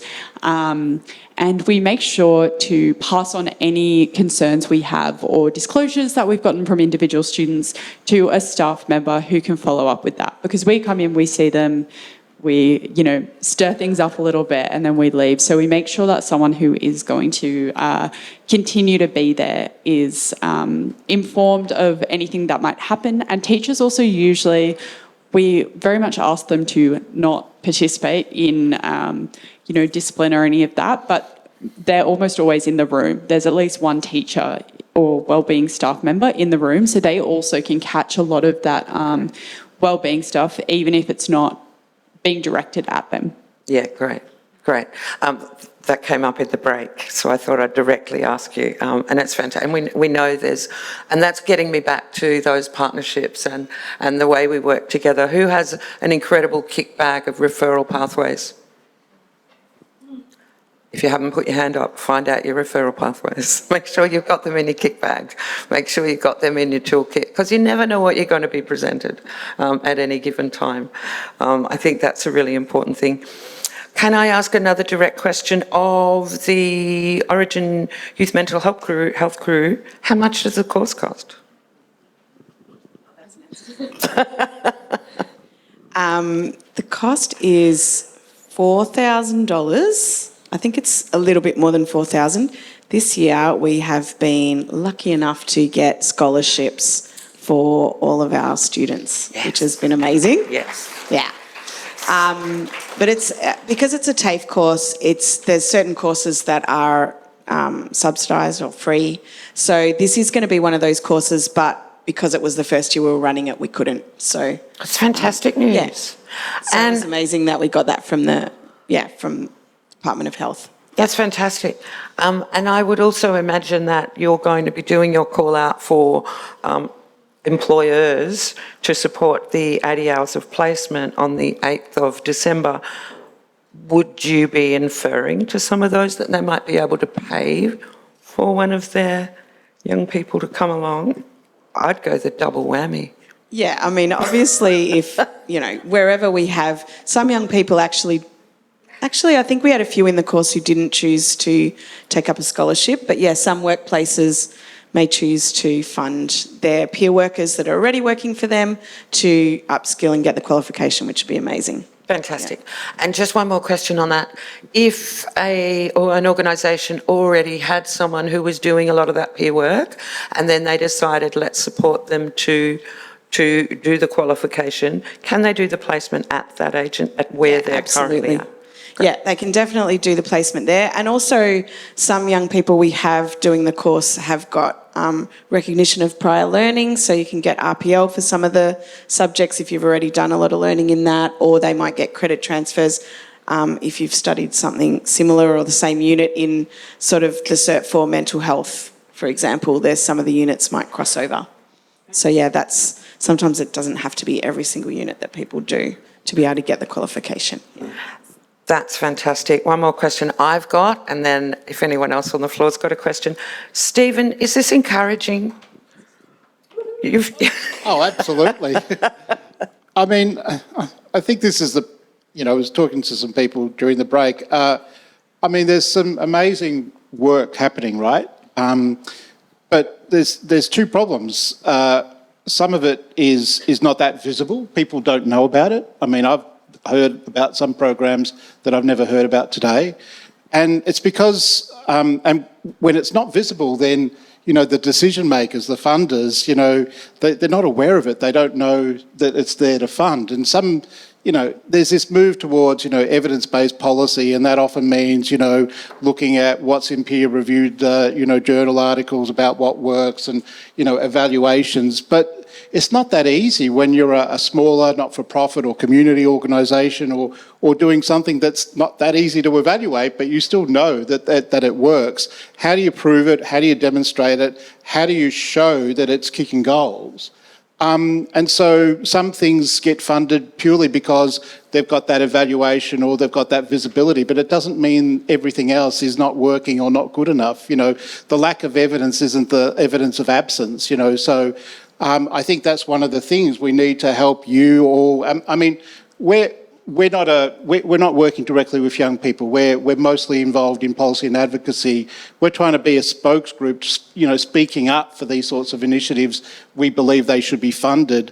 We're there to cause trouble, and the more we know about this sort of stuff, the more we can relay that to, through to the people that we've formed relationships with in health departments, in the decision-making sort of tiers of government. So I think that's our role, and the more we learn about the programs that are happening on the ground, the more we can feed that back and hopefully give you visibility. Because, as we said, I think there's a lot of great things happening, but, they're not necessarily getting the attention and the money they deserve. Mm-hmm. I could have written that script. That we could all have written that script. Yeah, well, it's true. No truer words are said. Yeah, and that's what's disappointing. It's true, and it's still true. So what do we do about it? And so, I think we've done well with youth mental health care. It's on the agenda. We've seen some great reforms, and I was working at Origin when we put in the submission to create Headspace. I worked at Headspace when it first started. These are fantastic initiatives, but they're not the only way that we can support young people's mental health and well-being. And the job isn't finished just because, we've got these organisations out there. We can do more, we can do better. So what's next? Well, I think it's the mental health promotion pillar. It's the upstream, working on those risk and protective factors, those strengths, building, and at the moment, governments are funny. They like to fund one or two service providers. They're not good at funding a bunch of smaller groups. So that's why that that entity that we're talking about, it would just have this sort of coordinating function. It would take the pain away from government. It would do the work for them. It would find out about these programs and work to support them so that governments don't have to worry about 10 or 20 or 30 or 40 different contracts. They just have one contract with the coordinator, the orchestra conductor, and then the orchestra conductor or the band leader goes out there and finds the initiatives, supports them, funds them, and, takes them to scale where they can be taken to scale. That's the idea behind that concept. I love it. Does anyone have a question from the floor? Microphone. Yeah, you do. You've partly answered some of this, Stephen, and I just wanted to ask about, firstly, what would you like from us, both individually and collectively, to support the concept that you've raised today? But secondly, and this is probably the more direct question, why should we trust in a national centre that's going to deliver for rural communities when we often haven't got the outcomes that we've been looking for? Plenty of orchestra conductors sort of turn a little bit to the side and there's a bit of the orchestra still here and they miss out. What's going to make this different? That's a great question, I think.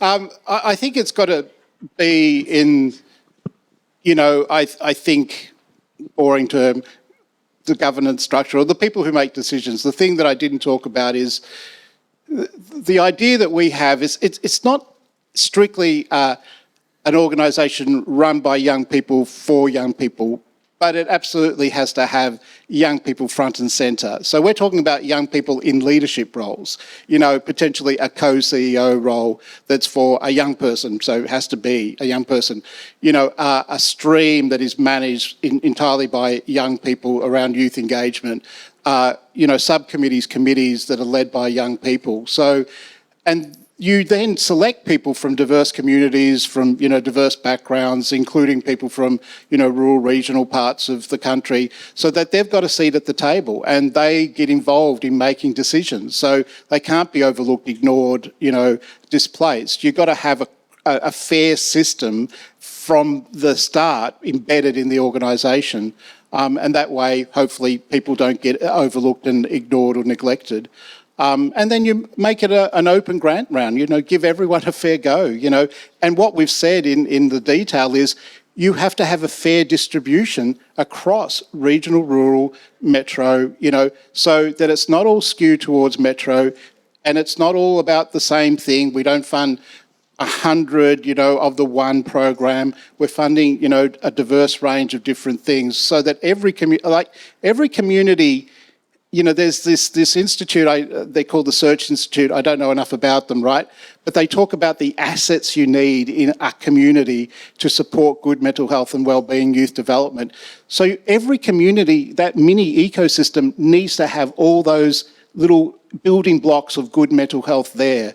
So you've got to find who can do what and then support them to do that so that every community has got all of those touch points we talked about. So I didn't answer the other part. What can you do for me? Well, nothing really. I mean, we're a small organisation. We're 4 people, right? But like I said, we're you call us disruptors if you like. I call us troublemakers. We're trying to just, stir the pot, put visibility on this other neglected area. So if you can support us, that's fantastic. If, you see our submission and you share it, or if you, want to endorse it and tell government this is a great idea, you should back it, then we'd be pleased. We'd love to run that centre, but it doesn't have to be us. It can be anyone. It would be good if it actually went out, to tender, so anyone could bid for it. Yakvik could bid for it. Whoever wants to do it can do it. We just want it to be there. Great. I think, Liv, you've got one more question. Yeah? I just thought I'd add to that, Stephen. One of the things that I've been working in the youth queer space for over 2 decades now, and one of the first things I learned was the importance of data. Without data, you can't demonstrate need. Without being able to demonstrate need, you don't get the funds. Without the funds, you can't run the program. So As soon as you mentioned ABS data, I stopped taking photos because I know, like you acknowledge, that they only ask questions in a very binary way. I mean, it doesn't capture the nuances of the queer community. Likewise with the national health surveys that you referenced. And so, you know, I mentioned the writing themselves in reports. The first one in 1998, guess which department funded it? It was the Australian Department of Ageing for a youth survey, right? So you can just imagine the kind of like barriers and blocks and you know, backhand deals, I guess, that the queer activists, you know, before us have had to jump through and work out just to get some really good quality data. And it's still a struggle, but it's really important. I mean, I think we could really work together so that you being in a more mainstream kind of national organisation can elevate that. And you know, we've been fighting the ABS for, I remember doing a policy submission back in 2010 about this, you know, and it still hasn't changed. It's still really triggering. It still invisibilises our community. And this is how, you know, you could actually help change the structural systems that totally flow on and affect our work on the ground. Yay. Revolution's in the room. And I totally agree. And I think, again, you know, if this entity ever come to fruition, you know, it would have that sort of, you know, coordinating, planning, capacity building, but also that outcomes and monitoring. It would help organisations with that work because it's such an unequal playing field at the moment. You know, it's not fair that you don't have the resources to be able to do an evaluation and then someone does and then they get priority over you when you're still doing good work, right? So, and absolutely, then the decision is made about how do we collect that data in the most inclusive way. I do note that the ABS report did for the first time start to unpack, is it no good? No? Yeah, fair enough. There's always work to be done. Stephen, I think that this panel could chat all afternoon, as I've really enjoyed listening to everyone in this room, engaging in really robust conversations. So yes, we need data. Everything needs to be evaluated. We need our researchers. Everyone in this room is a needed person in this sector. So I just want to acknowledge the panel here today. Sophie, Ash, Georgie, Liv, Ethan, and Cam, and Katie, and Stephen. And thanks so much for YACVIC for hosting this conference.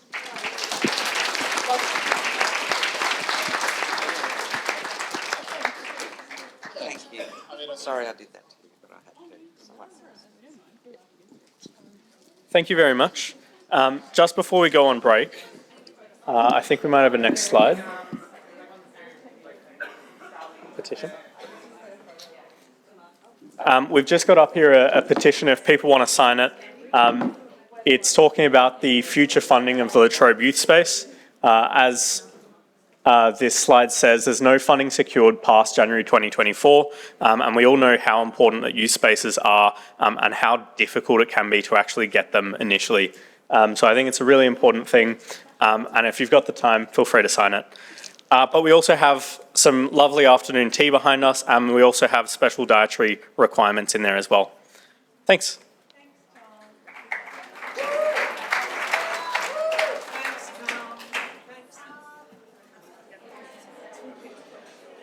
Thank you.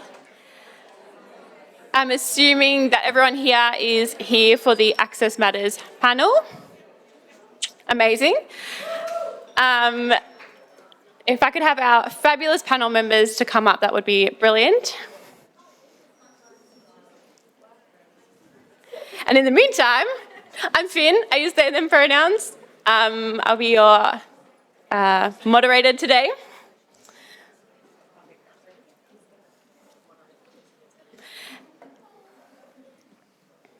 I'm very honoured to be moderating this panel. Something I'm really passionate about is access. Do y'all want to hold mics so you're ready? Yeah, beautiful. All right. So I think everyone's prepared a little bit of something about what they do or their projects that they're working on. Awesome. So I'm just going to read out everyone that's on the panel.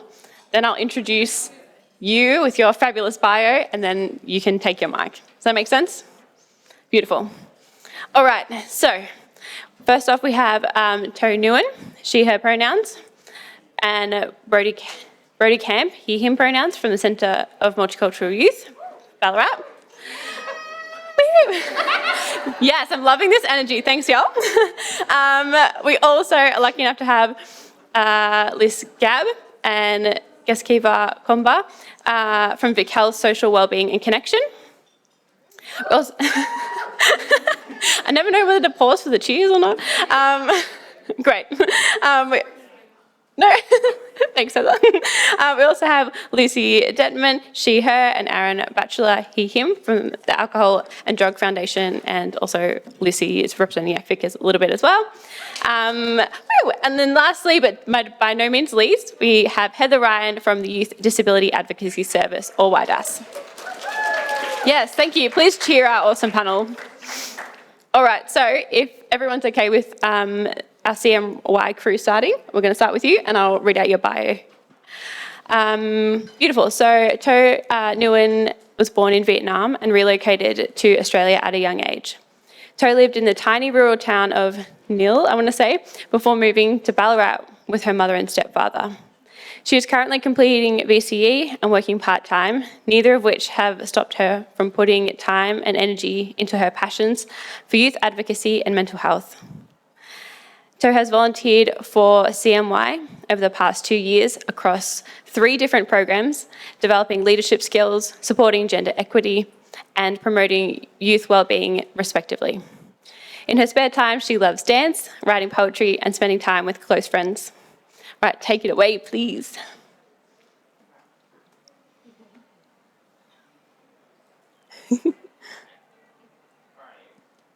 Hello? Yeah, sweet. Okay, hi everyone. I'm Brody from CMY. I am the creative producer for our Te Amagoa podcast and a youth facilitator. That's a very long title. Basically, it means that I take in the information and the wants and needs of our young people, and I basically kind of make those things happen. Yeah, so we're here to talk about the Te Amagoa podcast specifically, which is a podcast that started as a project last year and officially started having training days in early September. So the Te Amagoa podcast happened because of, as you are aware, in Ballarat specifically, there is a real problem with our mental health of young people. We've had a string of suicides and a high rate of young people either being impacted by suicide or self-harm, or at least knowing someone very close to them who has been impacted by those things. So because of that, a lot of our young people came to us with a need and a want to do something about it, and what that has amounted to now is into a podcast that we have that we deliver with a partnership with Headspace Ballarat, as well as funding from MAV, which is Multicultural Arts Victoria, which is in turn funded by Vic Health. So, with all of that, our podcast aims at giving voices to a diverse group of young people from diverse ages, from 12 to 25, and some a little bit older, from different multicultural backgrounds, from different gender expressions, of different sexual identities. And all of that is to create an environment in which people can talk about mental health in a healthy way, give people that sense that they're not alone, as well as giving them the tools that they need to access their own supports and support their own friends. Like what Stephen said, not just through counselling and clinical supports, but through social connections, through talking to people, through talking about mental health, all of those kinds of things. So yeah, I'm going to hand over to To now, who can talk a bit about her personal experience with it. Hello, everybody. Sorry, I'm really nervous at the moment.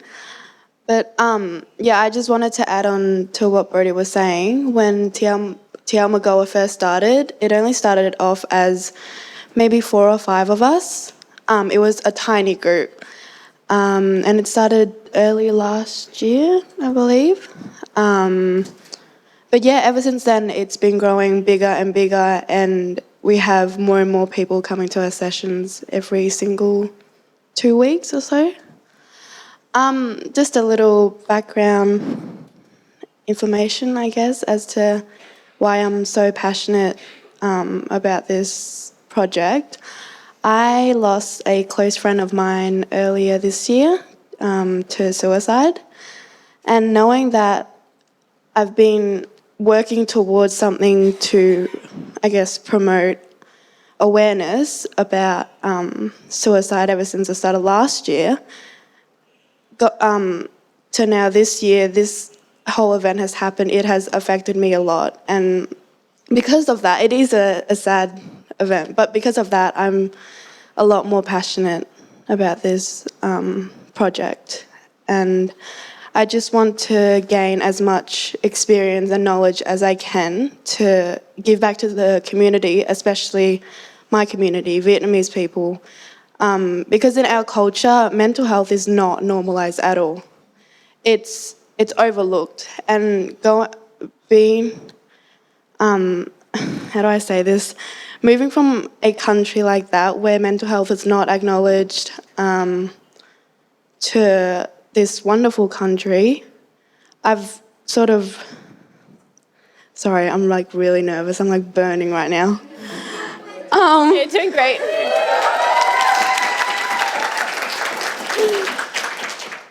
But yeah, I guess seeing that sort of difference between the two cultures, it's really fascinating. But yeah, I guess that sort of goes back to why I'm so passionate about this. I just want to give back to my community, especially. Yeah. Awesome, thank you. I might go through everybody else and then we'll ask like general questions. The audience can ask questions as well. Thank you, though. That was really great. Next up, we have Liz Gab and Kebia Komba. Liz Gab has worked as a specialist community development practitioner, arts manager, and creative producer in the fields of community development, mental wellbeing, participatory arts, and social justice. Liz has worked in Naarm or Melbourne for the past 25 years and has developed a socially engaged practice that is focused on anti-oppressive models of partnership with communities that experience structural discrimination. Liz joined the Future Healthy Group as a manager, social connection and mental wellbeing at Vic Health in October 2021. Her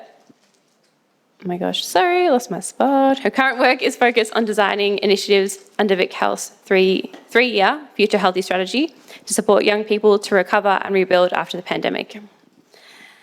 Keskeva Komba is a transdisciplinary creative humanitarian of Comorian and Tanzanian heritage. Across her work at Vic Health as part of the social connection and mental wellbeing team, Keskeva leads an array of projects that combine her interest in public health as well as her passion for critical thinking, the arts and community. Raised in the western suburbs of Melbourne, she has experienced combined in community development, theatre, spoken word, music and film.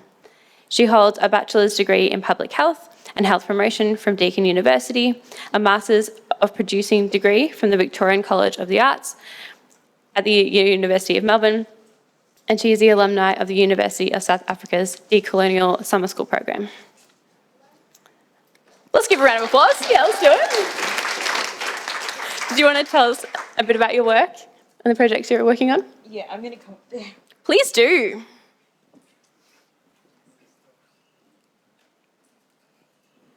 Hi, everyone. I'd like to just introduce myself. So my name is Keskeva Komba. My pronouns are she, her, and I'd also like to acknowledge the traditional custodians of the lands in which we're meeting today, the Jaja Warong people of and also pay my respects to elders past and leaders emerging in the First Nations community, and also acknowledge that I, amongst other people in this room, are settlers of this country and the lands that we're meeting today, and acknowledge that sovereignty has never been ceded. So I'll be presenting on the South Sudanese Community Advocacy Project, which I'm currently leading at Vic Health alongside one of my other colleagues. So I'm one of the leads for the social connection and the mental wellbeing team at Vic Health. And basically the South Sudanese Community Advocacy Project is an extension of a mental health literacy project that we did as part of the Big Connect initiative last year. And so the mental health literacy project worked with three underrepresented communities, which was the Tamil, Sri Lankan, and the Pacific community and the South Sudanese community across Metro Melbourne. And basically we worked alongside them and provided funding to them to work with their communities, specifically to have a cultural lens on mental health literacy and implementing wellbeing programs and events for their communities. So before I go into the next part of the presentation, I'd like to show a film, which is one of the many outputs that were presented as part of the different activities that each of the communities did.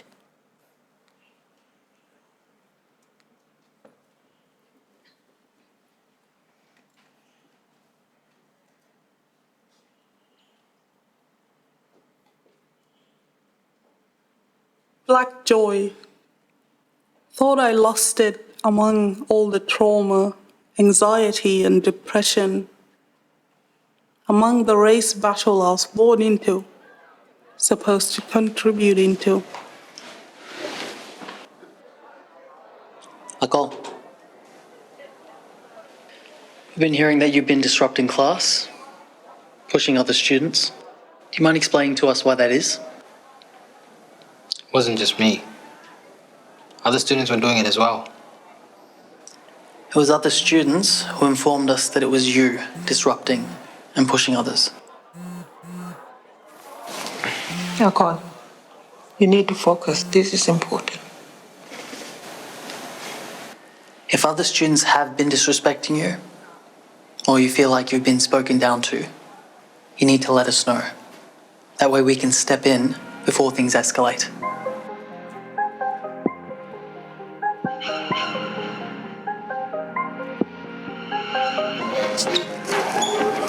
Hey, so listen, I've been meaning to talk to you about something.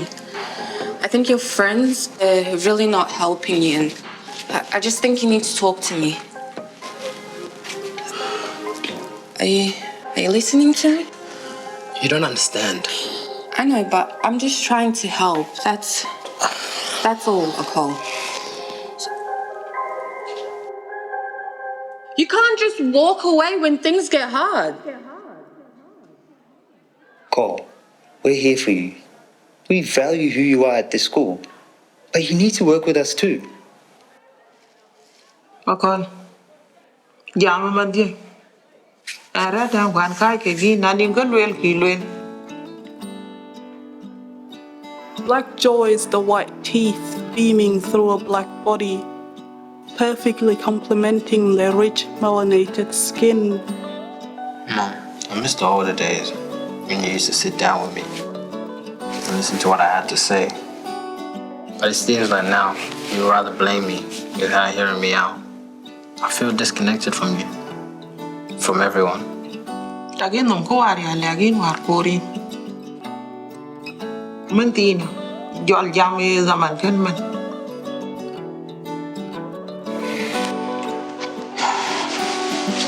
I know that I can always trust you when I need to lift the weight that I'm feeling off my shoulder.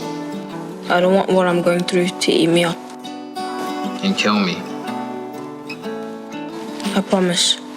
I'm going to try. I need you to hear what I've been longing to say.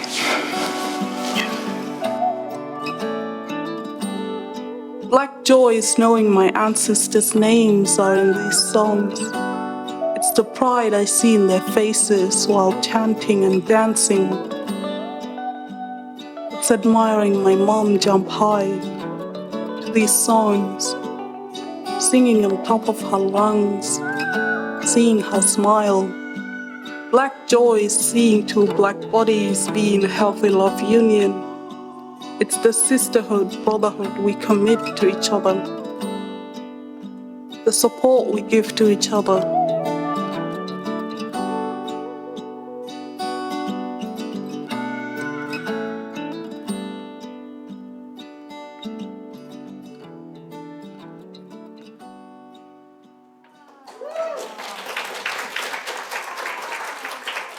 I can go to the next slide.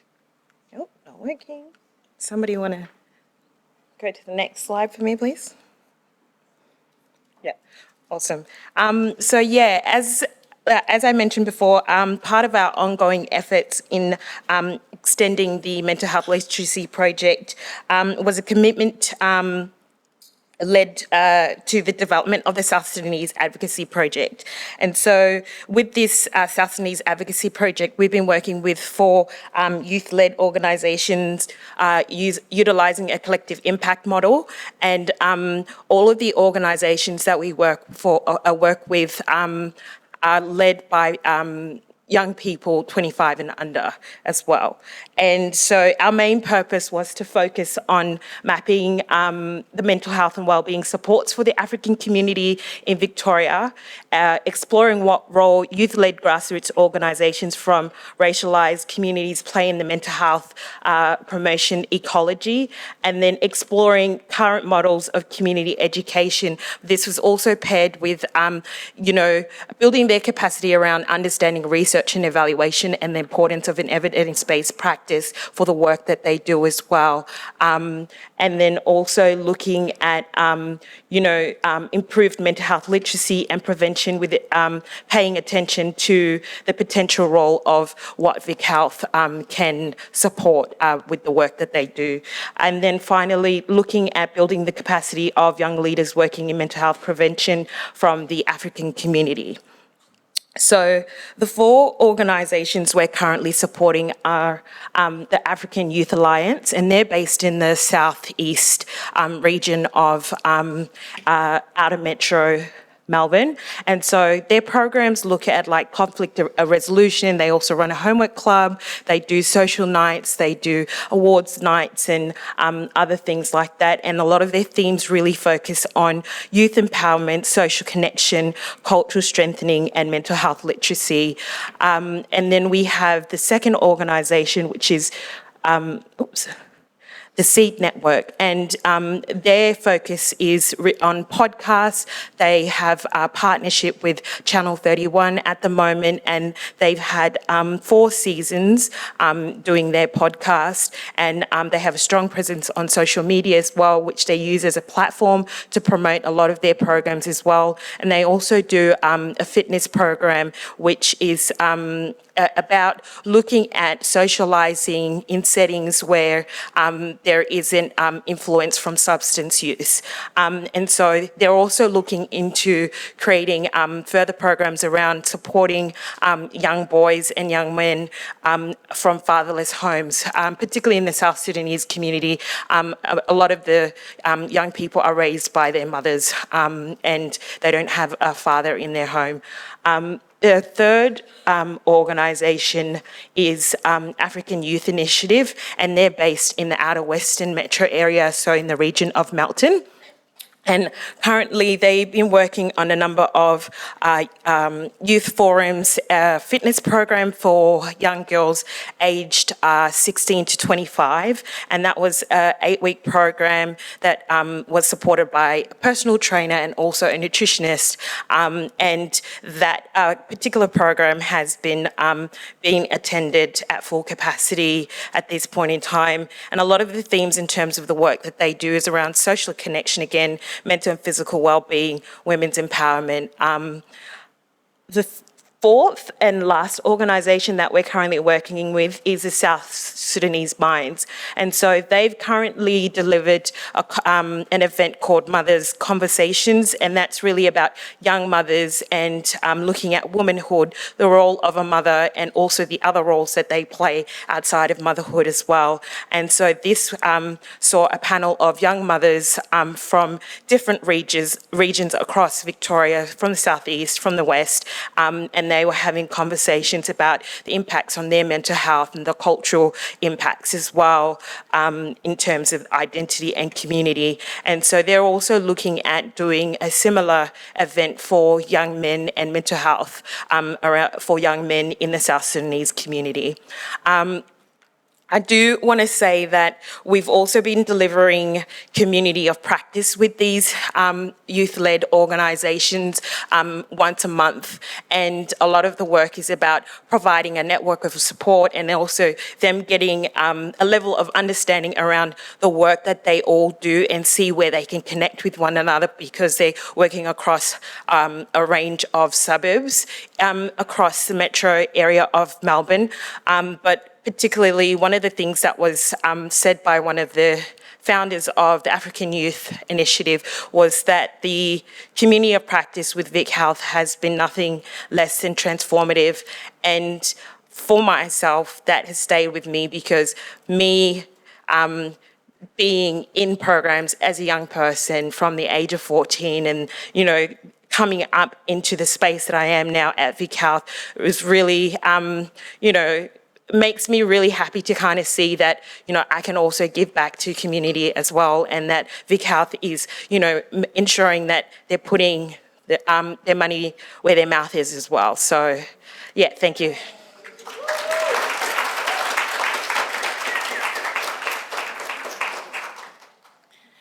So powerful and also so informative. Thank you so much. Next up, we have Lucy and Aaron. Lucy has been working in the youth sector for over 15 years, with much of the focus being on youth alcohol and other drug support. Her experience ranges from direct service delivery to program development, health promotion and leadership. Lucy has recently joined YACVIC, yay, as their policy and advocacy manager, and is passionate about ethical and evidence-based practice. Aaron is the information officer in the evidence team at the Alcohol and Drug Foundation, or ADF. Aaron is an experienced community service professional with a background working across a variety of community and legal settings, including policy work in adult youth justice. At the ADF, he is responsible for writing and developing content relating to alcohol and other drugs, targeting a wide range of audiences, including community, alcohol and other drug workers and health professionals, and the development of toolkits to support ADF's local drug action teams. Aaron's formal qualifications include a Bachelor of Legal Studies with honours from La Trobe University. Round of applause, please.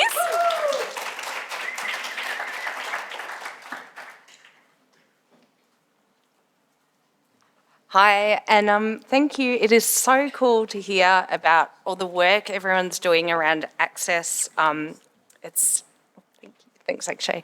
It's really, really inspiring, and I feel quite invigorated by today, so thank you. So as Finn said, I kind of have two hats on. I'm at YACVIC now, but I was previously at the Alcohol and Drug Foundation, the ADF.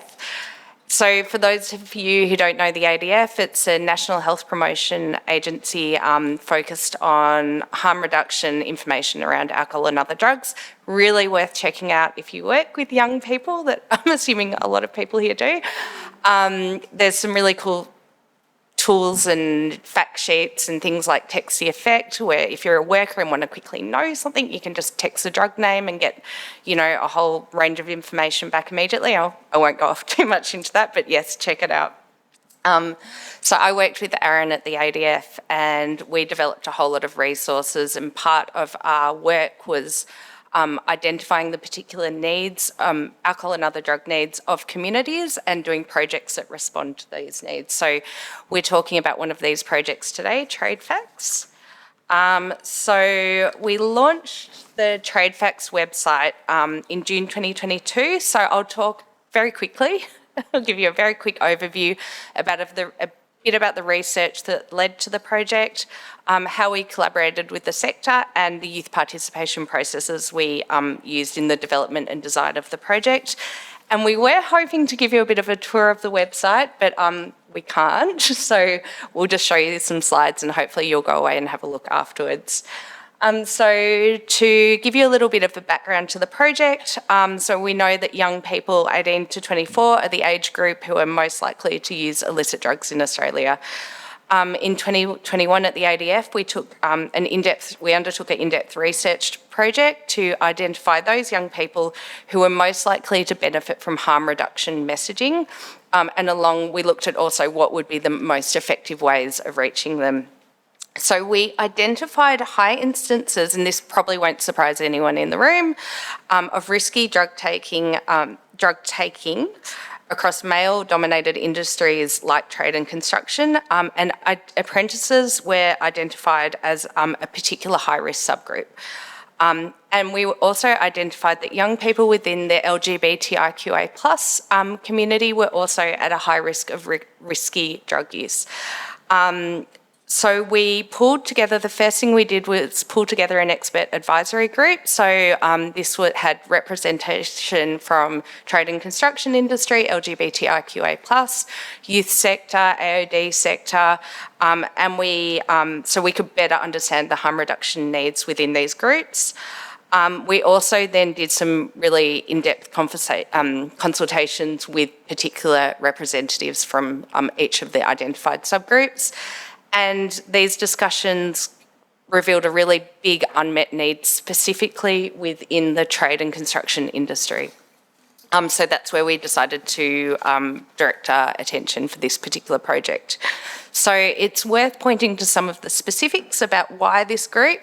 So as a group, they engage in high AOD, alcohol and other drug use, AOD use, experience mental health issues without accessing support, and lack a lot of information to access support.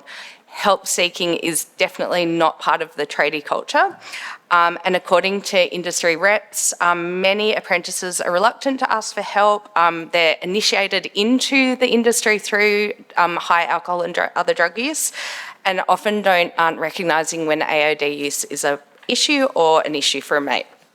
So what did we set out to achieve? We wanted to give young apprentices some tools to deal with the high pressure and heavy AOD use environment they were stepping into, raise awareness of available support services, destigmatise help-seeking behaviours, have the tools to recognise when AOD use might be becoming an issue, and also to build some confidence around having conversations around AOD use. So we had some guiding principles. I feel like I'm really rushing through, but there's a bit to get through. So our guiding principles in developing the resource were we wanted to embed youth participation. This was very different to work ADF had been doing before. So there was a bit of a cultural shift, and this was our kind of first step into youth participation processes. We didn't do co-design, we didn't have the resources to do co-design, and we also wanted to demonstrate to our leaders within the organisation how valuable these type of processes were. So it was a first step. We also needed to provide real information on actual situations, so nothing cutesy, gimmicky, anything like that. We wanted to recognise non-homogeneity, and the messaging had to really be targeted to encompass the very specific environmental, social influences, pressures and interactions within that specific setting. And we recognised that digital tech was going to be kind of our best means to reach the broadest audience. So our approach, we formed a partnership with Holt, who are based in Castlemaine, and if Steve's in the room, I want to give him a shout out. I don't think he is, but he's actually working now for Live for Life, but he was working at Holt at the time, yes, and was a big part of this project. They work across metro and regional areas. They've got really well-established TAFE networks and could give us that into TAFE networks. They also gave the project a lot of credibility because it's all run by ex-tradies. We also partnered with the wonderful YACVIC, who we know are leaders in youth participation. And then we knew we had the capacity to develop a website. So we took this to young tradies and we kind of said, like, here's our blank slate. What content do you want? How would you like how would you like the messaging to look? What colours do you want? What fonts do you want? So the apprentices guided us every step of the way, and there was things that we had to throw out and bring back and move around. And so we kind of continually refined accordingly.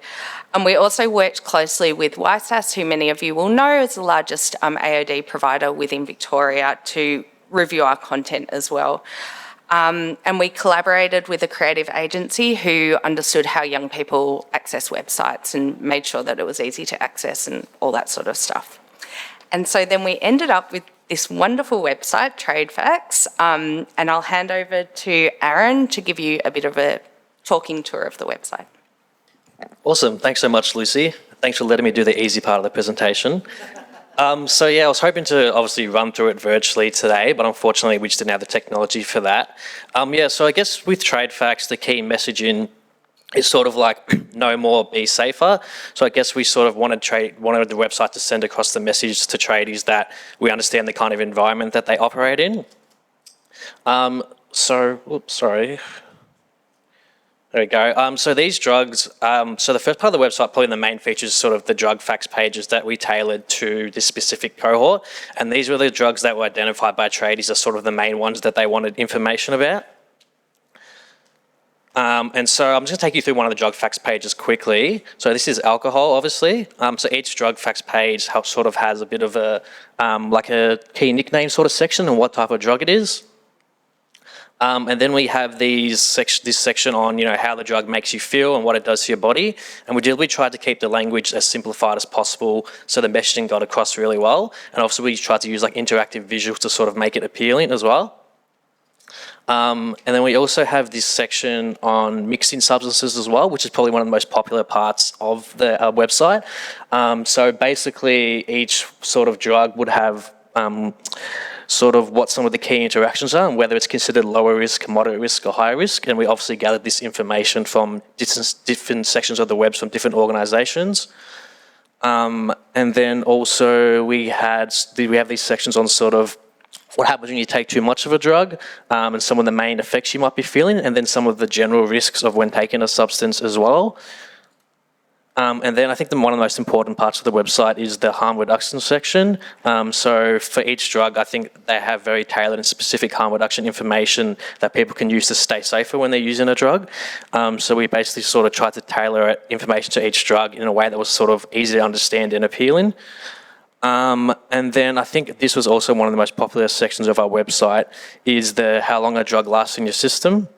I think for each drug, we have basically gathered this information on what's a rough estimation of, how long these drugs stay in your system, if you're at risk of, if you've taken a saliva test or a urine test, where they might be detected in your system.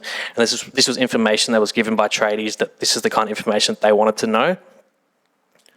And then obviously each drug has a mixing section on the facts page, but we also have a mixing calculator where you can just put in 2 drugs and essentially gives you just like a really brief rundown of what the effects of combining those 2 drugs might be.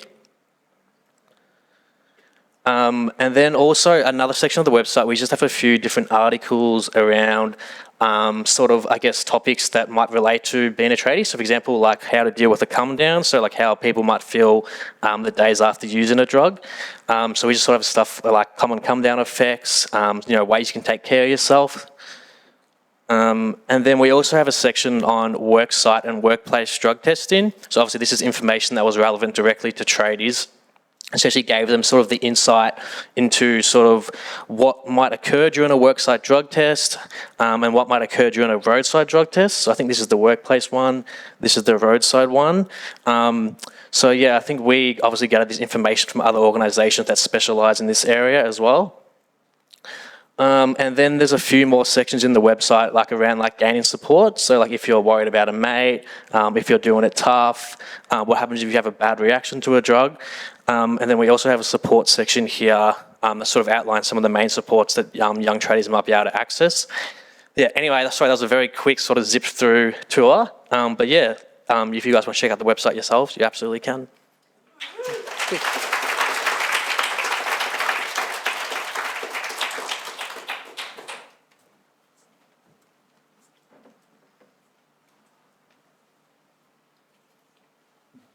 Lucy, I think you've got my sheet. My red sheet there.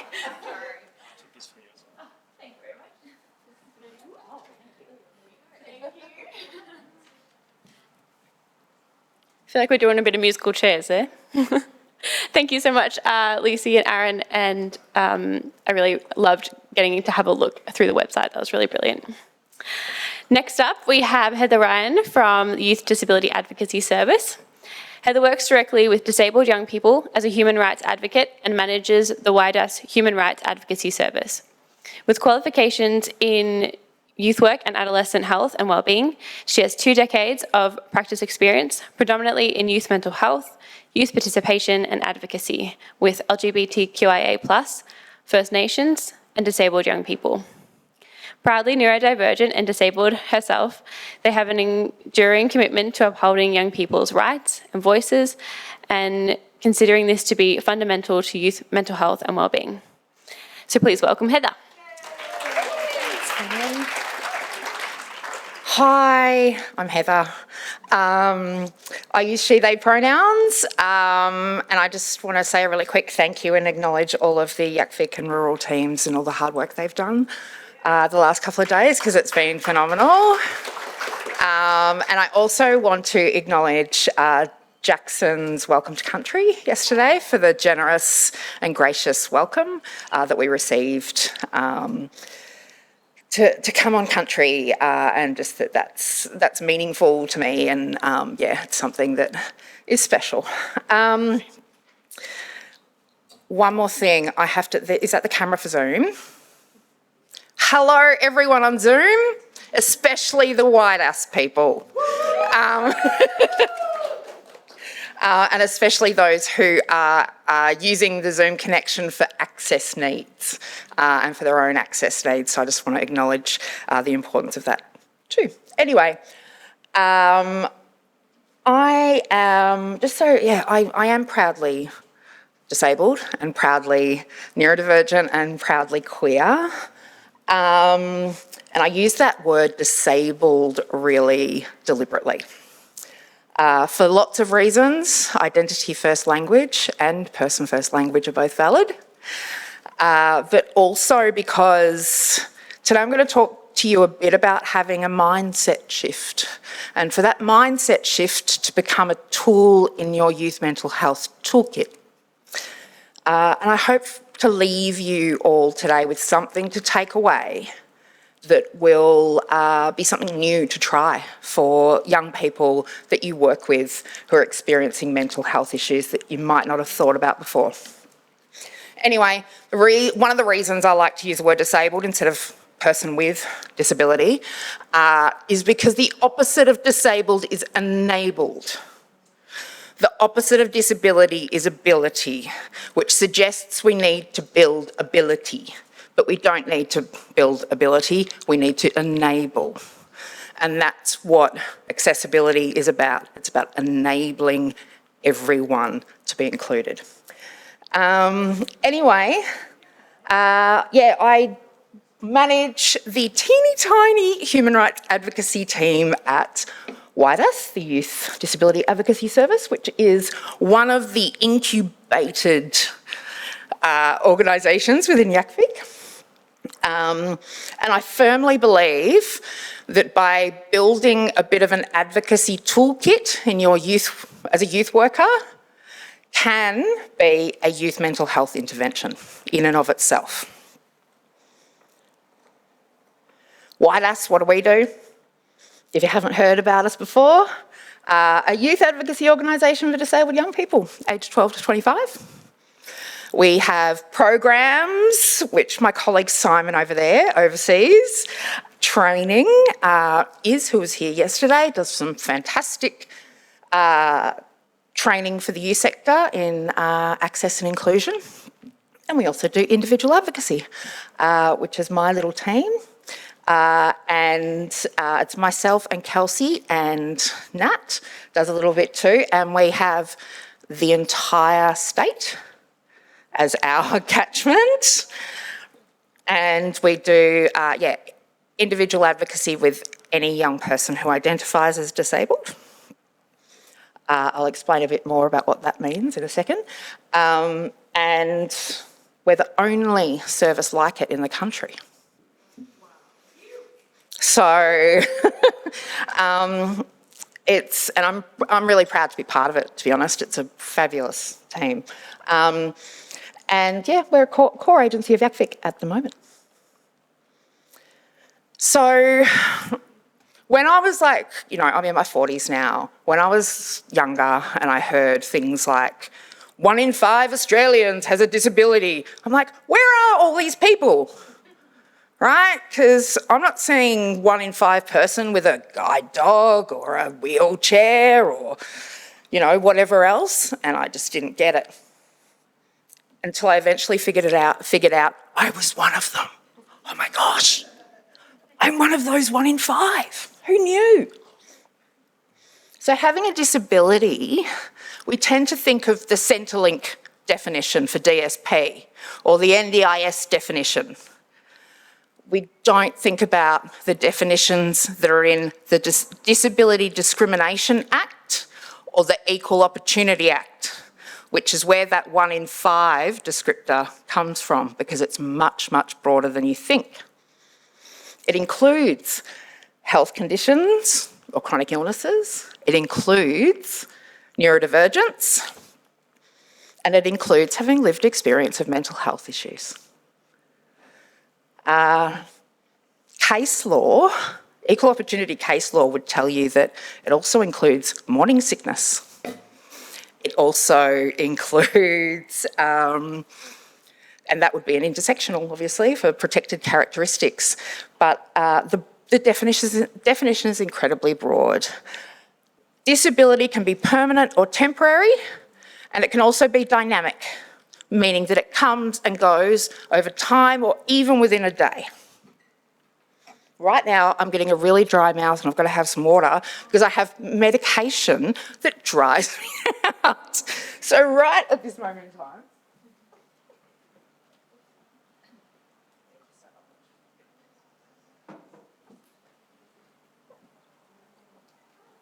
apologies. And I'm autistic and I've also got bright lights shining on me right now, which give me sensory stuff too.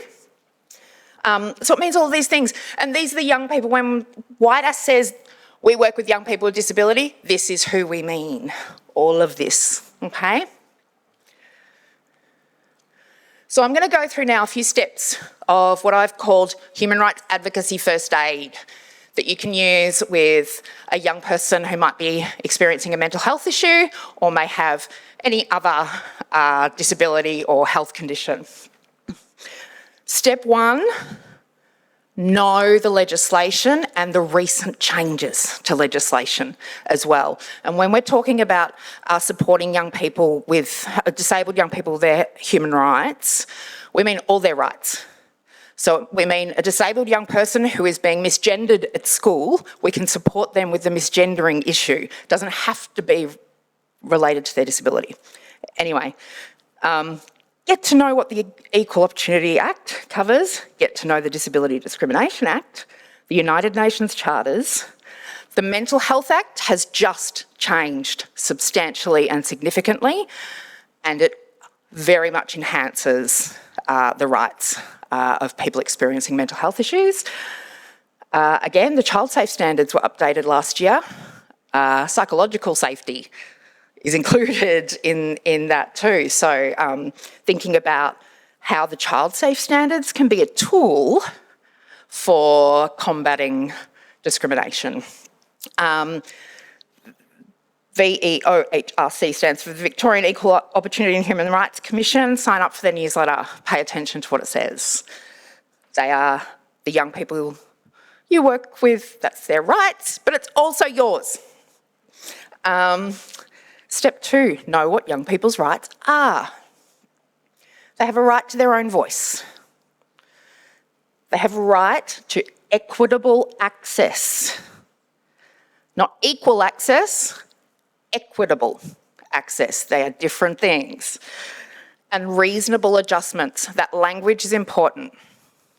Any kind of advocacy you do for a young person that you're working with, maybe in their school or something like that, use that language, reasonable adjustments.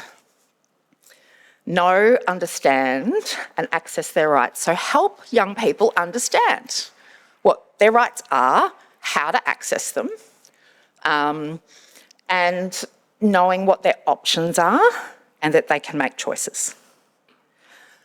And privacy, of course. Lots of young people might not feel okay with people knowing that about their disability or their mental health issue, including school. So, obviously always maintaining privacy, confidentiality and respecting that. Step 3, these are common, helpful, reasonable adjustments for young people who experience mental health conditions, but it's by far not an exhaustive list. But things like reduced study load, a modified timetable, extensions for exams and assessments, emotional regulation supports. This one's really important, right? I'm not sure. I know I'm talking to a room full of youth workers. You're going to know exactly what I'm talking about. Young people have experienced trauma, which changes their brain, have, maybe they're neurodivergent, autistic, any number of different reasons, disability-related, protected characteristic reasons, who then present with what is dubbed challenging behaviours at school, and they get suspended, right? That's not okay. That's discrimination, right? That is something, when you hear of those kind of things happening, your youth work advocacy alarm should be going off, okay? That's happening a lot in schools, and it's really, really regular and frequent, and it's not okay. But the other thing too is why don't we let young people, if they're getting upset, just go for a walk, go kick the footy. It doesn't have to be a suspension. Anyway, easy exit pass for class, so you don't have to, explain yourself. And individualised supports. Every young person's going to be different. What works as a support for one young person isn't going to work for the next one. But going through these things with young people and going, hey, did you know that you can have these things at school? Because they probably don't know, right? And help them make choices. Yeah, big one. Another thing that we see a lot, reasonable adjustments are put in place, and then teachers, schools, and I'm not bagging teachers and schools, by the way, because there's a whole other issue there in terms of resourcing. But reasonable adjustments should never, ever be used as rewards or taken away as a punishment. Again, not okay. Accessing rights. Step 4. Support the young person to understand their rights and what options are available to them in terms of what they can ask for at school as a reasonable adjustment. Back up the requests with policies and supporting evidence. Get the school's own policy where it refers to this is what we do for inclusion, equity, disability, etc. Get the Department of Education's policy. But also remember that law always trumps policy. Okay, if they say, we've got a policy that says we've got to suspend this kid because they, threw a chair across the library or something, I don't know. But that gets we've got a policy, and it's yeah, but there's a law here that says if that young person had been supported in this, and this way, then that probably wouldn't have happened, and you weren't doing that. And supporting evidence, doctor's letter. Doesn't have to have a heap on it, but just this person has been diagnosed with X. advise them to keep everything in writing and keep all of their emails about the issue. Get advice and support. Our individual advocacy service at Whitehouse, we've introduced a secondary consultation service for youth workers. Give us a call. I think this young person I'm working with is experiencing discrimination. I don't know though. I think their human rights might be being affected.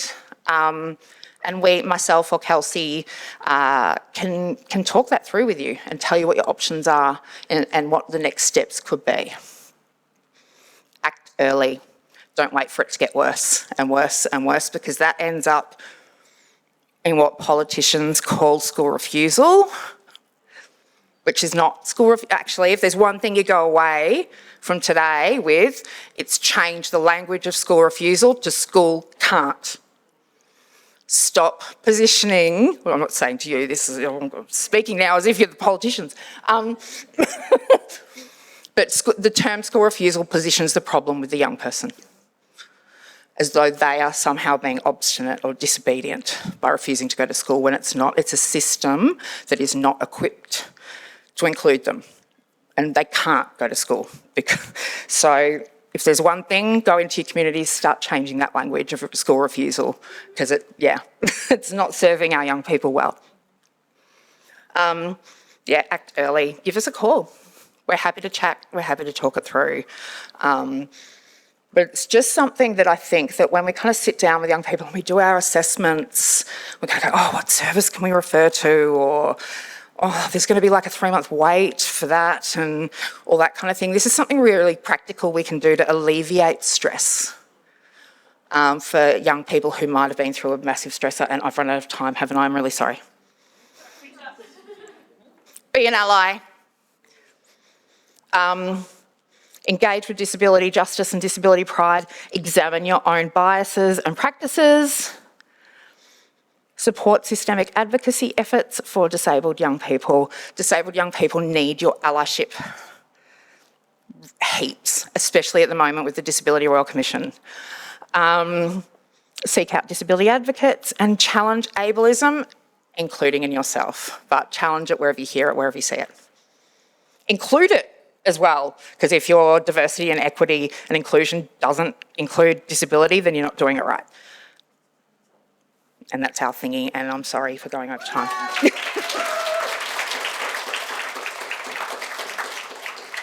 Thank you, Heather. Don't be sorry. It was really great, and I feel like I've added some tools to my youth worker belt now, so really appreciate that.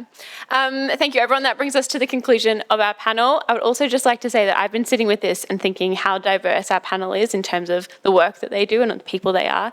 And it's just a reminder that how intersectional the work that we do is. No one young person is facing one of these barriers to access. They're potentially facing multiple of them. So, yeah, remembering that we're integrating the things that we're learning together. Give a round of applause to our wonderful panel members. And thank you all very much. Am I handing back to our MCs? Yep. All right, beautiful.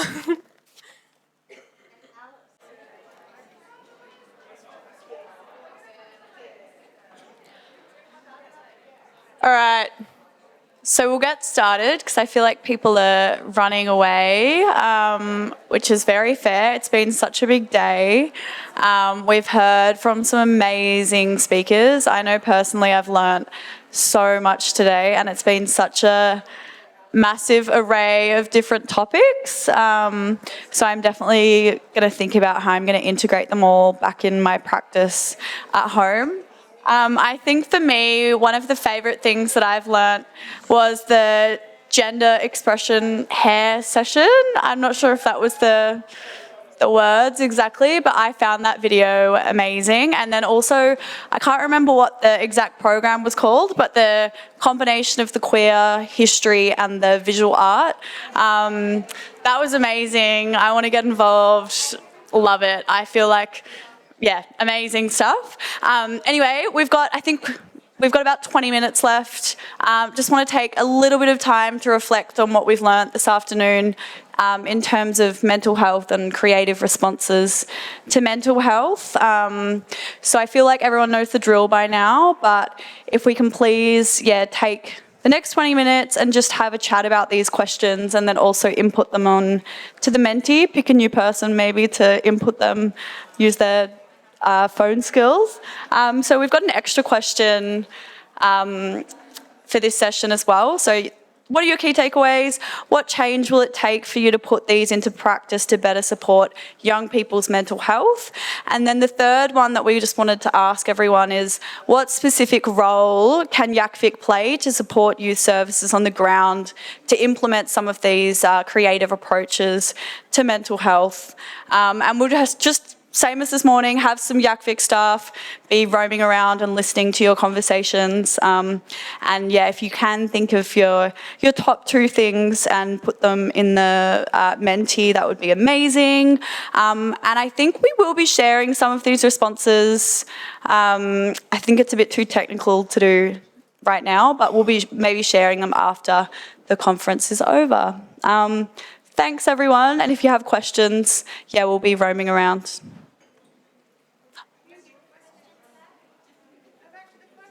Back to the questions, please. Sorry, I should have put the mentee link and the questions on the same slide. It was a really, next time.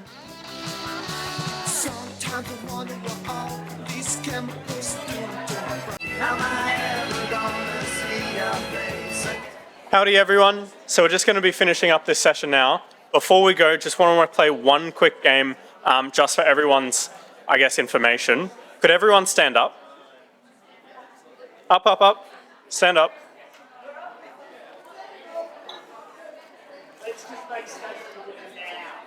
Okay.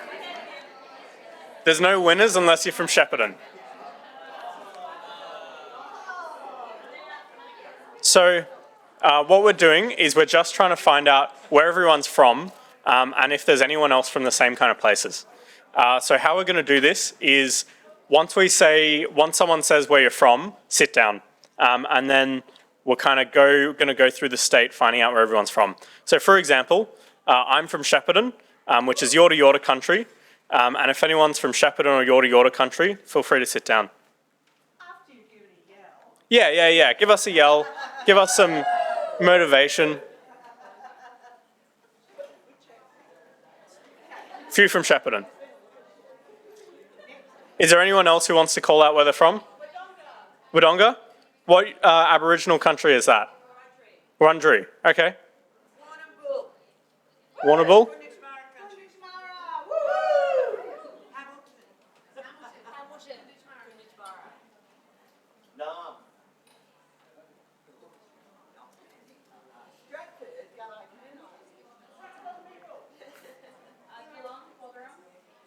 Awesome. Anyone else? Wow.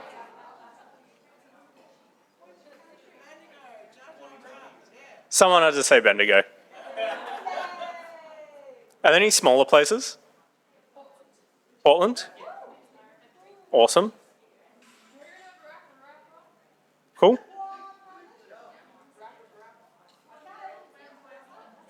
Awesome.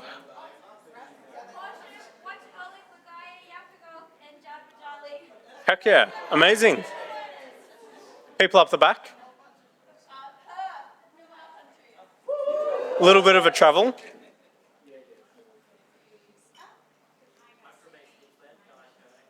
Amazing. Anyone else? Lancefield? Wurundjeri country, amazing. Cool. Awesome. Anyone on the right here? Riya? So amazing. So I feel like we've got a pretty good representation all across Victoria. And it's really amazing as, I guess, a regional rural young person to be able to see us all in one kind of area, because it is really rare to have all of regional rural Victoria represented in one setting. So thank you for today. And before we finish off, I'll just hand over to Riya.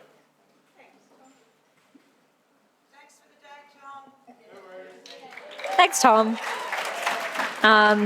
Before we wrap up today, a couple of announcements. So dinner again is happening at 6:30 p.m. Please join us. If you put your hands up in the morning and if you'd like to come along, the details are on the whiteboard down the back there, so take a look before you leave.